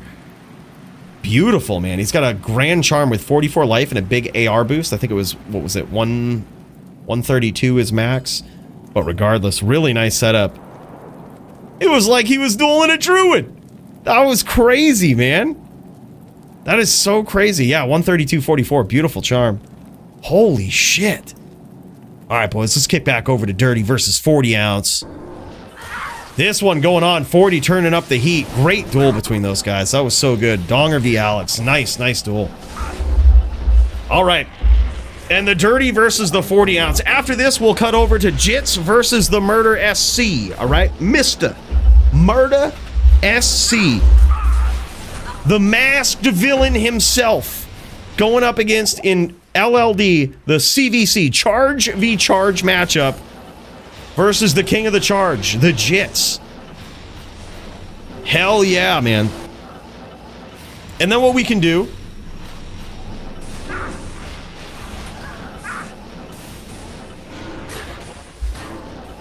I don't think that one's going to last long. But then what we'll do is we'll hit both of the title matches, right? We could do LLD and... or actually, we'll cut over to DD and AF50. I think Jagger Swagger was saying that he was having some trouble with his internet. So we'll cut over to DD AF50 after the Murder SC Jits. And then, theoretically, that will give Jits time to recover for his match versus Stu, which he's also in the queue for. So that'll be perfect, man. We'll go Murder SC Jits, DD AF50, back to the Jits, check in with the Jagger, and we also got teams on deck. Hell yeah, man. Yeah, no problem, Stu. We'll give Jits a little bit of time to recover. He says he's been beat on quite a bit today. Look at this, man. Dirty getting in there, closing the distance. I love this. This guy is a savage, aggressive Necro player. And this is the build that made him famous. Dirty Poison, the guy that got started after we made a recent video with the Poison Necro, but we made one way back in the day. And Dirty started up with a hybrid Poison Necro in the DFC, worked his way all the way to a title bout where he took on and defeated Toshank. Guy's insane, man. Certainly decorated and an absolute savage. And you can certainly see with the way that he plays, like no other Necro, right? Gets in there, looks for the violence. And there it is. Beautiful spear from Dirty. Great duels from these guys. Absolutely epic showdown. Great Necro play. That is top tier Necro play from this guy, man. So nicely done. And a great job from 40 ounce, too. This guy's just a savage sim player. He just keeps getting put up against savages, is what it is, man. He keeps getting put up against them. It's wild. I have 100% been beat on, and pray for me. All right. Yeah, let's check out this gear, man. I'm happy that these guys are showing it off. It's rare that we get to see it, and I know that some people love seeing it in the VODs as they go back and watch some DFC. So thanks for the gear show off here, guys. This is cool. As someone, you know, who might be watching, who may be curious to get into PvP, want to know the matchups, want to know how to stat their characters, the gear to look for, the gear to wear, this is a good way to check that out. Looks like Chaos and Fury possibly here. Oh no, just a straight Fury Claw. Or was it a Chaos? Let's see. Nah, this was just a straight Witch Hunter, man. He went in with the reason he was using Fury there, much like we thought. Remember that time he closed the distance, got those kicks in, and we said it looks like he's trying to proc some open wounds. That's exactly what he was trying to do.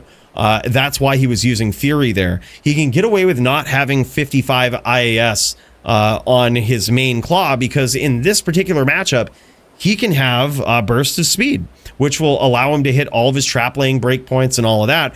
And he can use Fury on the main, which will allow him to proc open wounds if he can kick the Necro, which I'm really surprised using the Fury there that he didn't proc it more times than he did.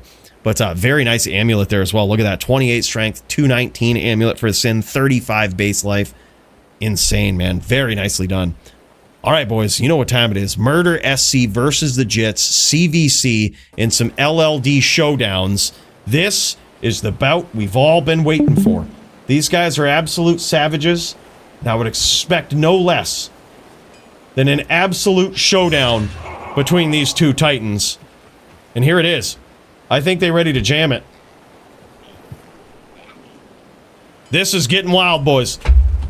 We wait with bated breath as the two chargers go up against each other. Oh my god, Jit's getting in there with some smites too. Murder might just beat him with a charge if Jits is on some other plan here. He might be on some sort of smite plan. Dangerous. Murder SC trying to get in with a two-hitter, but there it is, man. Holy shit. This one's gonna be wild.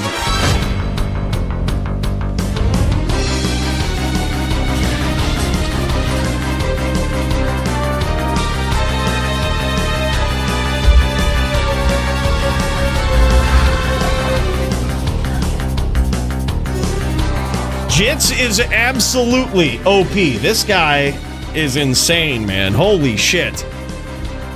The charging champion, as they say. Pretty wild, dude.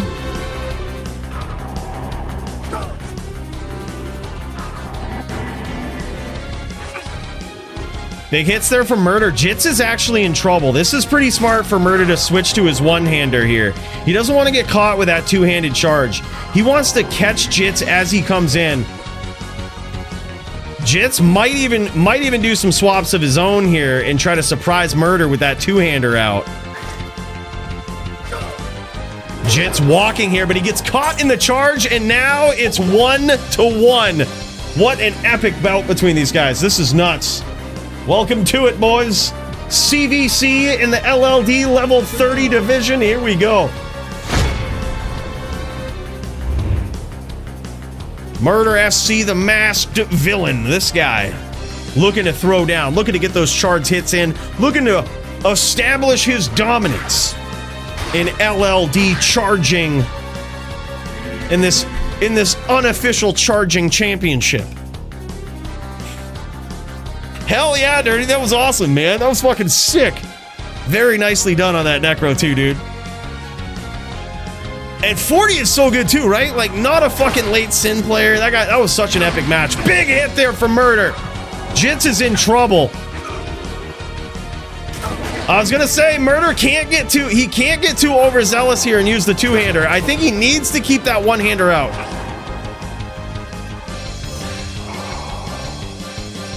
Any hit is good at this point. He doesn't want to leave himself too wide open. And just like that, now 2-1 in favor of Murder. This guy trying to lay the stamp down. Trying to show who's boss up here in the LLD division. This guy ain't fucking around, man. Murder SC, what a savage. This is insane, man.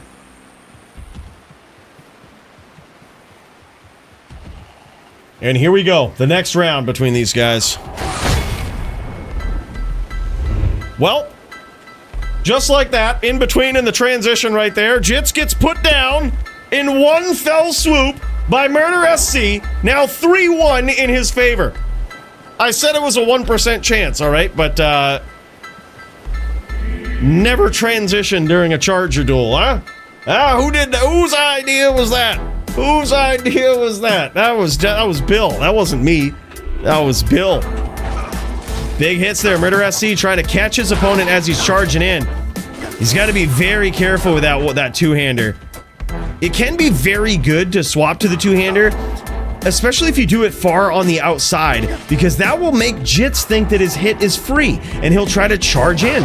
And then you can catch him, but you got to be careful not to keep it out for too long. There it is, now 3-2. In favor of Murder SC, but Jits catching up, man. This is crazy.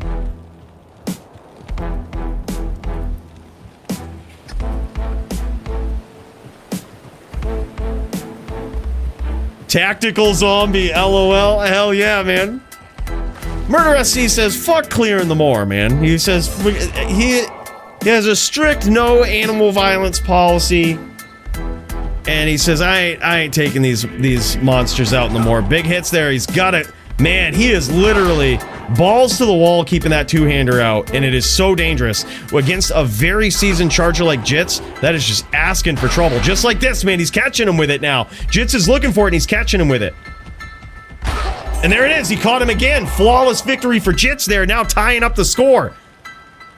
He's realizing that Murder SC is going to keep that out. He says, all right, if he wants to keep that out, I'm going to punish him with it, man. Let's cut over to Jits here real quick. This guy on a very interesting Charger variant. Bill, he's got the Bloodmore music playing. Just pause it now for a bit, huh? Just chill your jets, huh?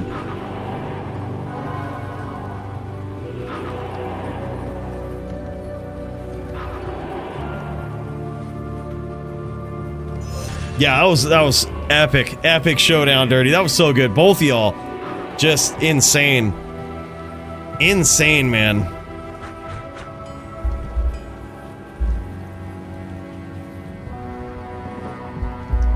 That was a really good duel. All right, and here we go. And it comes down to this. CVC, or really kind of... Oh my god, big hits from Murder there. I'm surprised Jits is still alive. It's almost like a VC that Jits is on here. And he was going in for the big hits, but wisely Murder keeps that one-hander out, and that time, it paid off. That was a big connection, had his shield out. Murder says, what about the double? He goes, I'm down, let's fucking jam. All right, while these guys get the double going, while they get set up for the next round, let's get ready for DD versus AF50. Y'all are up next. I cannot wait to see this. This is going to be the next title bout of the evening. And this is going to be wild. All right, these guys are going to do a quick double here. Let's fucking jam it. If y'all are ready, we ready. Oh, nice smites there from Jits, and he closes the distance. He's got to be careful charging in, though. Oh, just like that. Because Murder can catch you, and it can be all over. That's the thing, man. In these CVC matchups, one of the biggest things that you have to watch out for is the timing of your opponent, right? So, when you are in charge animation, you essentially lose 50% of your block. You go from 75%, assuming you're at 75%, you go down to 25%. So that's the ideal time to hit your opponent, but it's the worst time to get hit, right? So you want to try to time your charges when they're in charge animation. You want to charge second, right? You want to be the second to charge. And that will usually allow you to connect first. I don't know why it is that way. Doesn't make any sense, but it just is. Oh my god, huge comeback there from Murder with the two-hander out. And Jit says, fuck, there it is, man. Now 2-0 in Murder's favor. That was a crazy hit there from Murder. And notice, he was the second to charge. Jit's coming in, holding that lock. Murder just charges him on the way down and connects. There, though, it kind of made a difference that that Murder had a two-hander out. And what made the difference there is that he had higher range. So since his range was longer, his hit is going to get calculated first. And if it's a hit, if it connects, that's it. Yeah, that was insane. He says, we are ready to rock. All right, that was the double or nothing. These guys showing off this gear. This is really cool, man. I can't wait to see what that blue armor is from the Jits right there. That was very interesting. Looks like it was a piece armor from Murder SC. But that blue armor must have been some sort of E-Rep ornate plate, which that's really cool. That's a really interesting way to sort of negate some of the damage or some of the potential hits mid-charge, because as long as you're walking, your defense still should be there mid-charge. You still could miss mid-charge as long as you're not running. So that's very interesting, man. Look at that helm from the Jits. Holy shit. Using those Sanders as well. And there it is. Yeah, it's an E-Rep ornate plate with a 5.6 jewel in there, looks like, and negative Rex. Wow, beautiful. Beautiful. Interesting shield there. I think he just was using that for the big defense boost. He was literally trying to stack up the defense so that mid-charge he wouldn't get hit by Murder. But Murder's answer? Bust out that two-hander and just beat him on the range, right? That also just so happens to give a huge boost to AR. Damn, son. What a great duel between those guys. All right, boys. Let's kick over DD versus AF50. In the next title bout of the evening, this right here is for the marbles. The LLD DFC title bout. AF50 is going to try to steal the crown from DD. DD on a Sin. And it looks like AF50 on the barb. Let's fucking get it, boys.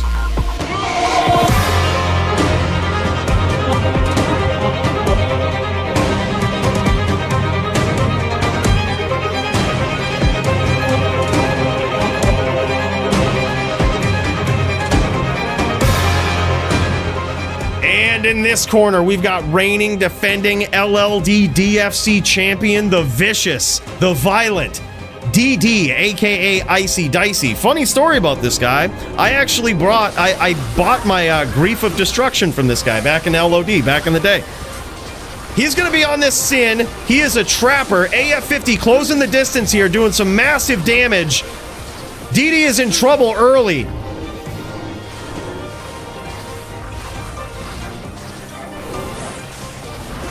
Absolutely incredible round here. What a nail biter. And there it is. DD just by the skin of his teeth gets there. Very nice Mind Blast work there. You notice that AF50 was trying to close the distance, get that little bit of damage in to finish up the duel. But DD was right there, man. So clutch with that Mind Blast, knocking him out of that, knocking that thought out of his head about teleport, right? Gets in, tries to teleport, gets stunned, and eats some massive trap damage. That was insane. Great first round there. Very, very close. Yeah, it's going to be keep away for sure. DD on the Sin, on the trap Sin. With it looks like withstands for the shield there to up that block, right? To give him 75% block. He's going to need it. And he's also got, look at this. He's also got trap claws on the swap so that when he lays down traps, they're doing the maximum amount of damage. But the thing is, when he opens himself up like that for those dual claws, he has less blocks. So those are going to be the times when AF50 is going to try to close the distance, get in there, and make it count. And so far, AF50 has delivered some serious damage here. DD trying to make a comeback, though. He's so low. Oh, my God, dude. What a duel. Another nail-biter in that round. 2-0 in favor of the champion. But what a close bout. So far, each of these rounds has literally been one hit away for AF50. I told you, he was a savage.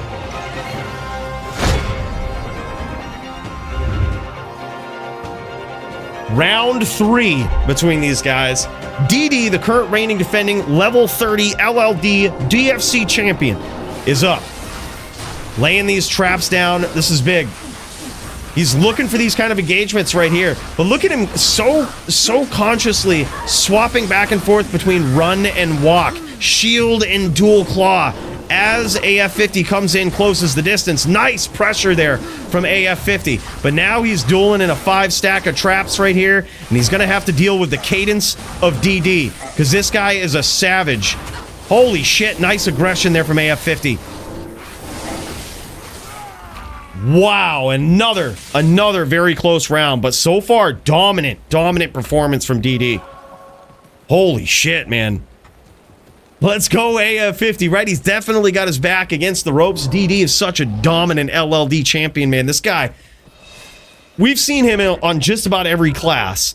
I think the only class that Icy doesn't have is a Din. I think that's the only one he doesn't duel on. Which, you know, to me, that's like my only class, right? That's the only one I feel good at. But this guy seems to have done the exact opposite and mastered every other class in LLD. He's so good with it. His timing. Even on teleports, right? This guy's just got great timing. We saw him last week going up against GVN on a Zon. And they switched back and forth between Zon and Necro. It was basically a Zon v Necro mirror. And we saw DD pull it off on both classes. Get the win on both classes. He's just so skilled. He is next level in LLD. And he's showing that off here versus AF50. AF50 trying to steal this round back. Trying to get a win in here. Big hits here so far from DD.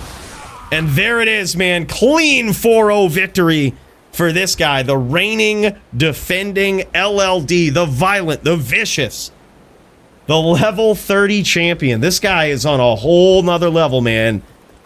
An absolutely insane LLD reign from this guy so far. But all of those rounds, we were talking about this earlier, how AF50 would never say this about himself, that he's, you know, he would never credit himself as being such a great dueler in LLD, but he really is, man. All of those rounds were super close against such a savage champion. Yeah, that is just wild. So close between these guys. Yeah, it was like way closer than the score would suggest. Exactly. Like it might have been 4-0, but every single round was so close. That was insane. Nice 5-pointer right there. I'll call that a 5-pointer with the max damage. Could be min damage, but you know, it is what it is. Yeah, very nice. You can see the barb gear here. That's you might learn more about that armor in an upcoming video. Nice 320-15s.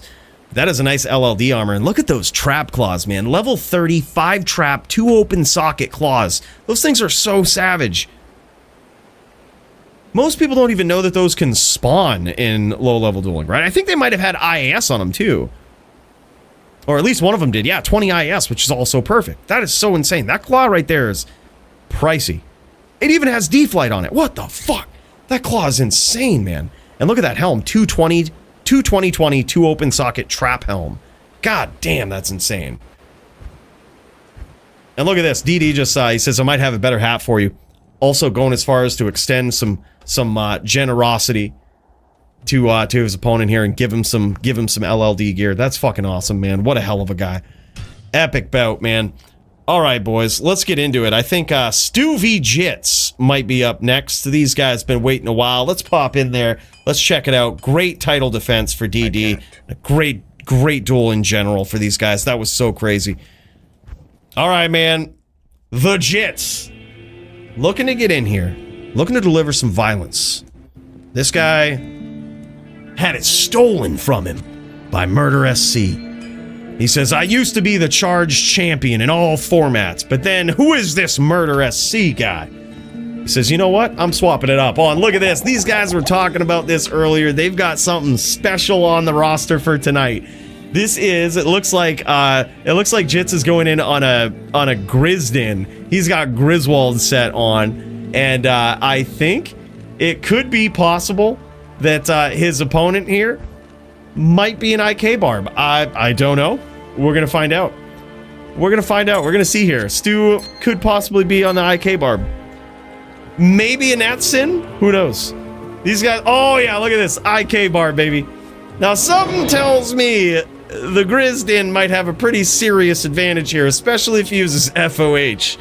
But the thing is, it could be possible that Stu has tele charges. If he has an amulet that has tele charges on it, that could pose a big problem. That could be a big problem. That would just allow him to close the distance pretty quickly on Jits. Look at this. Jits hasn't even finished statting his guy yet. This is insane. Grizdin versus IK Barb, baby. All right. All right. This is going to be a duel. I can already tell.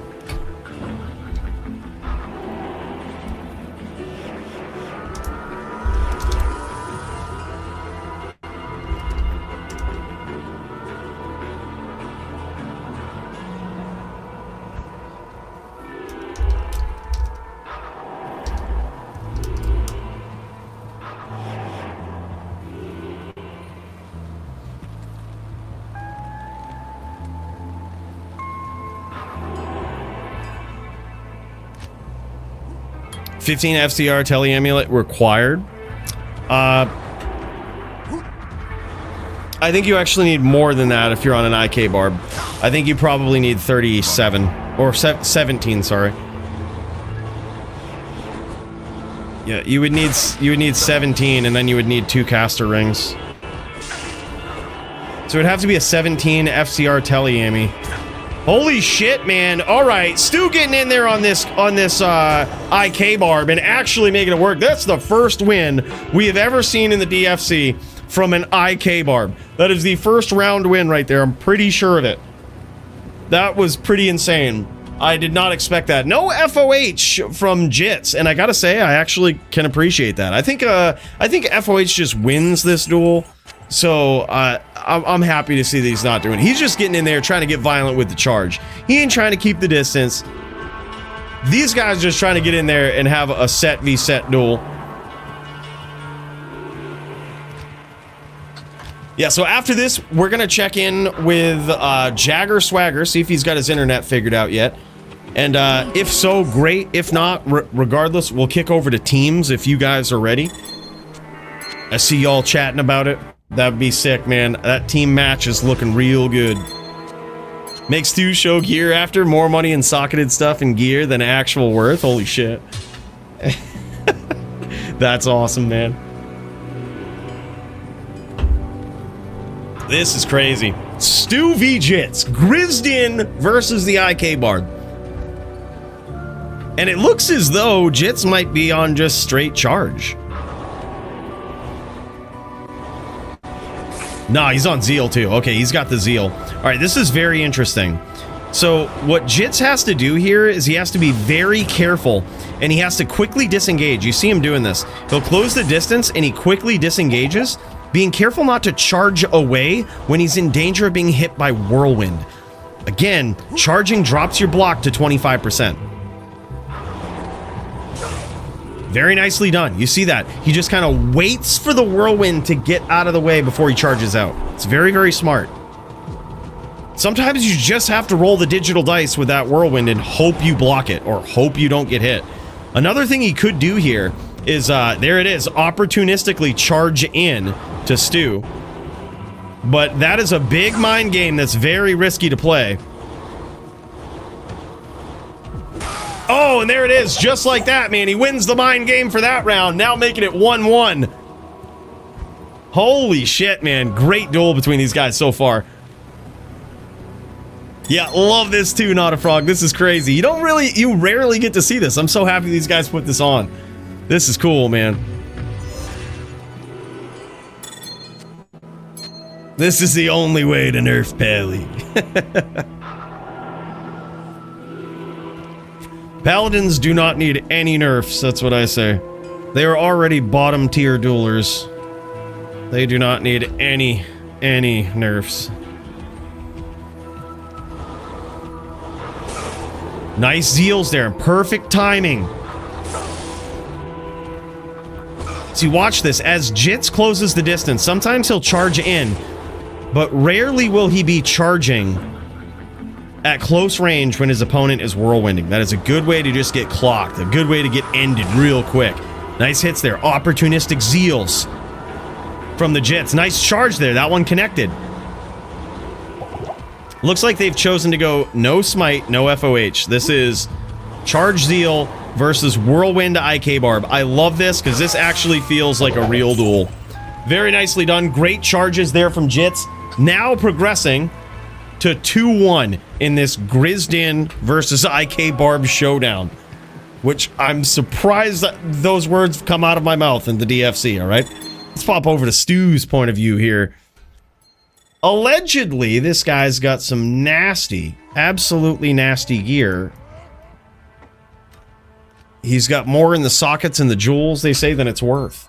Look at this nice little cube swap here as well. Holy shit. He's even got the enchant. Nice little pre-buffs here. Now, the other thing, too, is that theoretically, on this barb, Stu can, when he leaps, it's almost like weapon block in a way, where you can dodge a lot of hits with leap.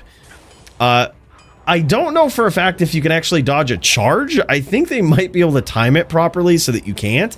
But I think if you're mid-animation, you can't get hit with it. So Leap is a very interesting thing here, too.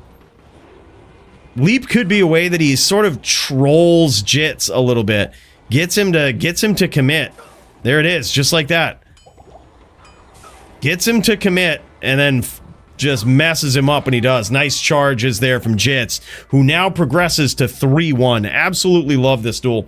See, also what Stu is doing here is when Jits is charging at him, he's sort of whirling away. And this is where I wish I knew more about the range of a Maul. I don't know what's greater range, Caduceus or the IK Maul. Because if his range is greater, whirlwinding away makes sense. But if they're in any way close, you would figure whirlwinding down into him would actually net more damage, because although you might be closing the range on him, Jits is in charge animation. So as he's chasing with those charges, all of those hits from whirlwind are potentially going to connect. Right? So like that, if you just like that, when he whirls into him, I bet that fucking hurt. Like if he whirls into those charges instead of away from them, I think that's going to be big. Oh, nice hits there.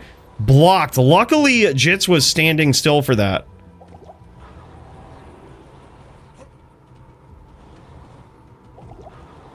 Nice whirls there again.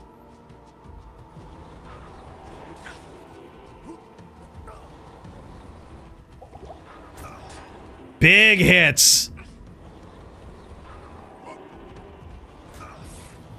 Now Stu landing some shots here. Oh, yeah, he got connected on in that leap right there. Jits is very low, though.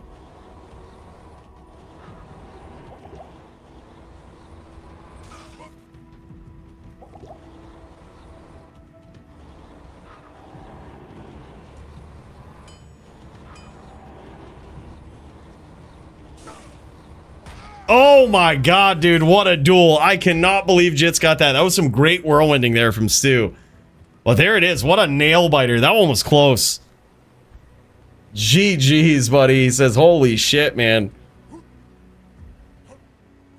Yeah, I think he got connected on in that leap, because it's like I said, I think if you time it properly, the charge can still hit. I think if you get them within the first few frames of them taking off, and certainly when they land, the charge can still connect. And I bet if you rewind the tape, he got connected as soon, like just as he started to leap, he got connected on. I think mid-animation, it's hard to. But holy shit, it looks like he had a bear rune in the IK armor.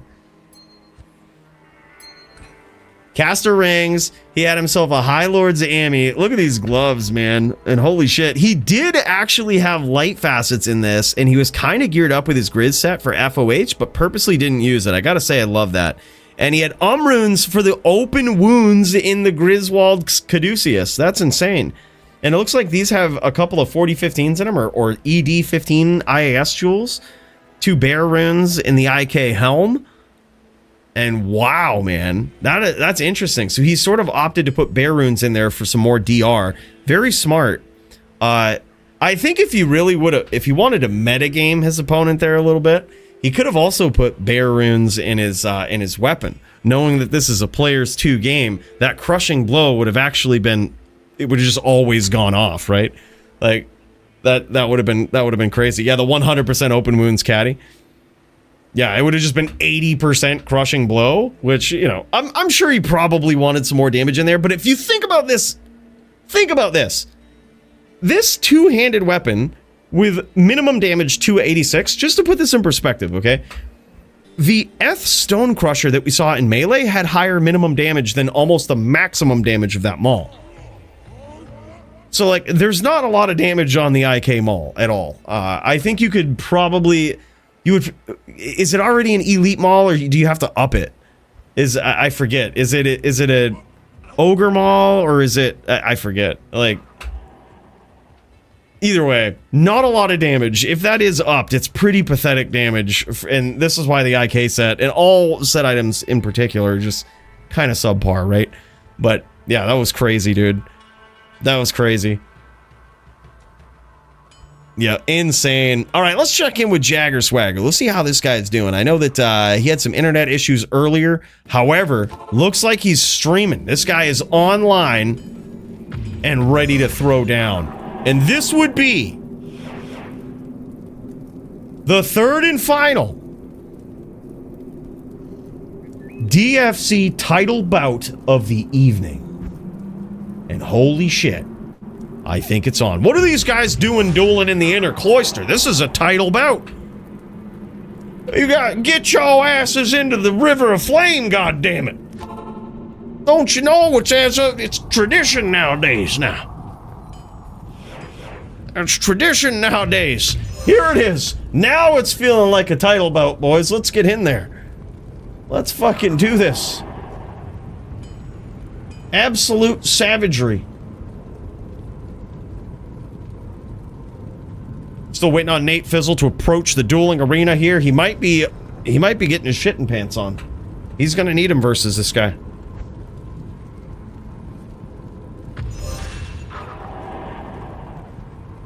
DFC Melee title bout of the evening, guys, and it's on. Jagger Swagger, can he hold on to his title, or is Nate Fizzle gonna take it?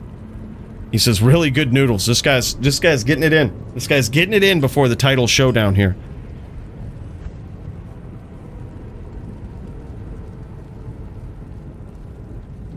Sorry, I'm drunk and hungry. Well, that's going to affect his performance here. He's going to show up to the River of Flame with a bad case of whiskey dick. Jagger Swagger, this guy, we saw him in the gym, staying off from all performance-enhancing drugs, all drugs in general. Just gets in there. He doesn't give a fuck. But this is it, boys. Whiskey dick or not, it's the Melee title bout of the evening. Can Jagger Swagger hold on to it? Or is the Judge Fizzle finally gonna earn the gold? Let's find out.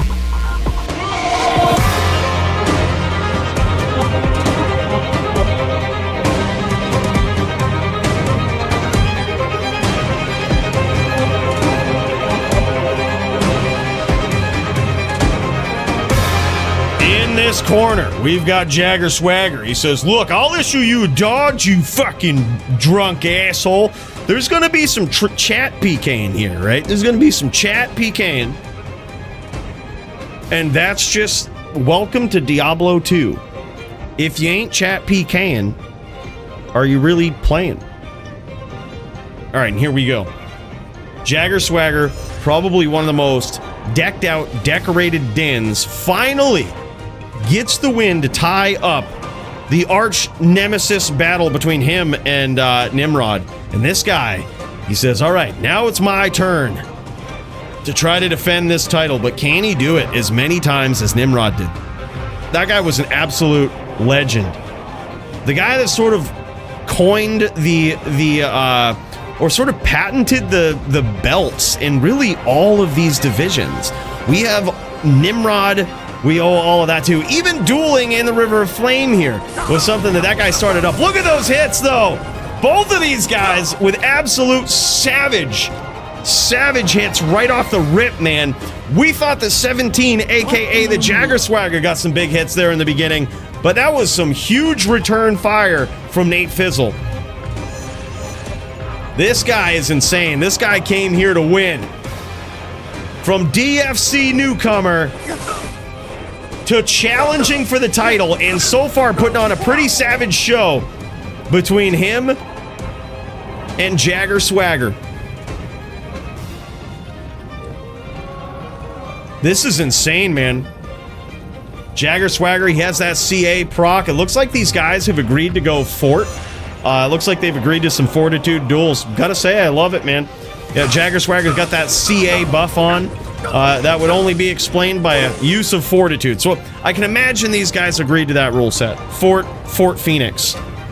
Which is actually cool, because I think that Jagger Swagger was talking about for the longest time, wanting to do some din duels like this, and I'm happy that he's doing it at the top for the title, right? Something that we don't usually see is dins wearing fortitude, or dins wearing Phoenix, right? Pretty crazy to see. And, typically banned, but players can always agree to do it, especially in the Din duels. They can agree to go Fort Phoenix, or they can agree to go Life Tap as well. But we rarely see it. We especially rarely see it for the title. Jagger Swagger suggesting it, and here it is, man. Nate Fizzle, the Jagger Swags, these guys throwing down for the title. So far, 3-0 in favor of Jagger Swagger, the reigning defending DFC Melee champion. Big hits from Jagger Swagger, but Nate Fizzle with that swap RNG. Now 3-1. Nate Fizzle is on the board. Here we go, baby. That's what it's all about. This guy trying to rack up the wins, trying to make a big comeback here, but can he do it? That's going to be the question.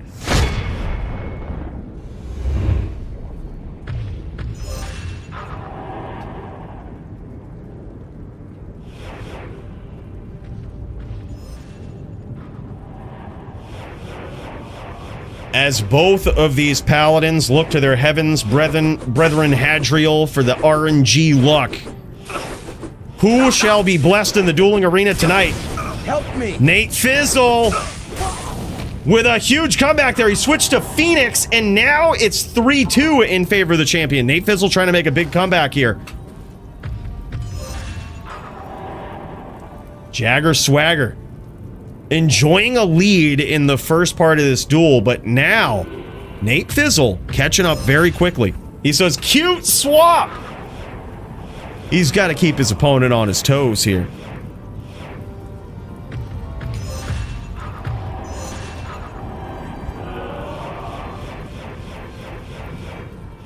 Ladder mode with no private games? That'd be interesting. Oh my god, dude. Nate Fizzle trying to tie it up here, and there it is. Threes now between these guys. Yeah, true. That's actually a great point, JLK, is that if you go to a pub game, you go into like ZPK games, it's very common to see Fort Phoenix on Paladins. It's just in the DFC, you kind of have to make more general rules for the things that you see, right? And we allow Dins to go Fort Phoenix if they both agree, but yeah, it is technically allowed, but you kind of have to make general rules for whatever you could get matched up against, you know? So Dins and Druids alike were enjoying quite a dominant reign with Fortitude.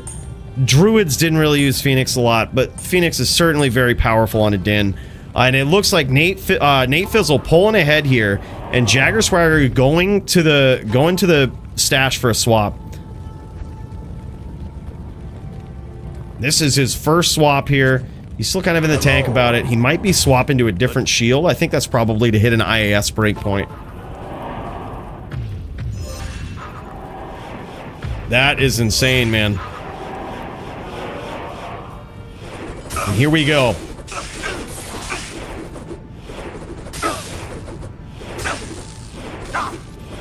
Unlucky hits from the champion there. He got 2 connections when Nate Fizzle was so low on life, but surprisingly, neither one of them finished. Now Nate Fizzle pulls ahead 5-3.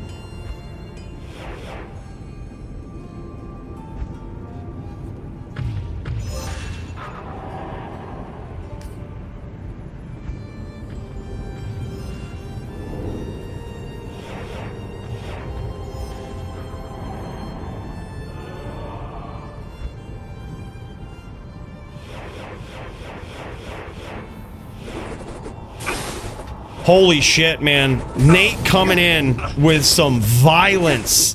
This is insane. There it is. Jagger Swagger getting some dubs back here. There was a big lead. That was a big lead that Nate Fizzle just took there. And wow.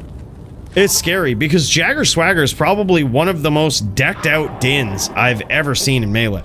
This guy that we're watching right now, one of the most decked out Dins I've ever seen. And Nate Fizzle, not bad. But Nate Fizzle, last we knew, that boy didn't have no Lolo weapon, right? He weren't on no Lolo yet. So this guy is just getting there off from pure build design alone. This is insane. The digital dice are favoring him tonight. Now 6-4 in his favor.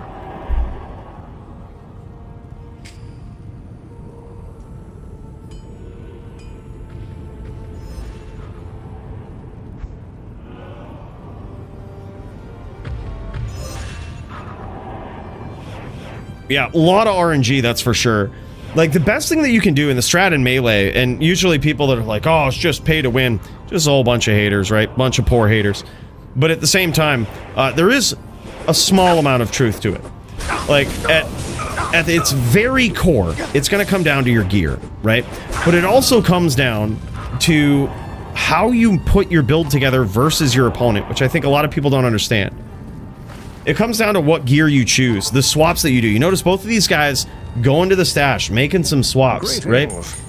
It all comes down to how you counter your opponent, right?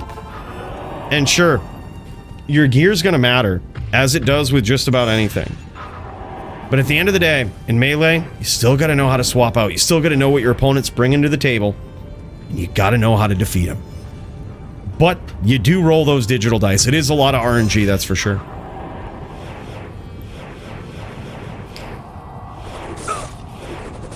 Yeah, Lolo is something that people refer to for a 2-socket E-Rep weapon that has E-Rep on it. And there it is, man. Jagger Swagger. This guy has been known to pull off some savage comebacks, but that's certainly something he's going to have to do here. Nate Fizzle with a savage lead early on. A scary lead, man.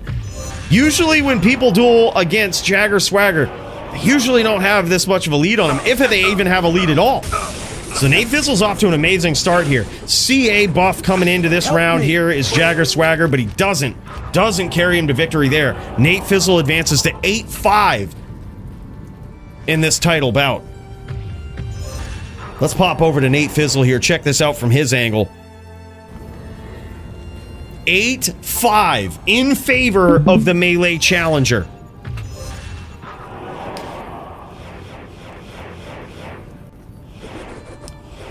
Yeah, exactly. Like, at a certain point, all skill being equal, all swaps and understanding of the format being equal, sure, it's probably the biggest argument for pay to win. That's for sure. But to discount it, it's usually comes from people that don't understand. Probably people that tried melee and got shit stomped.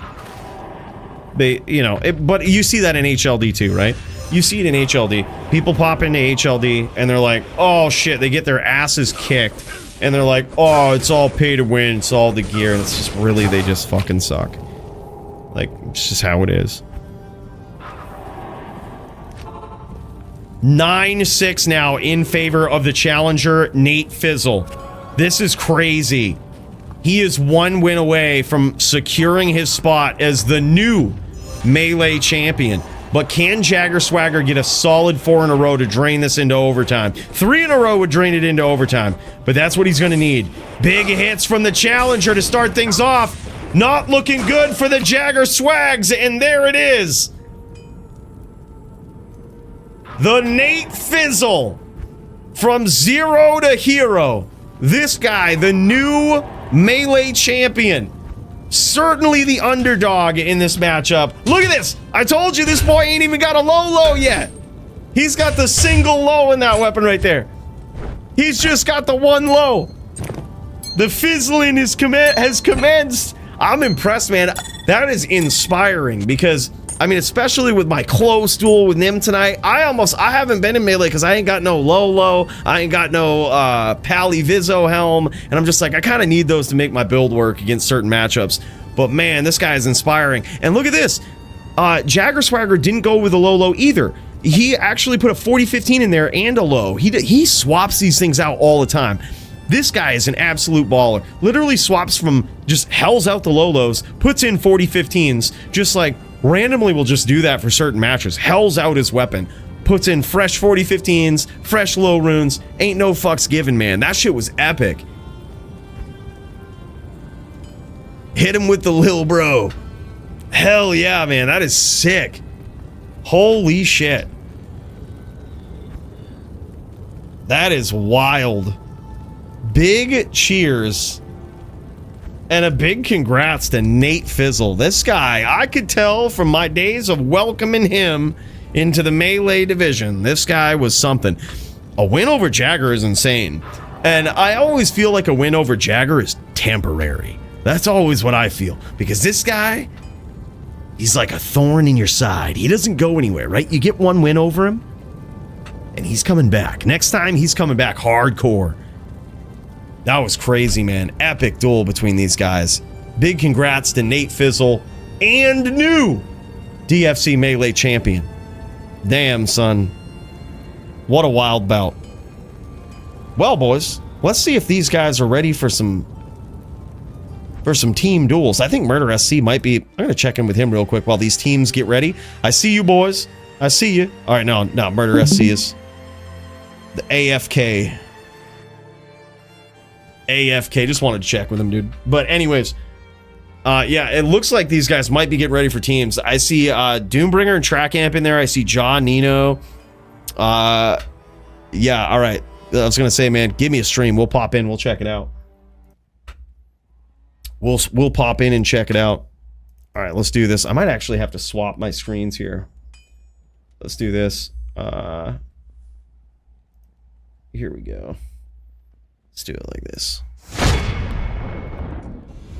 Hey, there it is. There it is. This is in this corner. Track Amp, an absolute savage.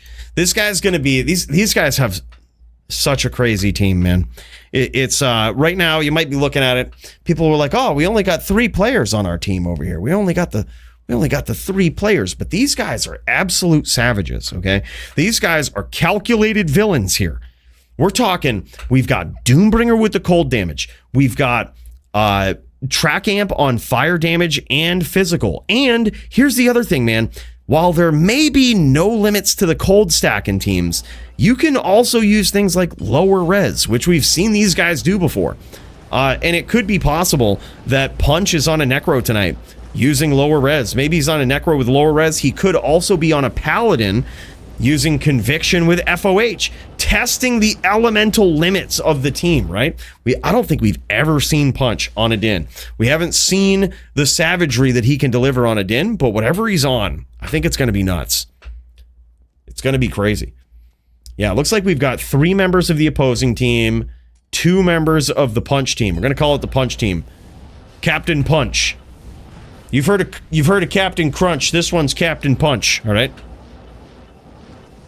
Sin plus Barb OP. It's pretty good, man. It's pretty good. Yeah, these guys won't have a Barb on their team, but it's going to be... I think it could be fair. I think it could be fair. It really all depends what Punch brings to the table. I assumed Punch would bring a Necro to the table. I just kind of assumed he'd be on like a Necro that had the ability to cast lower res, which would synergize so well with his teammates. But he could be on something different. He could be on Conviction Din. Who knows? Oh, Punch is in a duel at the moment. Oh, I see. I see what's going on. All right, yeah, no worries. All right, well, this is a perfect time right here to get you boys' votes in. All right, we've got, in case you guys were wondering, prizes that we so often give away. But I need your help. All right, I need your help picking a Fight of the Night winner. All right, and these guys can win some absolute savage shit as a result of your voting. Have you or a loved one been involved in a violent duel to the death? Then you could be entitled to a Fight of the Night bonus. Show up and put on a show, and one of these pricey prizes could be yours. Brought to you by Mooches, Hall of Fame phenom and timeless champion of the DFC. Show up, show out, but most importantly, show off those PvP skills. Oh, baby! That was like Brad Pitt and Troy right there, baby!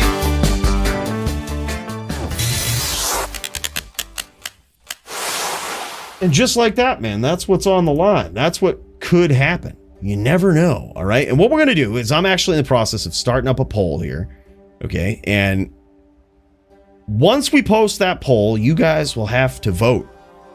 And the winner of that vote will win one of the Fight of the Night prizes tonight. And holy shit, man. There's so many. There was a lot. Let me plow through this list again, because there's too many. Holy shit.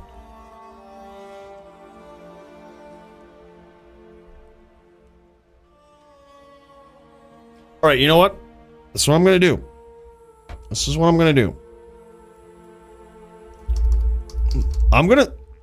to sound bad. All right, but I cannot award myself a prize, and I think I did all right tonight.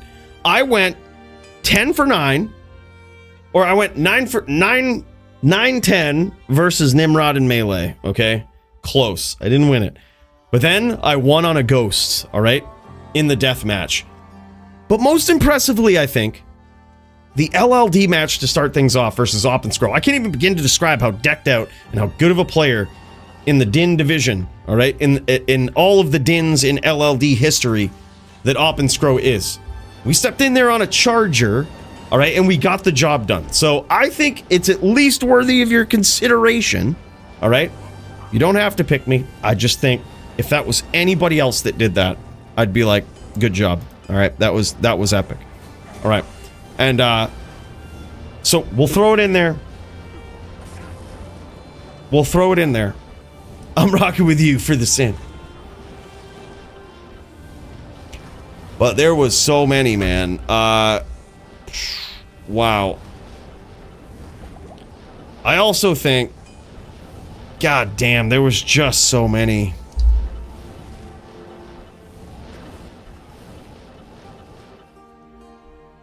Let's go with this. Man.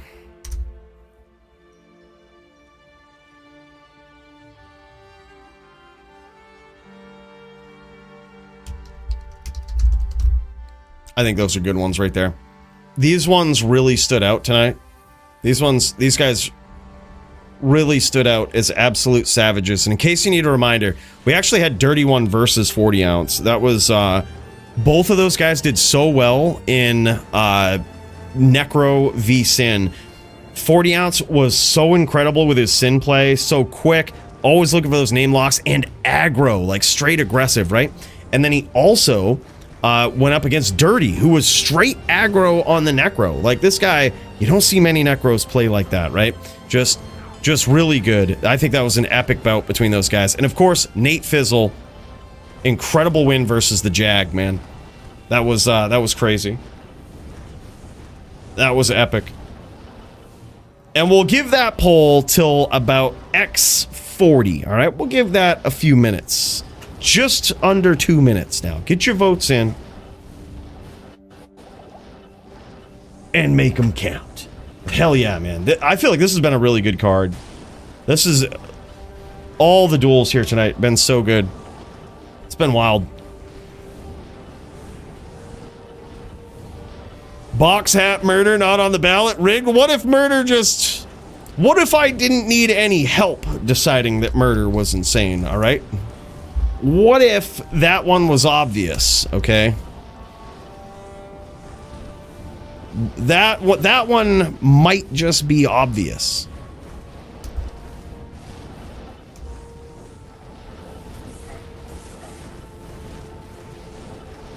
But hell yeah. Dude, I honestly think, though, in that first duel that I had with Oppenscro, dude, I've never seen a Din duel in the DFC where I'm just like, I think this guy would be a problem, Din v Din. It's just like literally why I came back into LLD division. I was just like, bro, let's do this. Let's go, man. And he played so well. Like, that was such an epic bout. That I felt that one in my bones, man. I still honestly can't believe I won it. Just like that, that's wild. That was wild. Epic LLD bout. Oppenscro is just so good. And that scepter, man, I've never seen a scepter like that in LLD. Combat skills, hammer, concentration, FOH. And it got 2 sockets at Larzuk. Shit was crazy, man. Absolutely crazy.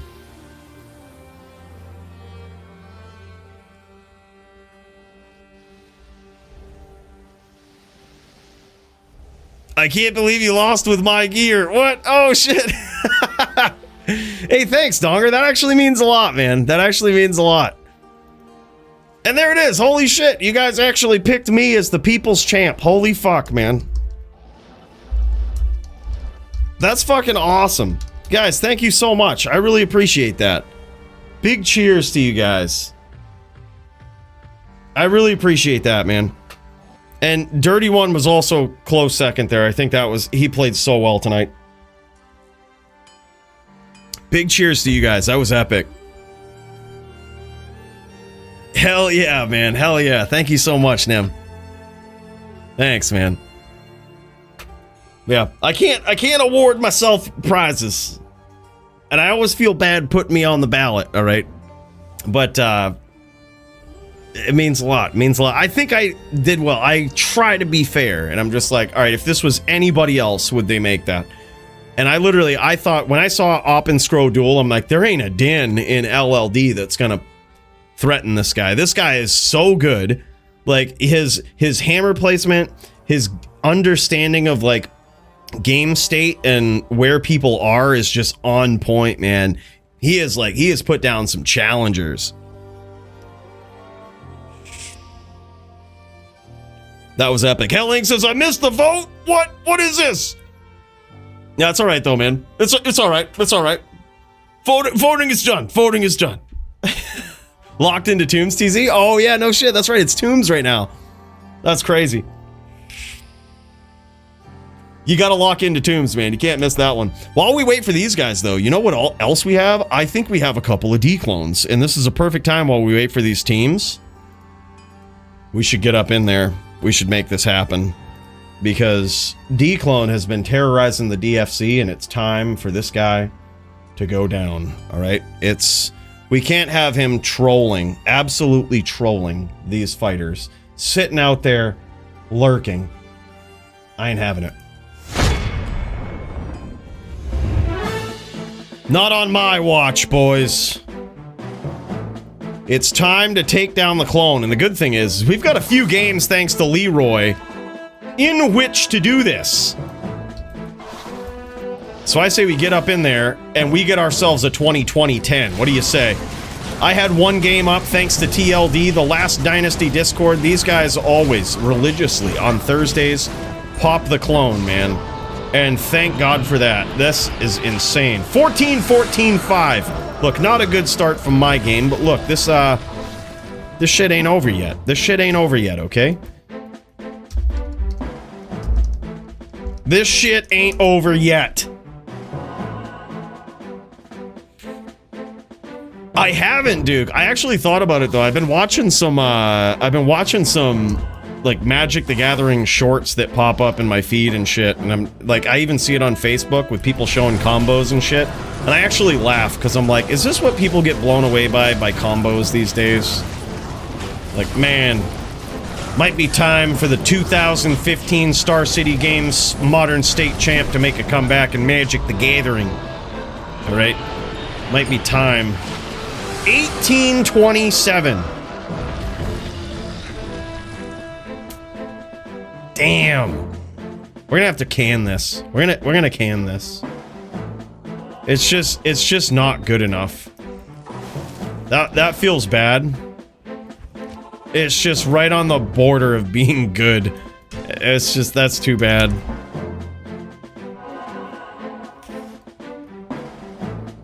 No shit, dude. I used to watch Jim Davis and all that stuff too, man. I can imagine he's still jamming.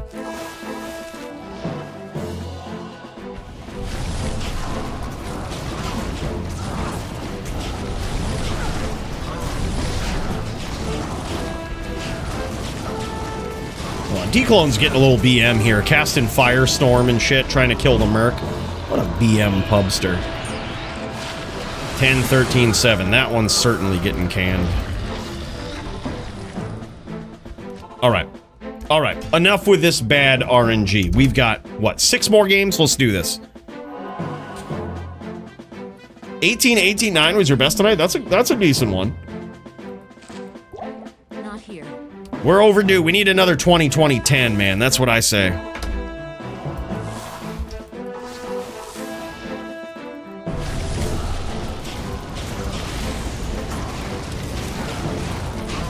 We need ourselves a 20-20-10. No more dicking around.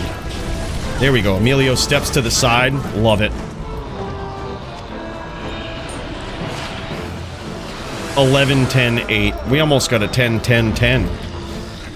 So horrible. Come on now. Actually, hold up. Let's Let's heal for the next game. This is how we're gonna heal. I'm gonna skip a trip. That should heal us when we leave. Look at that. Next level gaming skills.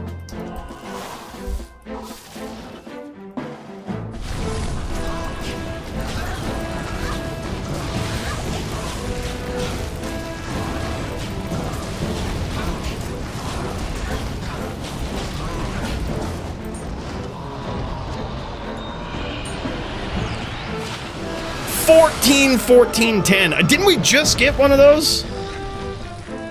What is this RNG tonight, man? What is this RNG? All right. Enough of that noise.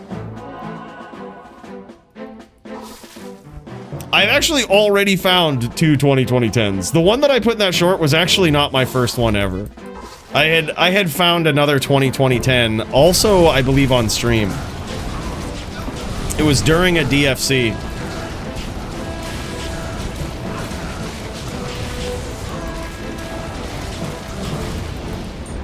So yes, to find 3 20-20-10s though, we must grind. Oh my fucking god! No way!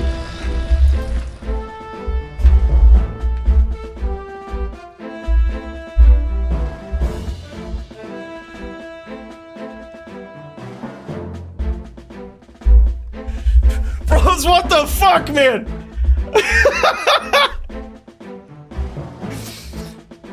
Birthday Annie. Holy shit. Holy shit.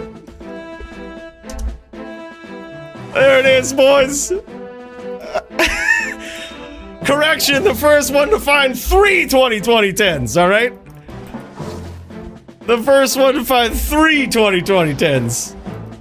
Holy shit, man. Wow. That was sick. I watched you ID 2 20-20-10s now. That's insane. That was crazy, man. That was so sick.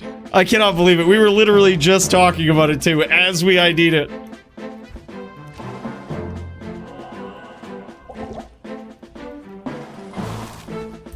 That was wild, boys. Can you imagine if this one's a 20-20-10 too? And faux wheel! What is this? My guy, thank you so much, man, for the 20 spot, the 1999. Holy shit, man. Can you imagine? That would have been so wild. That would have actually been the craziest luck in the world right there. That would have been so crazy. Bros, I cannot believe that. See, nothing beats that. Nothing beats the feeling. You're never too poor. Or you're never too rich in-game to go chasing these D clones, alright? Because of that feeling right there, it always feels so good to rip a 100% perfect Annihilus charm. I believe that's my 4th one total. Down goes the Merc. What a BMer. What a BMer, dude. Wow, I cannot believe that. Yeah, about 1.3k. Yeah, about that. Holy shit. Dude. Cheers, brother. Cheers to you, Hell Inc. and Full Wheel. You guys are the best, man. Thank you so much. Y'all didn't have to do that. Straight gas cheers for the Faux Wheel, the Mugen himself, and a straight gas cheers for Hell Inc.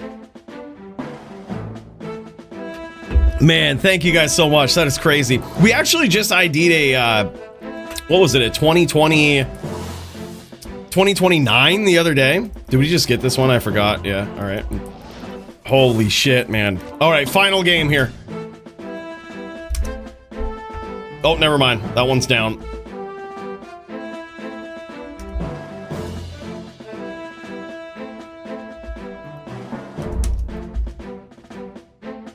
Damn, though, dude. Holy shit. Just want to make sure you didn't misspell it. That was so crazy, though. Holy shit. A 20-20-10. Just like that.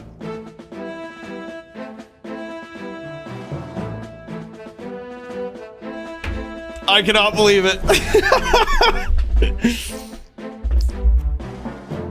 Packing fat bong rips as a cheers. Hell yeah, Glitchception. Big smoke cheers to you, brother. Hell yeah, dude. I was actually just thinking the other day, I need to get another one now, because I was like, when I got my perfect Din inventory, like all my 25s, 45 lifers and all the shit, there was no fucking way I was putting a 20-25 Annie in his inventory, even though he was level 99. I was like, all right, I'm just putting a 20-20-10 in there. I was like, I guess I'm gonna need another one for my leveling characters, and there it is, baby. That was crazy. That was so good. Cannot believe it. Big cheers to Leroy for setting those games up for us too, man. Wow, big cheers. That was nuts. That was a good birthday present right there. That was epic. And so was those generous donos from you guys. So epic. Thank you so much. That is wild, man. That is wild. All right, let's check in with these absolute savages in the team duels. They might still be waiting on the tour. They might still be, all right? Let's check in with it. Oh yeah, this is Track Amp up in here. Let's give him a look. Hell yeah. Man, that feels good. Thanks, Duke. Appreciate you, man. Leroy, the real MVP, that's for sure. He literally, you remember earlier, he sent me a message. He's like, check your DMs, bro. And he does this periodically. He'll set up these games where, like, he's just like, all right, man, I've made 8 games for you. There you go. Take them if you want. And just parks mules in them for me to go and kill D-Clone. Hell of a guy, man. Oh yeah, look at this. He was doing some TZ tombs up in there. These guys doing TZ tombs. Damn, son. Well, all right. We'll give these guys we'll give them another 10 minutes or so. We've got some time. In the meantime, you know what we could do? We get up in here and start beating on these guys. I hate to do it, but I mean, I hate to get them ready for their duel, but I mean, every once in a while, you have to show people what's up, all right? And, you know, I would hate to do it, but once we figure out what class we're going in with, we're not showing any mercy. All right, we are certainly not showing any mercy. How about this? If Punch comes in on a Din,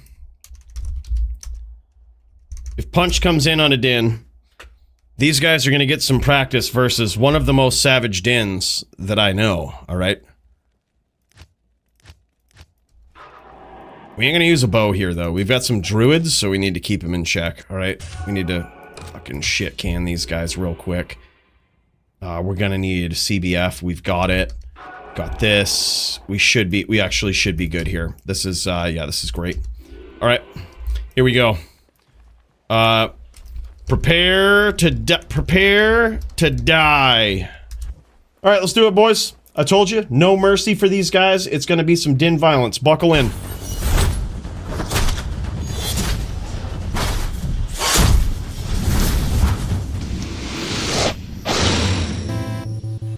That's right.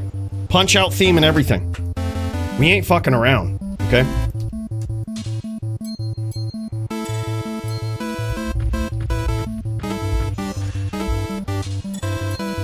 Alright, go all.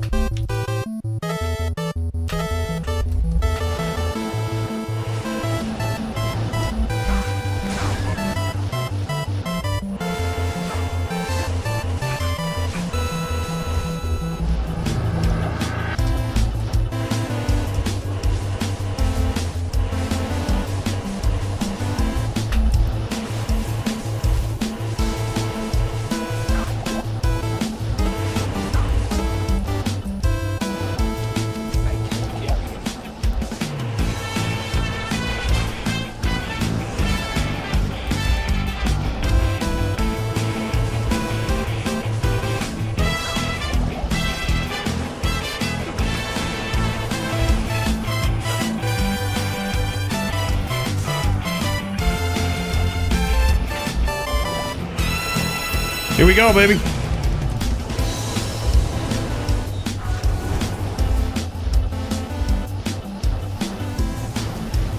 So I get distracted by those claws. There was rare claws in the Blood Moor.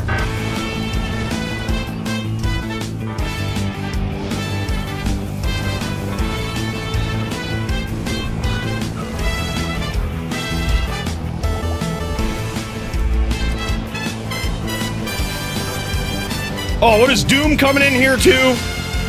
Oh, come on, man. You're supposed to be on my team.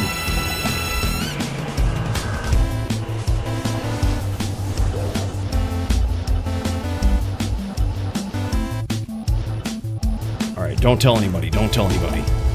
We're taking on all teams here. I mean, come on now. Just don't tell anybody.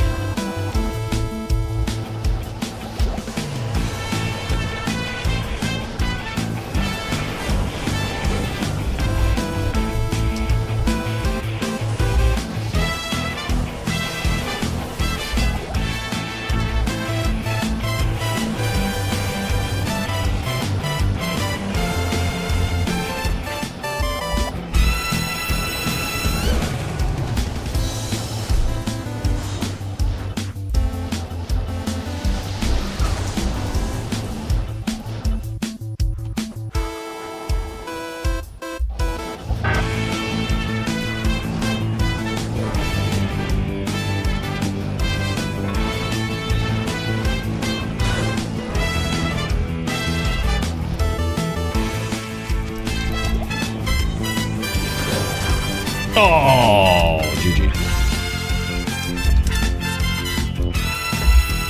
Well, you can't beat a Druid. All right, it's impossible. And Track Amp knows our tricks. He won't ever stomp.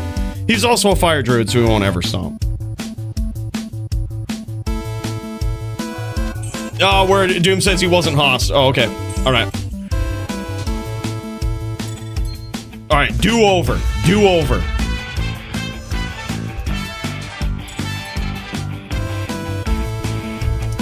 All right, here we go.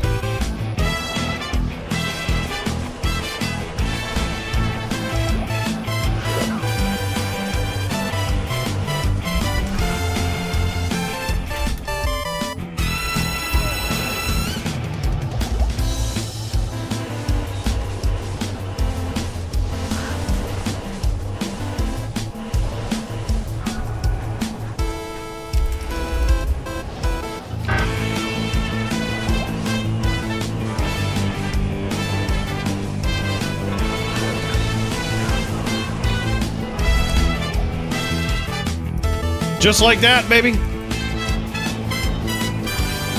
We coming after him. We coming after him.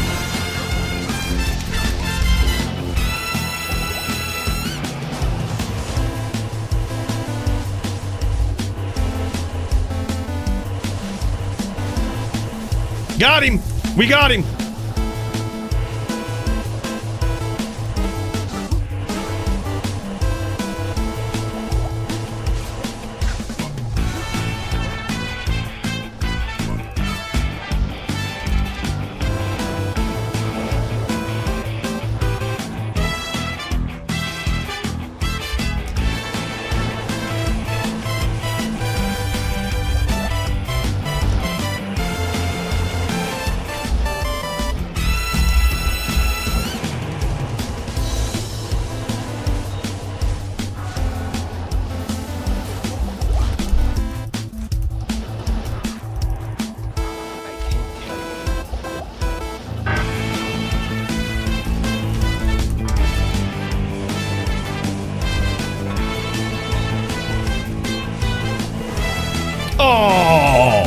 I thought we weren't Hoss. What the fuck? I was going for everyone. I was going for everyone, dude. I'm just trying to get them ready, all right? Can't be having no BM cold sorks with all their cold damage coming in here, being cold sorks. What is this? What is it, BM cold sorks just being cold sorks? Lame.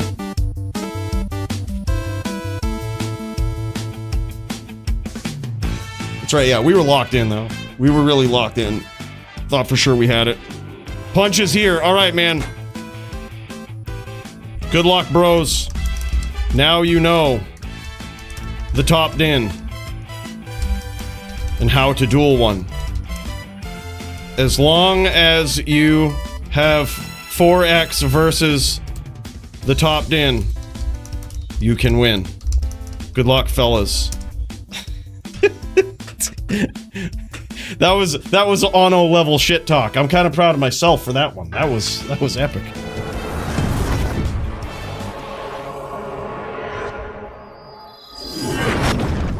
We talking Ono level, all right? Ono another level, if you will. Controller Oblaz? Yeah, for like auto hits. Yeah, auto aim. Holy shit. All right, boys. We had to show these guys. We had to show them. Ono the trash man. Bros, it was kind of funny. Ono is notorious troll for people, right? So it's funny. You dish it out, you get it back, right? Like, it's all in good fun. But the video with him and Muchez, where we trolled him with the down smiter, was probably, that was the laugh of the week. All right, that was good. I mean, to be fair, dude was probably just starting out on smiter. It's a tough class. Put it this way, all right? You looking at a seasoned din player, okay? And I still think it's a fucking smiter is hard to play. It's really, really hard to run. I think people look at it and they're like, man, VT smiter's such a OP build, right? Really depends on the pilot. You really got to be so good with it. He hadn't name locked once until that day, right? That was the fucking smiting down. I was like scratching my head. I'm like, what is he doing? Like, is he trying to hold a name lock and stomp? I was like, what's going on? What's going on here? It was his first day in 3 years trying to name lock. Look, it's a hard class, man. It's a hard class. We checked that out on stream, Muchez. It was fucking hilarious, man. I told him, I was like, I've dueled Muchez enough to know when he has no respect for your din skills, all right? And the fact that Muchez is stomping him and impaling him with blatant fucking disregard about getting away tells me Muchez has absolutely no respect for his skill on a din. I was like, it's bad because Muchez would, against your typical player, he might never say that in game, right? You have to take it as to how he's dueling you, as to how much respect he has for you on that class. And how do I know that? It's because I'm sure as I was getting used to doing that exact thing, I was fucking up chain locks, fucking up all of this shit. And Muchez would fucking stomp me. No respect for my din skills. But then as I progressively got better, he stopped doing that. And I was like, all right, this means I think I'm an adequate din. I am an okay din because Muchez tellies away from me on the smiter now. Which, the fact that he's engaging with you on a smiter still says something about your entire dueling ability on one. But at least he's tellying away, right? That was that was the level up for me right there. Yeah, exactly.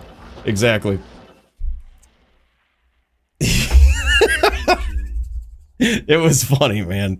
That was funny, though. Dude, the funniest part about it is when I first saw the duel, I actually thought you slowed the video down. I thought we were watching like a slow motion kill because I see you shooting arrows in slow-mo and all of this shit. I see him smiting in slow-mo, and I just assumed the video was in slow motion until I realized that both of you guys were slowing the piss out of each other, and I was like, this is even more fucking funny now. Because he's slowing a Zon down and still fucking loses. I was like, that's nuts. That's nuts. It's hard to, here's the thing is, you can't really, it's hard to shit talk someone on a class that technically beats them if you're new on it, right? Like, you have to kind of build up a little bit, get good on it, and then fucking smash, and then you can shit talk. But you can't do it against a seasoned pro and just go in new on the class and expect to win, because it probably won't happen. Yeah, it's crazy. Yeah, he's mad and BM me with tap one and slow missile, so I put on Clegs and impaled. Fuck him, dude. Fuck him. That's awesome.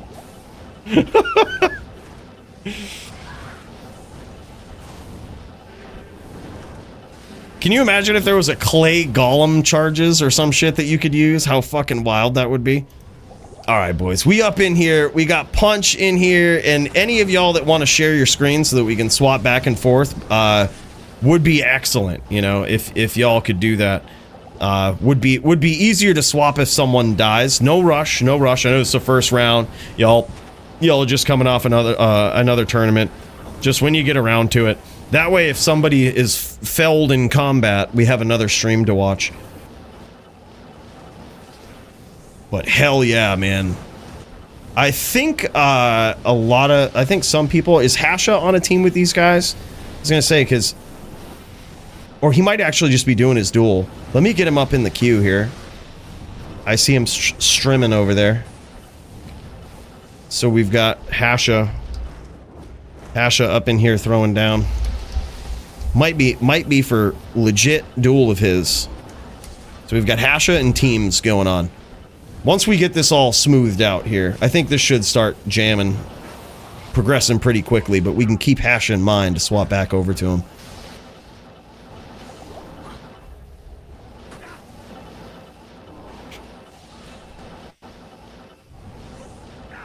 But yeah, I got a good laugh out of that, Muches. That was a hilarious video. I just knew, I was like, the way that Muches is dueling him, he has no respect for him on a smiter. Like, none. You can just tell. I've dueled Muches enough to know, like, you're doing bad that day if Muches just willy-nilly doesn't give a fuck about closing the distance. He's just stomping you, he's just toying with you, you know? Down goes Oak. They got Jaw, boys, and now it's 3v3. I told you this was going to be tough for him. I fucking told you it was going to be tough.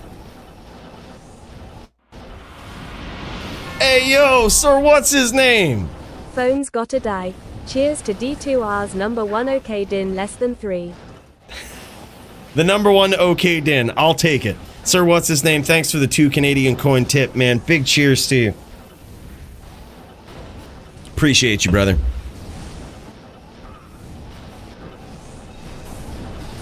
All right, boys. We've got one stream for this team. We've got Track Amp himself. We've got Mugen, aka the Foe Wheel, on the other team. I'm actually going to cut over to him. I think he might have. I think he might be on a din. If that's usually what he's on. Oh no, he's on a Sin. This guy's gone on a Sin. This is Mugen on a Sin, the Foe Wheel himself. This guy, if any, could clutch it. Oh my god. Down goes Lilith. He took out Doombringer, the Cold Sword. Okay. Okay. This is doable. He might be able to get there. If there ever was anyone that could do it. Mugen on this Sin. Andy's lower resed here. This is very interesting. I think Punch is going in and doing the lower resin. I thought he might do that. I was going to say, he was talking earlier about going in on a din and having like conviction, which is great, right? But I've never seen Punch on a din. I was a little worried. HBD. Holy shit, Muches, you didn't have to do that, man. Thank you so much. Holy fuck, 100 bones from Muches. He says, happy birthday. Bro, thank you so much, dude. You didn't have to do that, man. I tell people, I'm like, the stream is free. You ain't got to do it. I really appreciate that, dude. Big cheers to you. That's wild, man. Wow. 100 bones. I'm going to put that towards getting good. I'm gonna put it towards the day where Muches eventually denies dueling me on a paladin. That will be the day. That will be the day. Fuck yeah, man, and there it is. The OG Wiz, Punch himself, takes him out. That was a good duel. And believe it or not, I think this guy might be the star on this team. Mugen. This guy could potentially clutch any of these duels. By star, I mean your class has the ability to clutch if it's, let's say it's 4v1, right? Or 3v1 in this case. Your class has the ability to take out any of these guys. This Sin certainly does, right? The anabolic horse, the Barb player here, certainly could, but as we know, Barbs kind of have it rough. The battle orders is most important. It's going to buff up the team. He's got some pretty savage hits, as we saw. And Oak, aka Jaw, on the Druid, he potentially could clutch, but it's going to be hard for a Druid to do that, especially when he's got a savage player like Punch that can easily NVD him and give him trouble, right? Kind of equalize him. But, and then you've also got, I mean, the Druid beats Doombringer, right? But, you know, then you've also got a Fire Druid, which was a pretty close duel in these guys' 1v1 as well. So it's like, while he could do it, it doesn't look good. But the Sin is a very bad matchup, I think, for just about all of these characters on the other team. So it's possible. Mugen has the clutch ability here, but they are down 1. Captain Punch and team, these guys are up. All right, and if any of you guys want to, if Punch or Doom want to share screens too, and that way I could pop in if you can, that'd be great. If you can't, no worries, but would love to see him if you got it.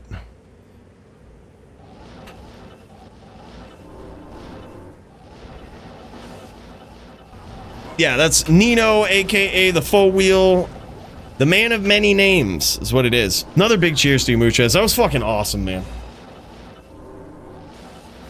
Fucking wild, dude. Really appreciate you, dude. And the prizes are still running good, man. Like, it's so amazing that that donation has lasted so long in DFC prize pool. It's fucking wild. Just crazy. So generous, dude.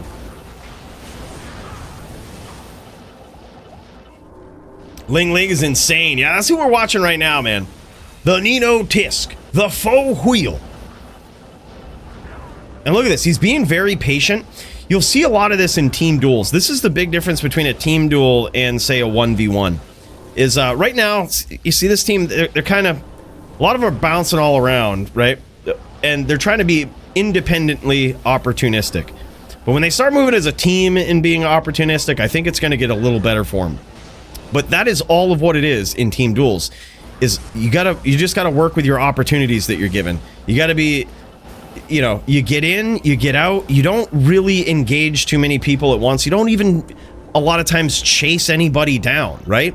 It's even if you have the upper hand, they're gonna chase you back into their teammates, and you're gonna have a bad time, right? You just gotta take your shots, get out, right? Whittle them down. Any damage to any one of them is damage to the total life pool of the team. So that's good. Just take it and go. Oh, hell yeah.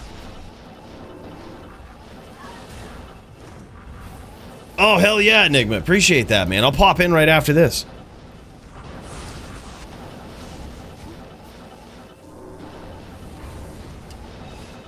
He says, I've got a birthday present for you. Bro, that's awesome, man.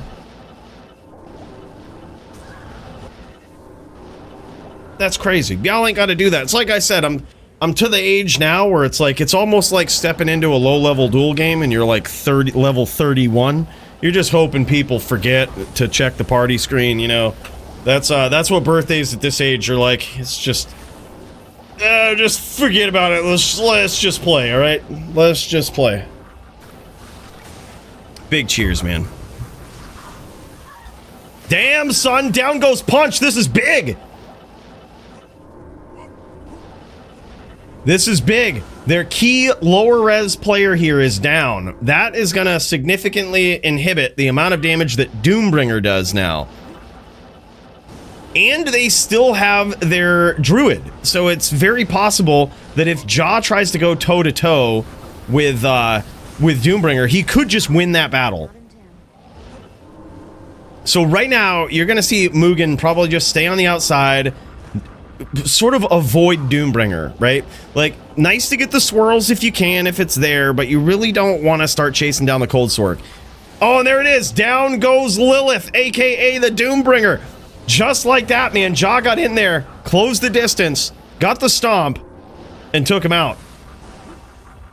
Just like this, I think this is going to be 1-1 now. It's looking like it's going to be 1-1. Unless Track Amp can clutch this. I told you, once these guys started sticking together, being very opportunistic, not going too far out of the way, just kind of cohesively sticking together, you can see the whole dynamic of the team change, right? Any damage on any one player is basically damage to the whole team. Nice stomp there. Mugen closing the distance, taking this opportunity. Now these guys are going to get a little bit more aggressive. They've got one player left, right? They still have to be very careful because as a Fire Druid, Track Amp is going to be dealing a lot of AoE if people are directly chasing him in the path that he has already been in, right? They're going to catch that residual Armageddon as it comes down, those residual fire spells. That's what you got to be careful with when you're chasing a Fire Druid.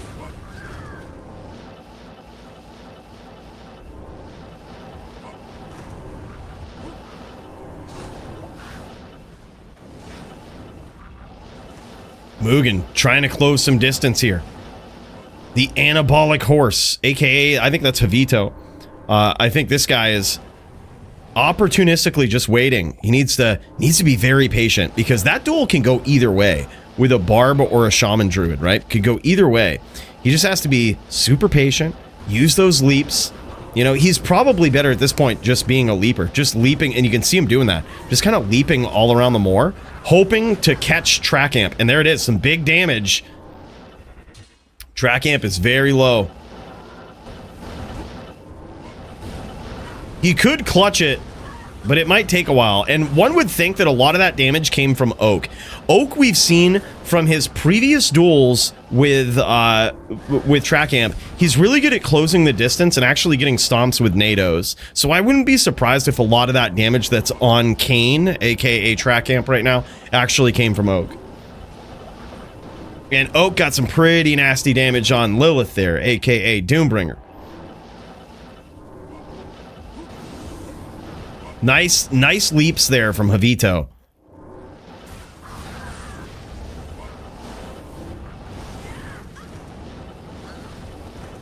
Assuming that Mugen's Mind Blast is maxed here too, if he just goes, he doesn't really need to trap much. If he just goes around, stays out of the Armageddon and looks for Mind Blast, that's going to be huge for Javito, just like stunning him. But also the Mind Blast is going to work him down. It's going, you know, it's just constant damage to his life total. And especially whereas he's so low right now, that could pay some big dividends. Making you a birthday song, hell yeah, man. Did Squigs fight yet? I was running TZ. Oh yeah, Squigs fought way earlier, man. Wait, or did he? Hold up. No, I'm thinking of... Never mind. I think I'm thinking of someone else. Did he fight? Hold up. Yeah. No, never mind. Squigs fought way earlier. Okay, no, I'm thinking of... Yeah, that happened like relatively early. Yep.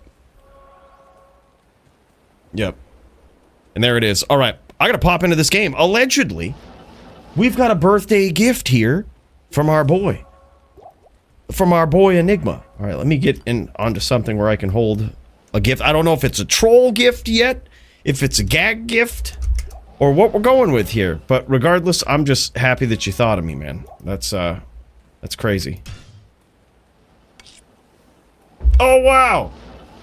Dude, multiple jaw runes. What is this? Holy shit. Bro, that is crazy.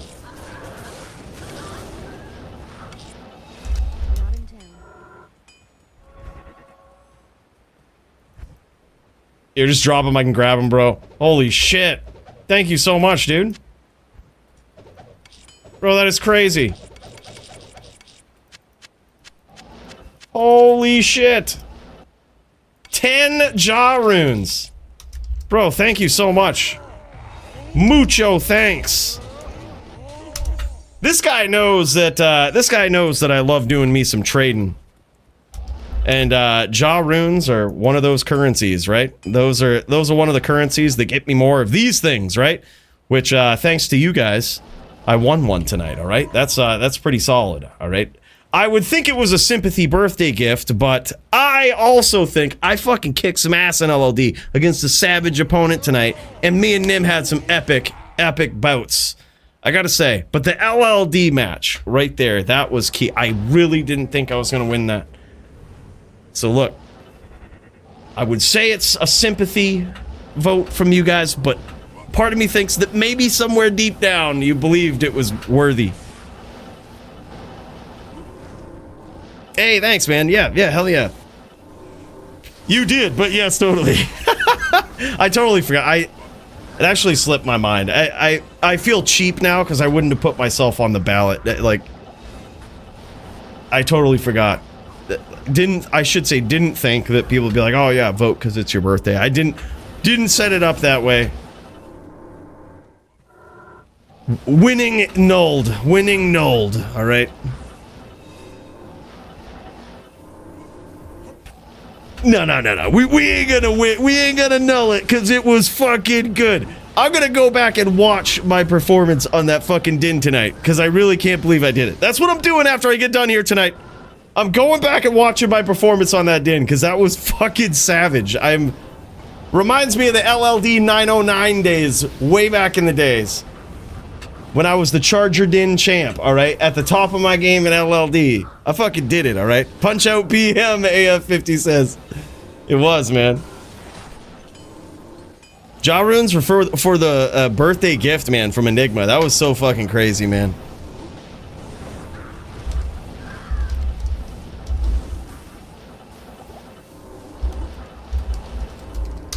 That was so wild. So wild, dude.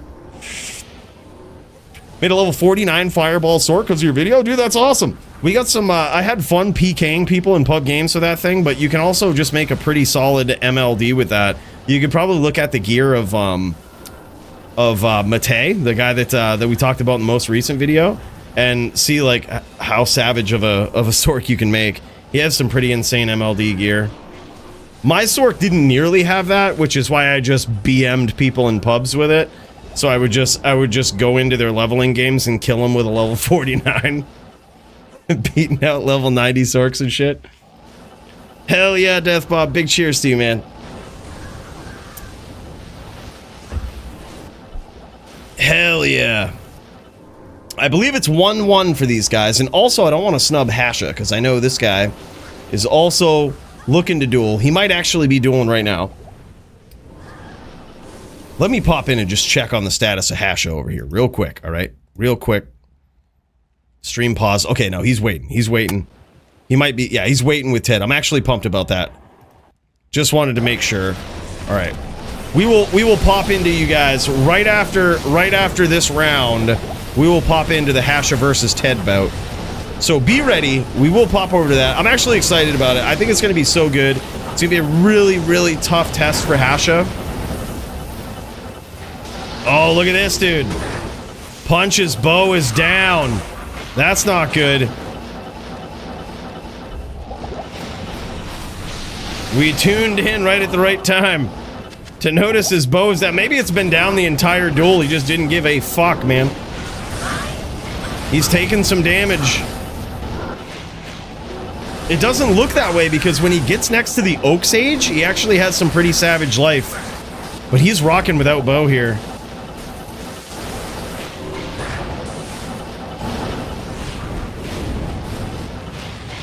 I wonder if he might have been relying on his teammate's bow. I think that was what he was doing. I think he has a lower res wand on the swap and he's relying on his teammate's bow. So his teammates have to re-bow him here. That's probably why his bow ran out. It's all making sense. It is a glass house setup, if you will. He can lower res for his teammates, but he relies on them for bow.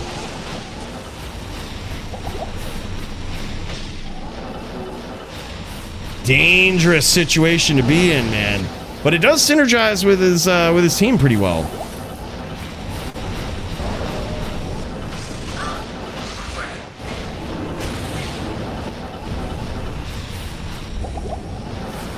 And it appears as though Ling Ling, aka Mugen, is the only guy left on their team. It looks like they've put down all of them. So it's literally 3v1 versus Mugen with Punch not having any bow right now. And he's still trying to close the distance, get in there and finish.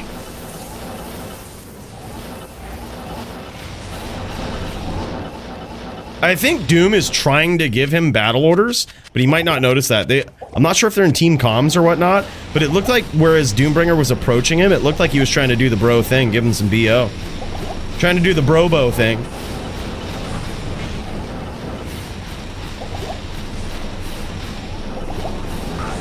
Ling Ling is such a GG name coming from an Asian guy. Hell yeah, man. Tears for beers.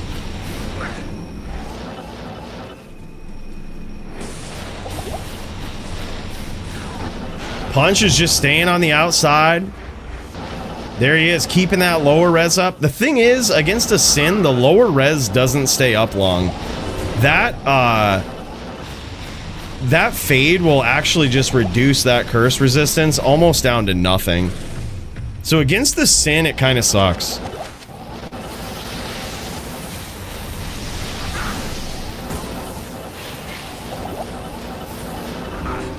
And finally, Punch gets the bow. He's got to keep that bone armor up, though. That Mind Blast from Ling Ling, a.k.a. the Mugen, is gonna be doing some damage. But luckily at this point, he knows that he just has to avoid the traps. That's basically it. If he can avoid the traps, he's good. And Punch has a sixth sense for the game state, right? Where these traps might be from his opponent. And the longer he goes, the more life he reps. He's got his entire team chasing Ling Ling. So it isn't like Mugen is aggressing him directly, right? He has time to heal a little bit here.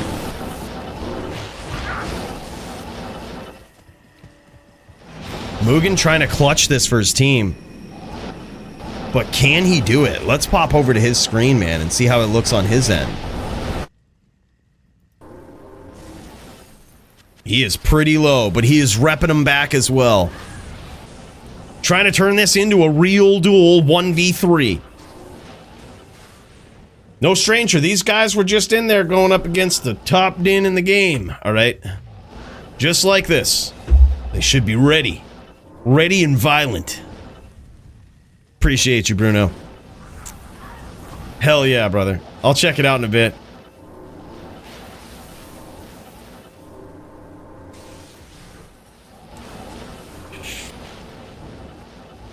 Yeah, he's very slippery. Oh my god, dude, and down goes Lilith, the Doombringer. And look at this! Track amp is actually very low, and so is Punch. Right now, I believe it could be possible that Mugen has more life than both of these guys combined, even though he was super low.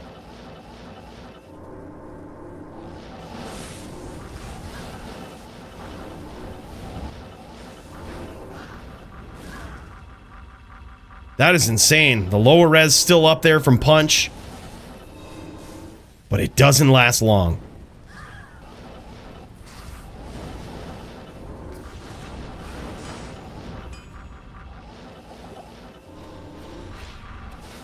Nice shots from Punch from the outside. Mugen trying to clutch this.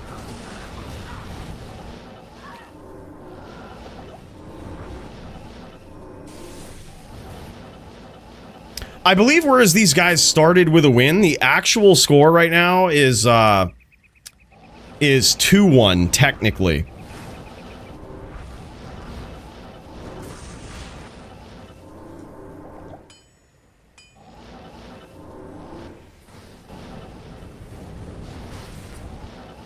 Yeah, but I think the deal was you guys started out with a win because you were down a player. You start out with a win.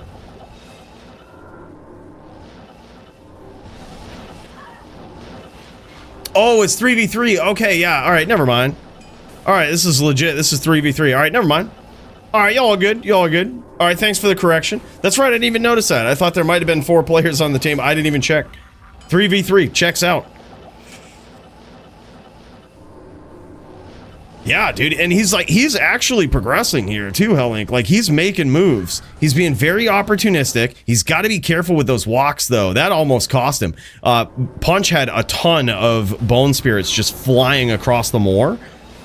And with that little walk down there, all kind of inconspicuous, innocuous little walk down there, that could have cost him. That was an opportunity for one of those bone spirits to hit. Uh-oh. Nice traps there from Mugen.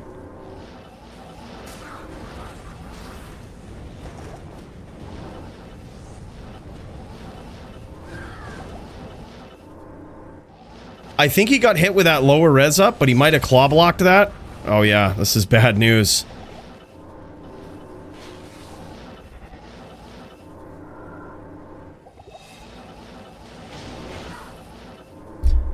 OG Wiz, aka The Punch, trying to get some teeth shots in there. I actually like that. Covers some massive AoE. And can sort of fight back against the rep life of the Sin as Mugen tries to hang on. Nice shots there from Punch. And Punch just wisely doesn't get too greedy. Doesn't try to follow up and just, you know, and keep aggroing. That's smart. It's like a dog pack that these guys have, right? It's just in and out. As your opponent turns and faces you, bam, your opponent comes in from behind, right? And just like that, these guys get there. Now 2-1 in favor of the Captain Punch. Hell yeah, man. That was crazy. I thought Mr. Ling Ling, aka the Mugen, might get there. There's gonna be a video coming out soon that I'm working on right now, which is about my ladder reset Zon, but it's not necessarily about the climb to the top. I thought about doing one, but I don't know. It's interesting. Our whole thing this season was gonna be like bin to win, like throw out everything, fuck what everybody says, just like try to get to the top of the ladder, bin everything. And like, we got beat by a team that did the exact opposite, which was, I think, a good story, but also hard to tell without just looking like a dumbass and, you know,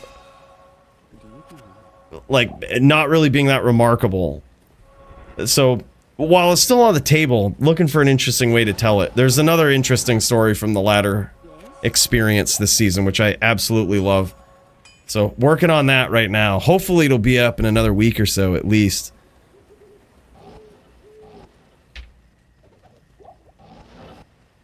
Gonna be interesting to see Ling Ling with teammates. Yeah, right? Looking forward to it. Hell yeah, man. 2 stories, 1 vid. I do kind of mention it in that vid. Like, you know, that the status of the character that I'm on. As sort of a backstory. And I'm sure as I finish telling the story of that Zon, there will be other stories about the ladder climb that are important for that story. So it's kind of like about my ladder season, but not about the climb. It's weird. But I still think it's cool. I'm actually having a lot of fun making it. It's like, I dropped a little preview in the VIP channel. It's pretty epic, man. Can't wait. Team versus solo plus loading is interesting, yeah. Like, it's funny because we've said for a long time that, like, the ladder climb isn't necessarily about... You can't necessarily pay to win a ladder climb, right? Like, you kind of need to have... At best, you have a good team. And if you don't have a team, and if nobody else has a team, then it's about how, like, it's about having loaders and degenning. That's like literally what it is. You need it. And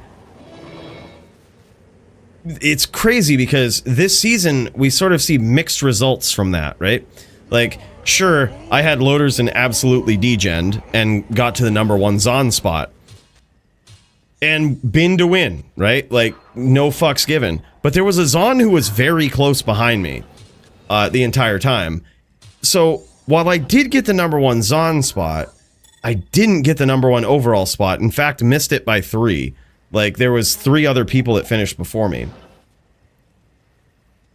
So it was like, while I was the first non-mosaic Sin to finish, it's like, even still, like, okay, it's not even necessarily about that. Like, there was a hardcore player that beat me too, and he was on a Sork, so I guess we have to make it even more specific. It was the first non-Mosaic Sin on softcore ladder expansion to 99 it, right? Yeah. Yeah, they didn't sleep. Once they noticed, it was the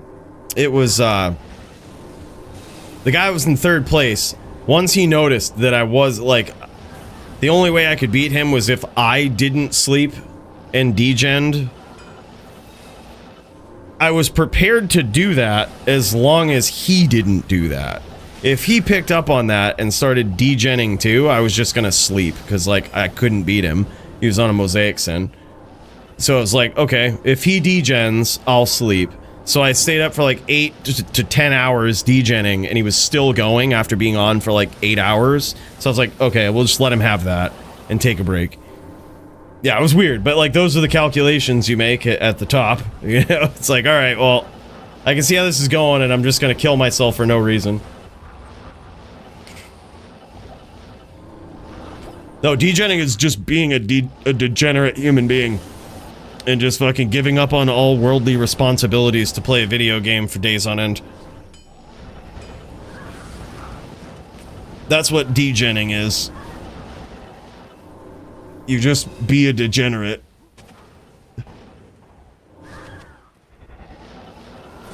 I was prepared, but so was he. So I was like, alright, I won't win that. I won't win that. So I'm just gonna sleep instead. So, slept, woke up feeling refreshed, finished the 99 grind at number 4. That was gonna happen anyway. It was gonna happen if I didn't sleep. I was gonna get number 4. So I was like, I was 100+ million ahead of the Zon behind me, which was the closest one to me of all of the classes. So I was like, yep, that's fine. I'll just sleep.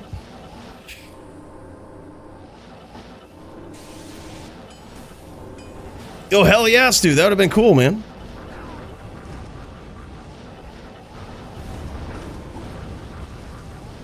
Oh, thanks, dude. Thanks. It was a fun climb. I always have fun with the ladder climb. I think I might... I've said for like the last 2 seasons, like, alright, this is the last one. I'm not doing another one. But I don't know why. There's always a calling to do it. Like, I don't know why. But I'll probably do it next season. Alright, let's pop over to Punch here, actually. This guy is an absolute savage. We'll get a little bit more intel. Shit, I meant to kick over to Hasha, too, and start that up. Why don't we actually do that? Let's pop over to Hash's duel. I said it. We didn't do it. These guys have started up. These guys have started up. Perfect. This is awesome. We're here.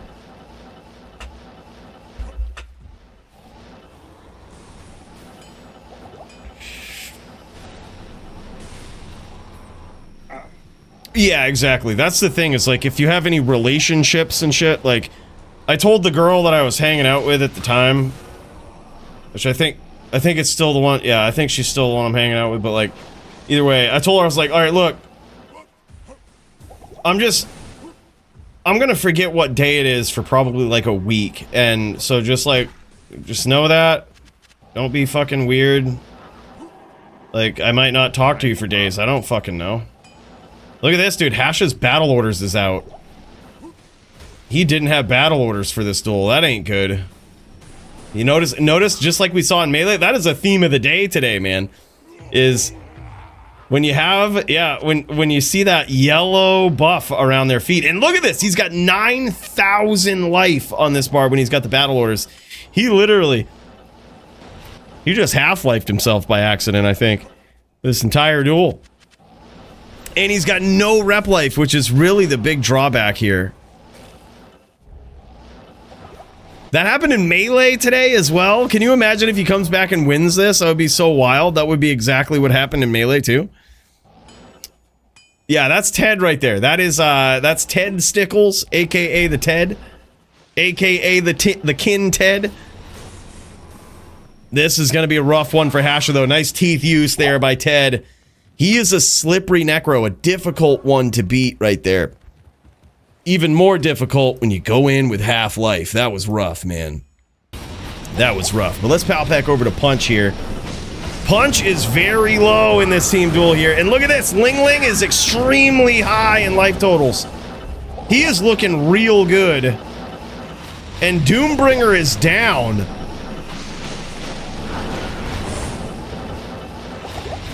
Vito is pretty low. Just got a nice little life check on him. But he's still in this. And the Barbs still being in this is crazy. We were just saying, right? We were just saying, love to see the Ling Ling with teammates. Well, you can see him now. He's got a pretty healthy life total, and he's got that team support, man. These guys have collectively worked these guys down to a very low life total here. Punch is in trouble.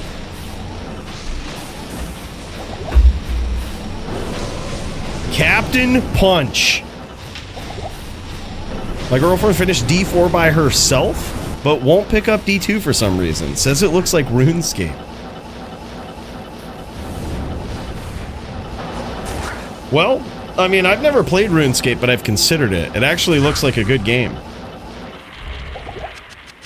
And I heard that items are worth something over there, so it's like, well, that's fucking cool. That's an ARPG, if you ask me. Nice name lock there. Very sneaky name lock from Punch.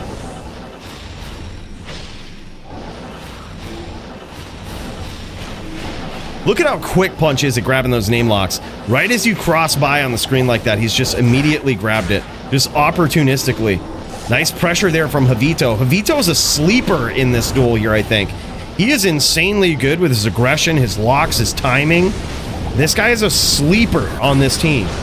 They should not, by any means, underestimate Javito on this Barb. Are they really, dude? Not a frog. I hate how much they fucking change items in that game. I just fucking can't, man. I just fucking can't. It's crazy. I used to keep their old items with the abilities that can no longer spawn on them because I thought someday they might be worth something. It might be a nice little history treasure, right? But they just, now they just keep power creeping the game and everything just gets bricked and fucking, yeah. But like, yeah, I heard the no bricking thing, or like you can pick what you want on your item now, but then there's another way to brick them. I'm just not excited. I haven't been excited about a D4 season since season 2. Not gonna lie. I mean, I've played, you know, I played with when they had the new class, that was cool. But it's like, man, it's hard to get excited for them when they just, the game is not even close to being finished. It's just a D3 clone. It's so, I hate to say that, but ever since I watched D3 get played, I'm like, well, I suddenly know how to play D3 and I've never played it before. Yeah. Okay, but I won't lie, I actually played Diablo Immortal on the shitter. I got a really nice phone, finally, and I actually played Diablo Immortal on the shitter, and it's really not that bad. It's actually better than D4, I think. I'm just kind of late in it, taking it at my own pace. I mean, I only play for like 10 minutes at a time. But like, log in, collect your bonuses. Like, I already hit level 60. I'm like Paragon 2 or something. And I haven't really even tried. But I kind of don't mind. You know what I mean? I'm like, that's fine. I wasn't going to take this game seriously anyway. But it's actually kind of good. It's actually kind of cool. Yeah, as pooping software goes, it's not bad, right? Nice shots there. Great traps from Ling Ling. It was actually amazing. Punch trying to set this up. His team is down. And he's trying to survive. It's looking like the clock is ticking, though. Nice aggression there from Javito. I think that's Javito, right? On Anabolic Horse? Pretty sure it is. That's who I thought that was. Yeah, that's Javito. There it is. Thanks, Punch. Appreciate you doing that. Hell yeah, dude. What an epic team duel. It's now 2-1, right? Or 2-2? Is it 2-2? Holy shit. Tie game between these guys. Let's pop back over. to Hasha versus the Ted. See how this one is going. It looks like, holy shit, look at this. Hasha actually has 9.7k life on this barb. He says, where are you? LOL. In the pocket.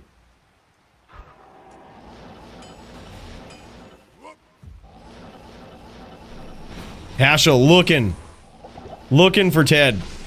So far, Ted looks like he's kept his distance and has been able to deliver some damage here to... Oh, wow. No, he's actually got connected on. Oh, my God. Big hits there from Hasha. But it looks like he's kept his distance and dealt all of this damage. He is in no hurry to close the distance, to engage in any sort of close quarters combat with Hasha. Hasha is connected on him, and he's actually very low. I'm blown away by Hasha's life total here. 9.7k life is fucking insane. Like, what is he... How is he getting that? That's almost 10k life on a fucking barb that, like, not teams. This ain't like no Druid, Oak Sage Druid on your team. This is, like, legit self-bow, 9.7k life. Yeah, that is nuts, dude. This barb is insane. I hope we get to see some gear after this.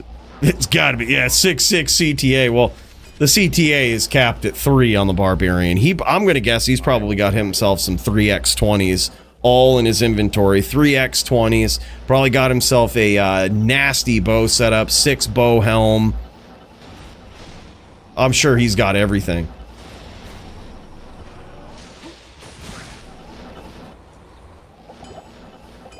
Nice predictive whirls there. Looks like he might have run out of Oak Sage charges, which is not going to be good. Not going to be good in this duel here. Oh, no, there it is. All right, he's got him. Again, nice predictive whirls there. His battle orders is running out, though. What a duel. You know it's been going on a while. Another nice predictive whirlwind there.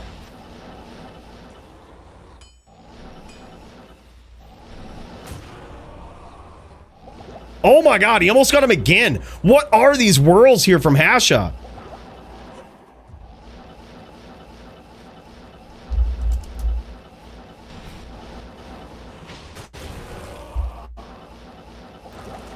Hasha is on fire on this barb tonight. This is his accuracy, man. That is insane. I mean, he needs to be on point for an opponent like Ted. But god damn, man, this is like the best we've ever seen Hasha play on this. And that's saying a lot because Hasha has been a savage barb for his entire existence on this thing, right? Like, I think he plays to the level of his opponent. He's just like, all right, man, I need to be a savage for this. Let's fucking go. All right, there it is. He rebows. Look at this. I told you, that beautiful cube setup right there. Look at that thing. Yeah, right. Your H-tin is 4K with oak and bow and decked out 25s and 45 lifers, all right? Yeah.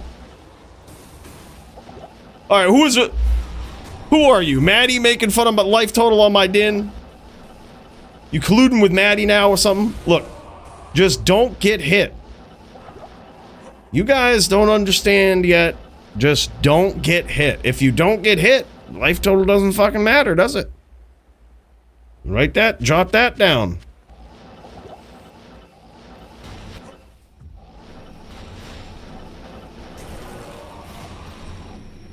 Nice whirls there from Hasha yet again. Ted a little timid to throw those spears up close. He knows it could be over very quickly.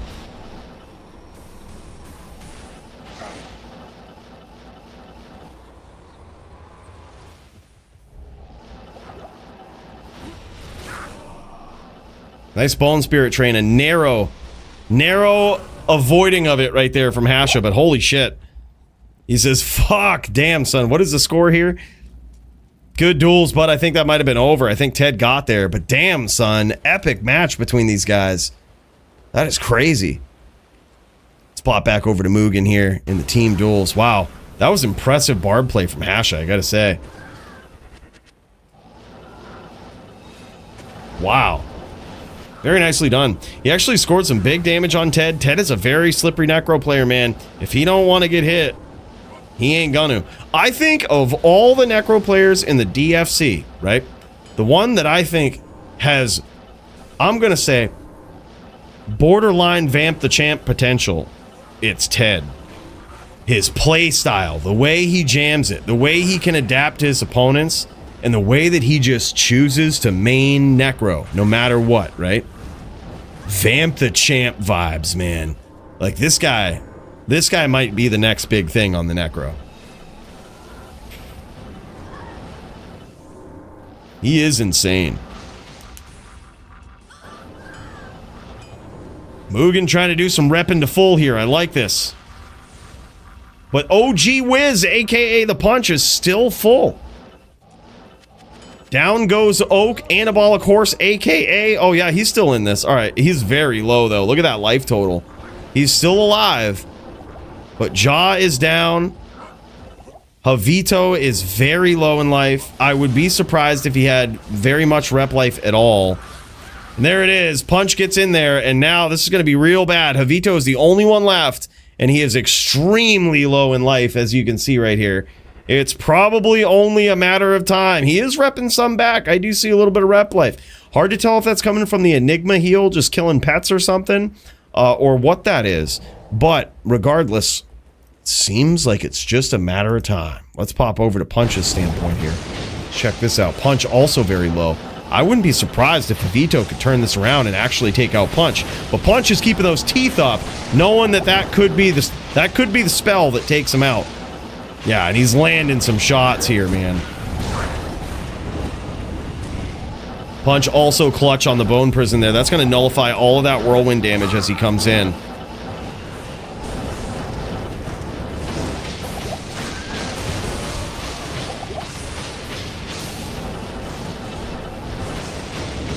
Both of these guys pose a significant threat. Yeah, and there it is, man.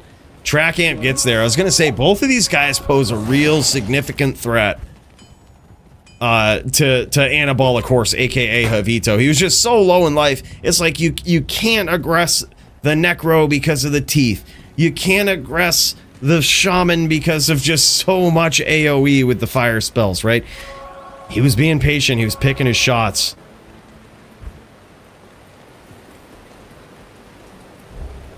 Oh yeah, fuck it. Let's go FT4, man.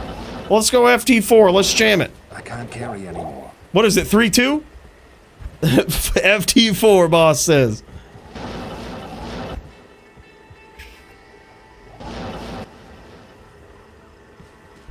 No, that's it. There's very few things that are banned in team duels, but that is currently banned in team duels. Holy Bolt healing. Holy Bolt banned. At least I think it is, anyway. I'm pretty sure. I think we went with that. Yeah. There's a lot of things that are allowed in team duels. Like, you know, you can stack up as much cold res as you want. You can use lower res if you want. You can really commit your whole team to sundering one resistance of all of your opponents if you want to, or multiple resistances. I can't carry anymore. But still can't abuse the healing auras, although I would love to see a medic din. I think you should be able to choose to have a medic din on your team, and it can't do anything but heal. Like, you can't... No attacking. You just have a medic din. I think that would actually be kind of cool. I am overburdened. Yeah, or a Balrog. I think, honestly, I'm just dying to play my Balrog in teams, right? I think that it's so fun. Maybe you just do FT1, both teams have a Balrog. That would be insane. FT1. The duel would last forever. But as soon as one person fell, it's gonna be bad, you know what I mean? Or as soon as one team's Balrog falls, it's gonna be really bad.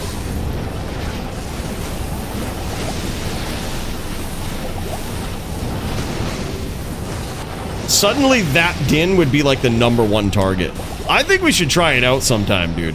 Just 4v4 Balrog teams, right? Like, each team has a Balrog Din, right? That's it. First to one. First to one. It's gonna be a long duel. You think people rep to full a lot now. Just wait till you have a Balrog on the team, alright? It gets pretty crazy. What would be even more surprising to me is if the duel didn't last that long. If for some, whatever reason, it just didn't. Track Amp says, God fucking damn it. Got knocked out early.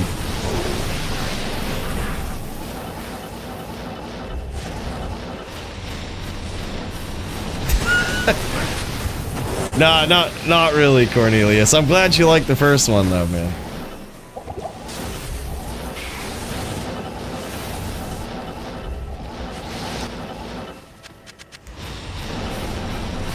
Probably, I mean, the server doesn't necessarily matter, John. You can always switch servers, right? So, like, you could dial into Asia and then just decide you want to go on North America one day, and you could take your character on North America.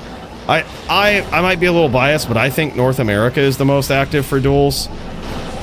We all might be a very big reason for that, and we even have people like R8 Summit who come over from Europe, you know, so might be a little stacked, but I think it's pretty active for duels.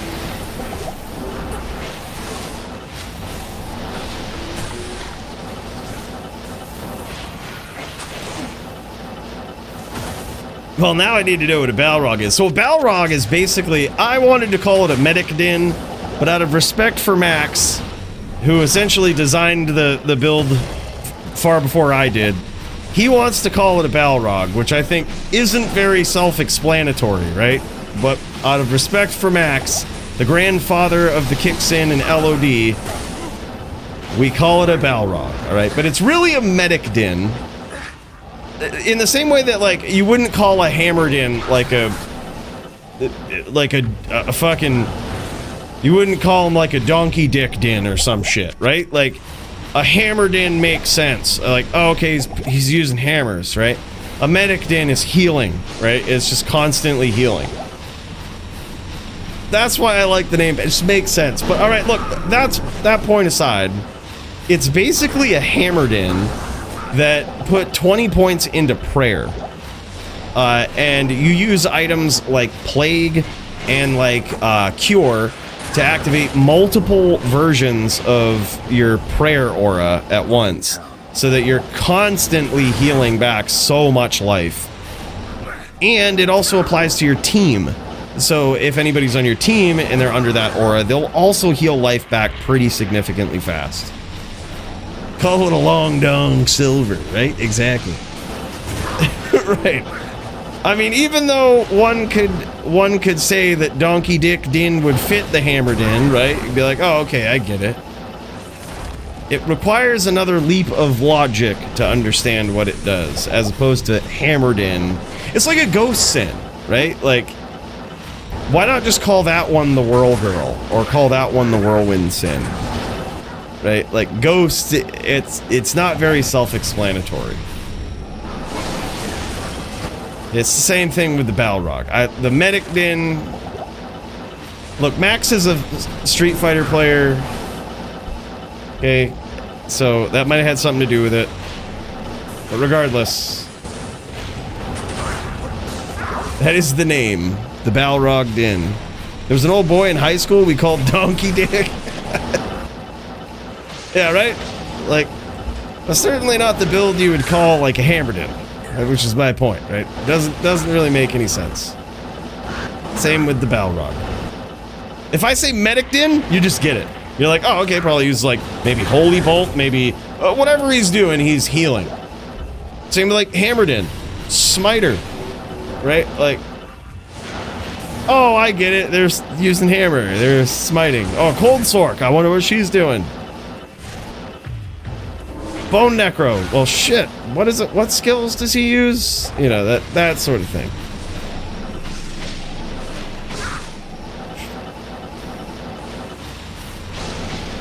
Balrog is indestructible demon in Lord of the Rings.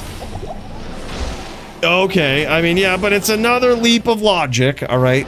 that you would have to know that about some other thing. And by the way, the clock just struck 12. You know what that means. For the people that are here, I'm going to reopen signups for DFC. I'll post it in a little bit. We'll post it with the Fight of the Night prizes and all of the prize winnings for tonight. But those of you who want to jump in and jam it, I mean, the link never changes. It's always the same link. Spoiler alert. And I think, courtesy of Sweaty Betty, we might actually have a different way to sign up for DFC coming soon. Thanks to the work of Shirley and Sweaty Betty. These guys have been kind of hardcore behind the scenes, like making something that's more Discord friendly to sign up with, which is awesome. Through like a Discord command, which is going to be sick, man.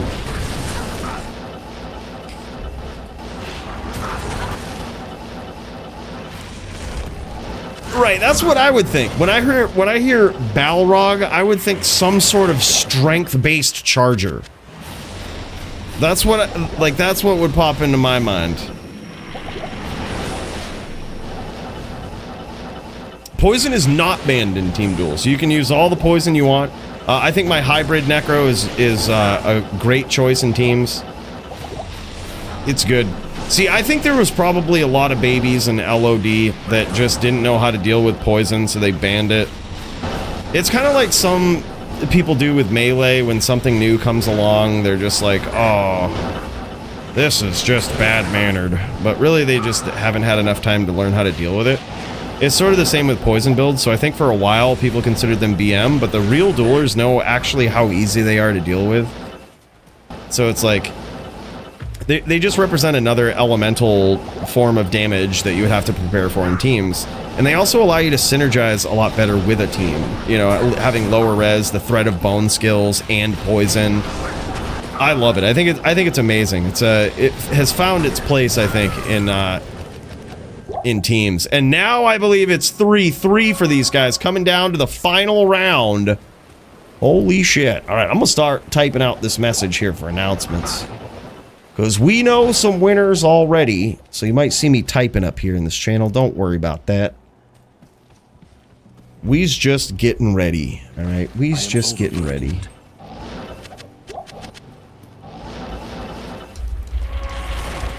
Good morning.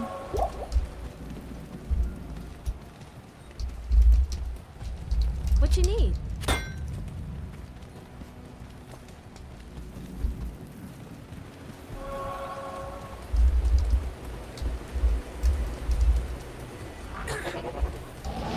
I am overburdened.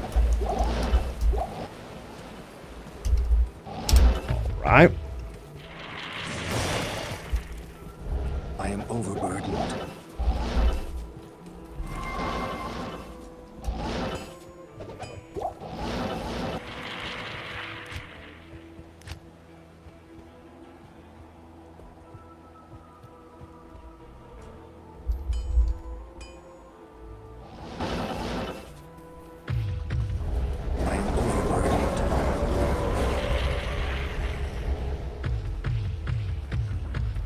There was so many good melee fights tonight too, man. There really was. It was such an epic night of melee fights. I am overburdened.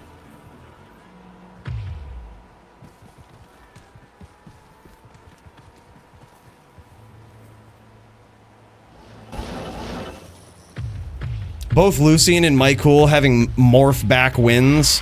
Like the most skillful melee duel. The most skillful type of melee duel, I think, is Fury v Fury. That was such an epic duel, back and forth. That was so good.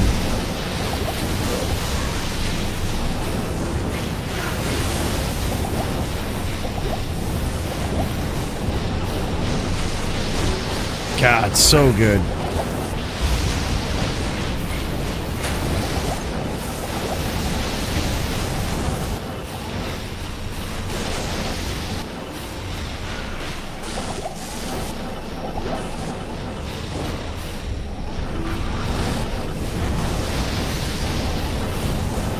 Oh, shit.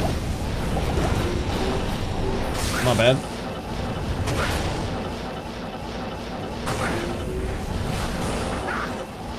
What fights really stood out for you guys tonight, you know? What fights when you think back about the card where you're like, that one was sick? I have a few in mind, man. There's so many tonight. This was such a great card.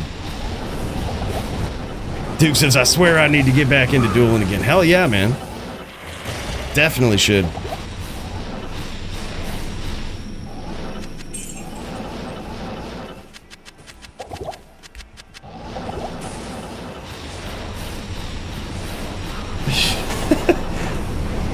It is just fun to say. I think we should change the name of Hammer Den to Donkey Dick Den. It just rolls off the tongue so well. This is the triple D, right? Give him the triple D. The alliteration. I think I need to get me another 99 Den because, dude, we were streaming earlier this week on Twitch, and I logged into LOD and played my true Murder Den. The actual true Murder Den. Max damage charms and everything, and it was so much fucking fun. I was like, dude, I need to remake this in D2R. Like, remake it proper.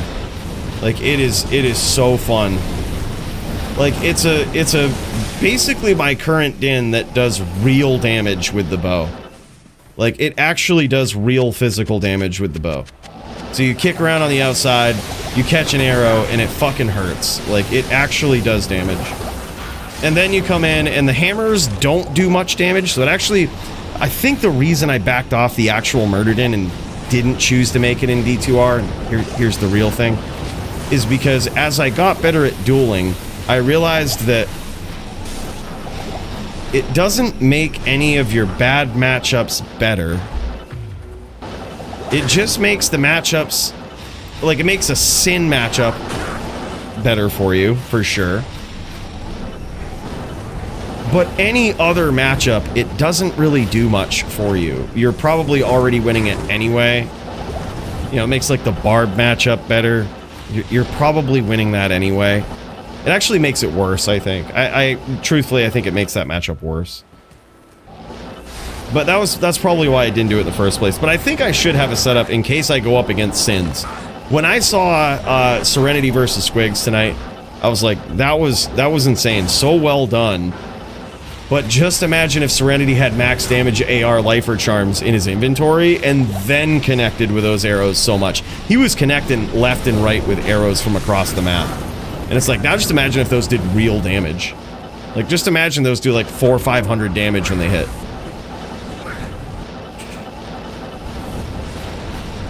Yeah, man. Let's do it.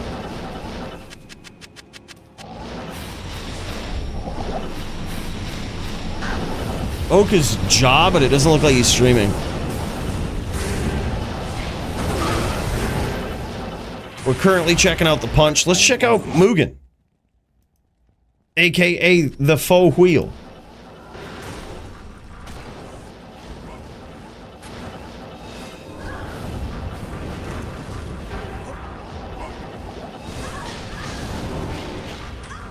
Look at this. These guys actually have a pretty big leg up here in this. OG Wiz, aka the Captain Punch, is pretty low in life.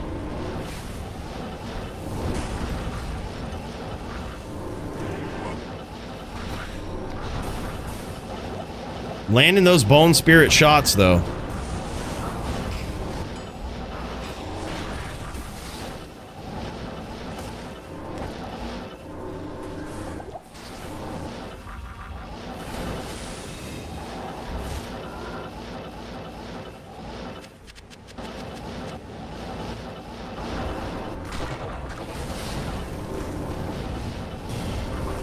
Yeah, it should be, if you look in the description of this video, Sitha, like, it should be in the description of this stream, a link to the Discord. Let me know if it doesn't work. It should work, but we had the link to, like, discord.gg/Coooley, and then I think we, like, lost a boost or something, and then, so we lost that. So I had to switch the link back. But let me know if it's like fucked up and doesn't work, and then I'll go get you a link. But it should be in the description of this.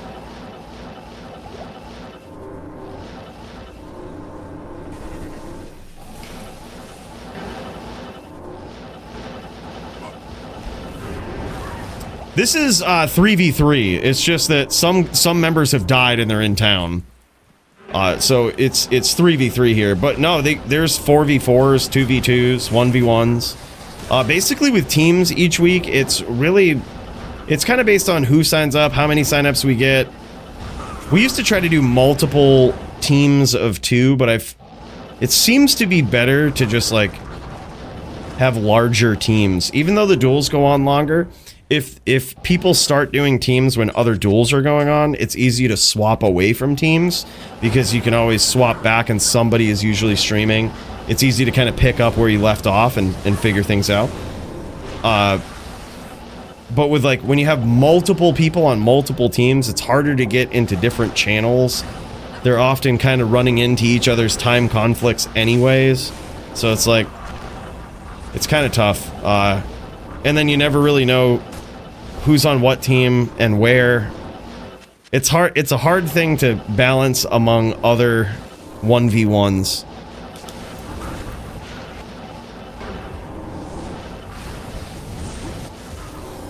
Yeah, I can't wait, Dandy. That's going to be good, man. That should be coming up probably within the next month or so, man. Maybe a little over. Doing the 22 Nights of Terror. That's going to be good. I'm looking forward to it, dude. There's so many good events. Down goes Javito, man. This ain't good. This ain't good. They still got the OG Wiz on their team. At first, it was looking like this team was doing great, like they were going to pull ahead. But now it is only Mugen left on this team. He is the sole survivor. But the thing is, he can clutch here. He can definitely do this. Punch has switched to amplify damage here, and I can't say I don't like it. I love that setup. It certainly doesn't make him any weaker to the cold damage from Doombringer, but the actual physical damage from that's mixed in with the fire spells of the shaman hurt a lot more, man. When you're amp damaged against a shaman, man, those meteors that are coming down from Armageddon, they fucking hurt. Holy hell.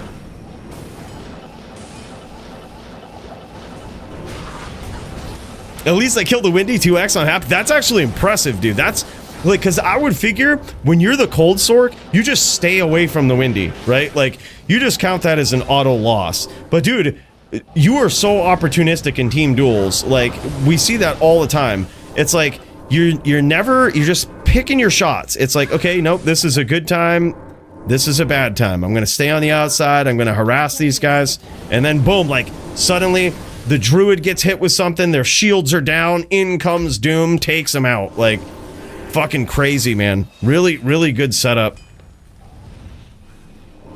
Windy ×2, Barb a few, hell yeah, man.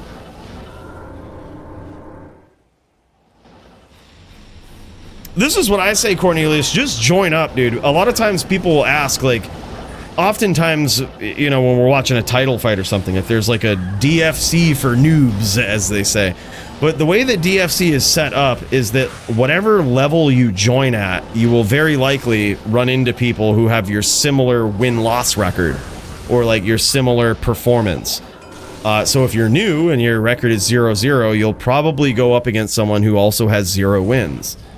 Whether that's someone who's been in the DFC or they're also new, right? They might have started off with a loss or something. You'd go up against them. You know, and as you accumulate more wins, your matchups change. So you'll get people who also have that amount of wins within the last 100 days or close to it, you know? So it's like, it kind of, when you're in DFC, it kind of meets you where you're at and with how you're performing. Like, you'll get matched up against opponents that have similar wins to you. On the Dan, you just rock the Widowmaker, dude. That's it. Big Widow. Big Widow, that's it.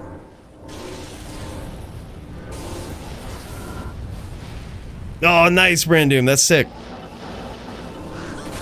Does that mean Ono matches with an AFK player? Not gonna lie. This DFC, we actually gave Enigma 2 opponents, assuming that Ono would probably AFK. So yeah, actually, in light of that, if I suspect that someone will probably AFK, I'll just give the person that's matched against them 2 matches.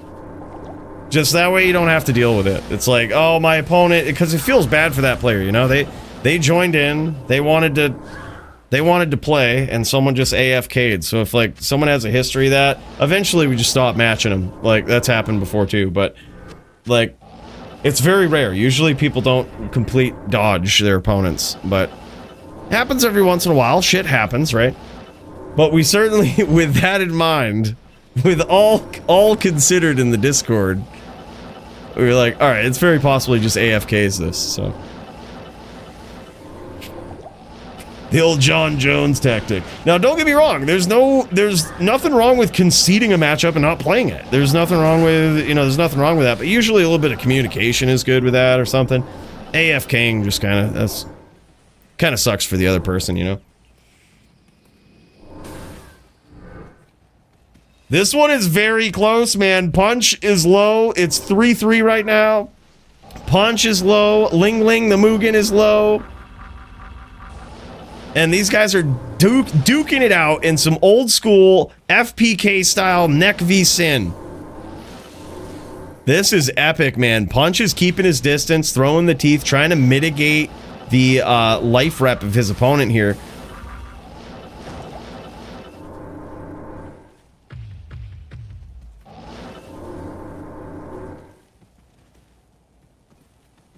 And it looks like Mugen trying to look to battle orders here, look to restock on his mana. Nice shot there from Punch, and now Mugen is literally teeth PK. Went down to 15 life there. Incredible shot from Punch. This one really could go either way.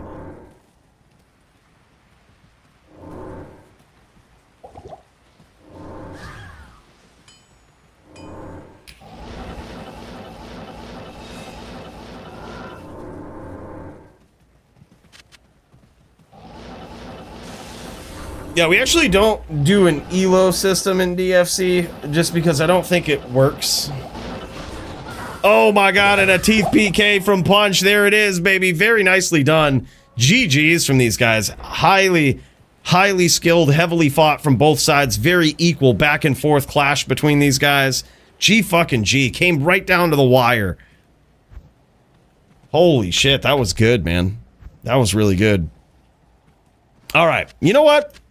We might be able to announce some winners here right on stream, and then I'll kick around in game for people that might need some shit. All right, but we've got. Let's see here. Let's go. Oppenscro. I think this guy. Did he win last week? Hold up. Let's get up in there. Let's go up. Let's go to the throne, shall we? Let's do this.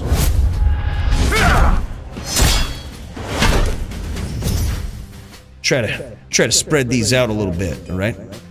Oh, hell yeah. Hell yeah.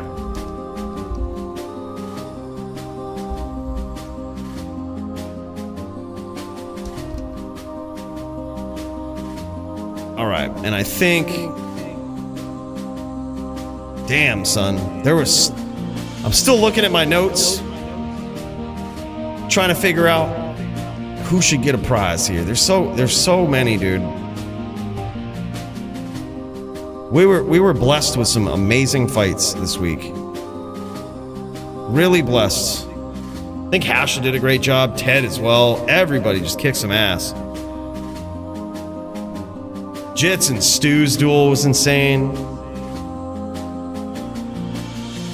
Wow. Maiden v Murder. That was crazy.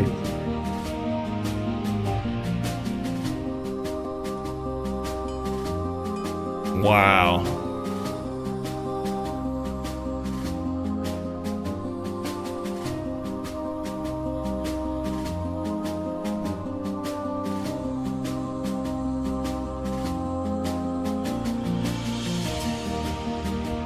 Man. Faux Wheel, aka the Mugen as well. This guy versus Enigma was really good, and Teams was really good. So many, man. It's hard to pick. But you know what? I think there was just some really standout people that they came in and their duel could have easily lasted fucking 2 hours, but it didn't. Because both of them just showed up, kicked some ass, put on a show. That's literally what it is. I think we're gonna give those guys, each of them, it was the same duel. I just think it was so good. We're gonna do it. All right, we're gonna post these winners here. And signups for DFC, what is it, 184 are open. Sign up with the link below. See everyone next week. Gonna let them know I'll be in game.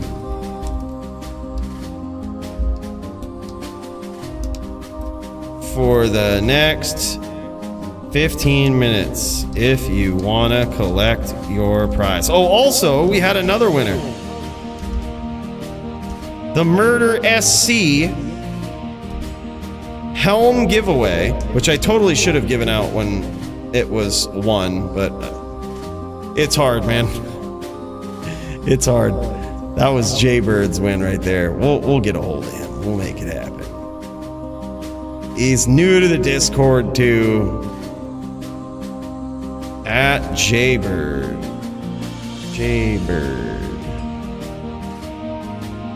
Murder Helm.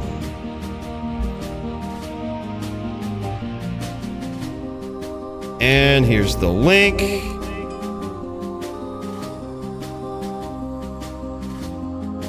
And let's get in a game. All right, let me get up in a game here so I can actually give these out. Well, you know, we got to get up in there, do it right. All right, and that being said, yeah, we just announced this is what it was. Coolie, the People's Champ. Thank you guys for the vote. Really appreciate that, man. That's huge. We're gonna claim one of these right here. We'll throw it up here. Claimed. That's awesome, man. I appreciate that. And then we gave Dirty One and 40 ounce. That was who I was thinking about. Just these guys put on a fucking show. That Necro v Sin duel could have lasted 3 hours, but it didn't. It was actually pretty epic. Back and forth, heavy, dude. Micool in the Fury v Fury melee match fucking killed it. That was such an epic one to watch. I think I actually, hold on. I might have got the wrong person for, my bad, hold on. Should be Oppenscro. Oppenscro, there we go. That's who that is. Oppenscro for the 1512 LLD charm. That was my opponent tonight. I think he at least deserves that. And then the Murder Helm goes to Jaybirds. Hell yeah. All right, boys. Well, hey, thanks so much for joining me, man. I appreciate it. I have fun with this every week. I'm so glad you guys enjoy it. Bros, bring them out of there. Bring them out of here, Bill. Let's do this right. That's right. Bros, dry your eyes. We'll be back next week. Oh, shit. I'll listen to it soon, Bruno.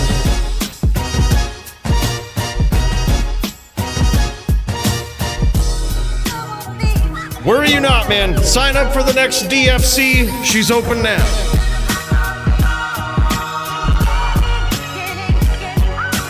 Big cheers, guys.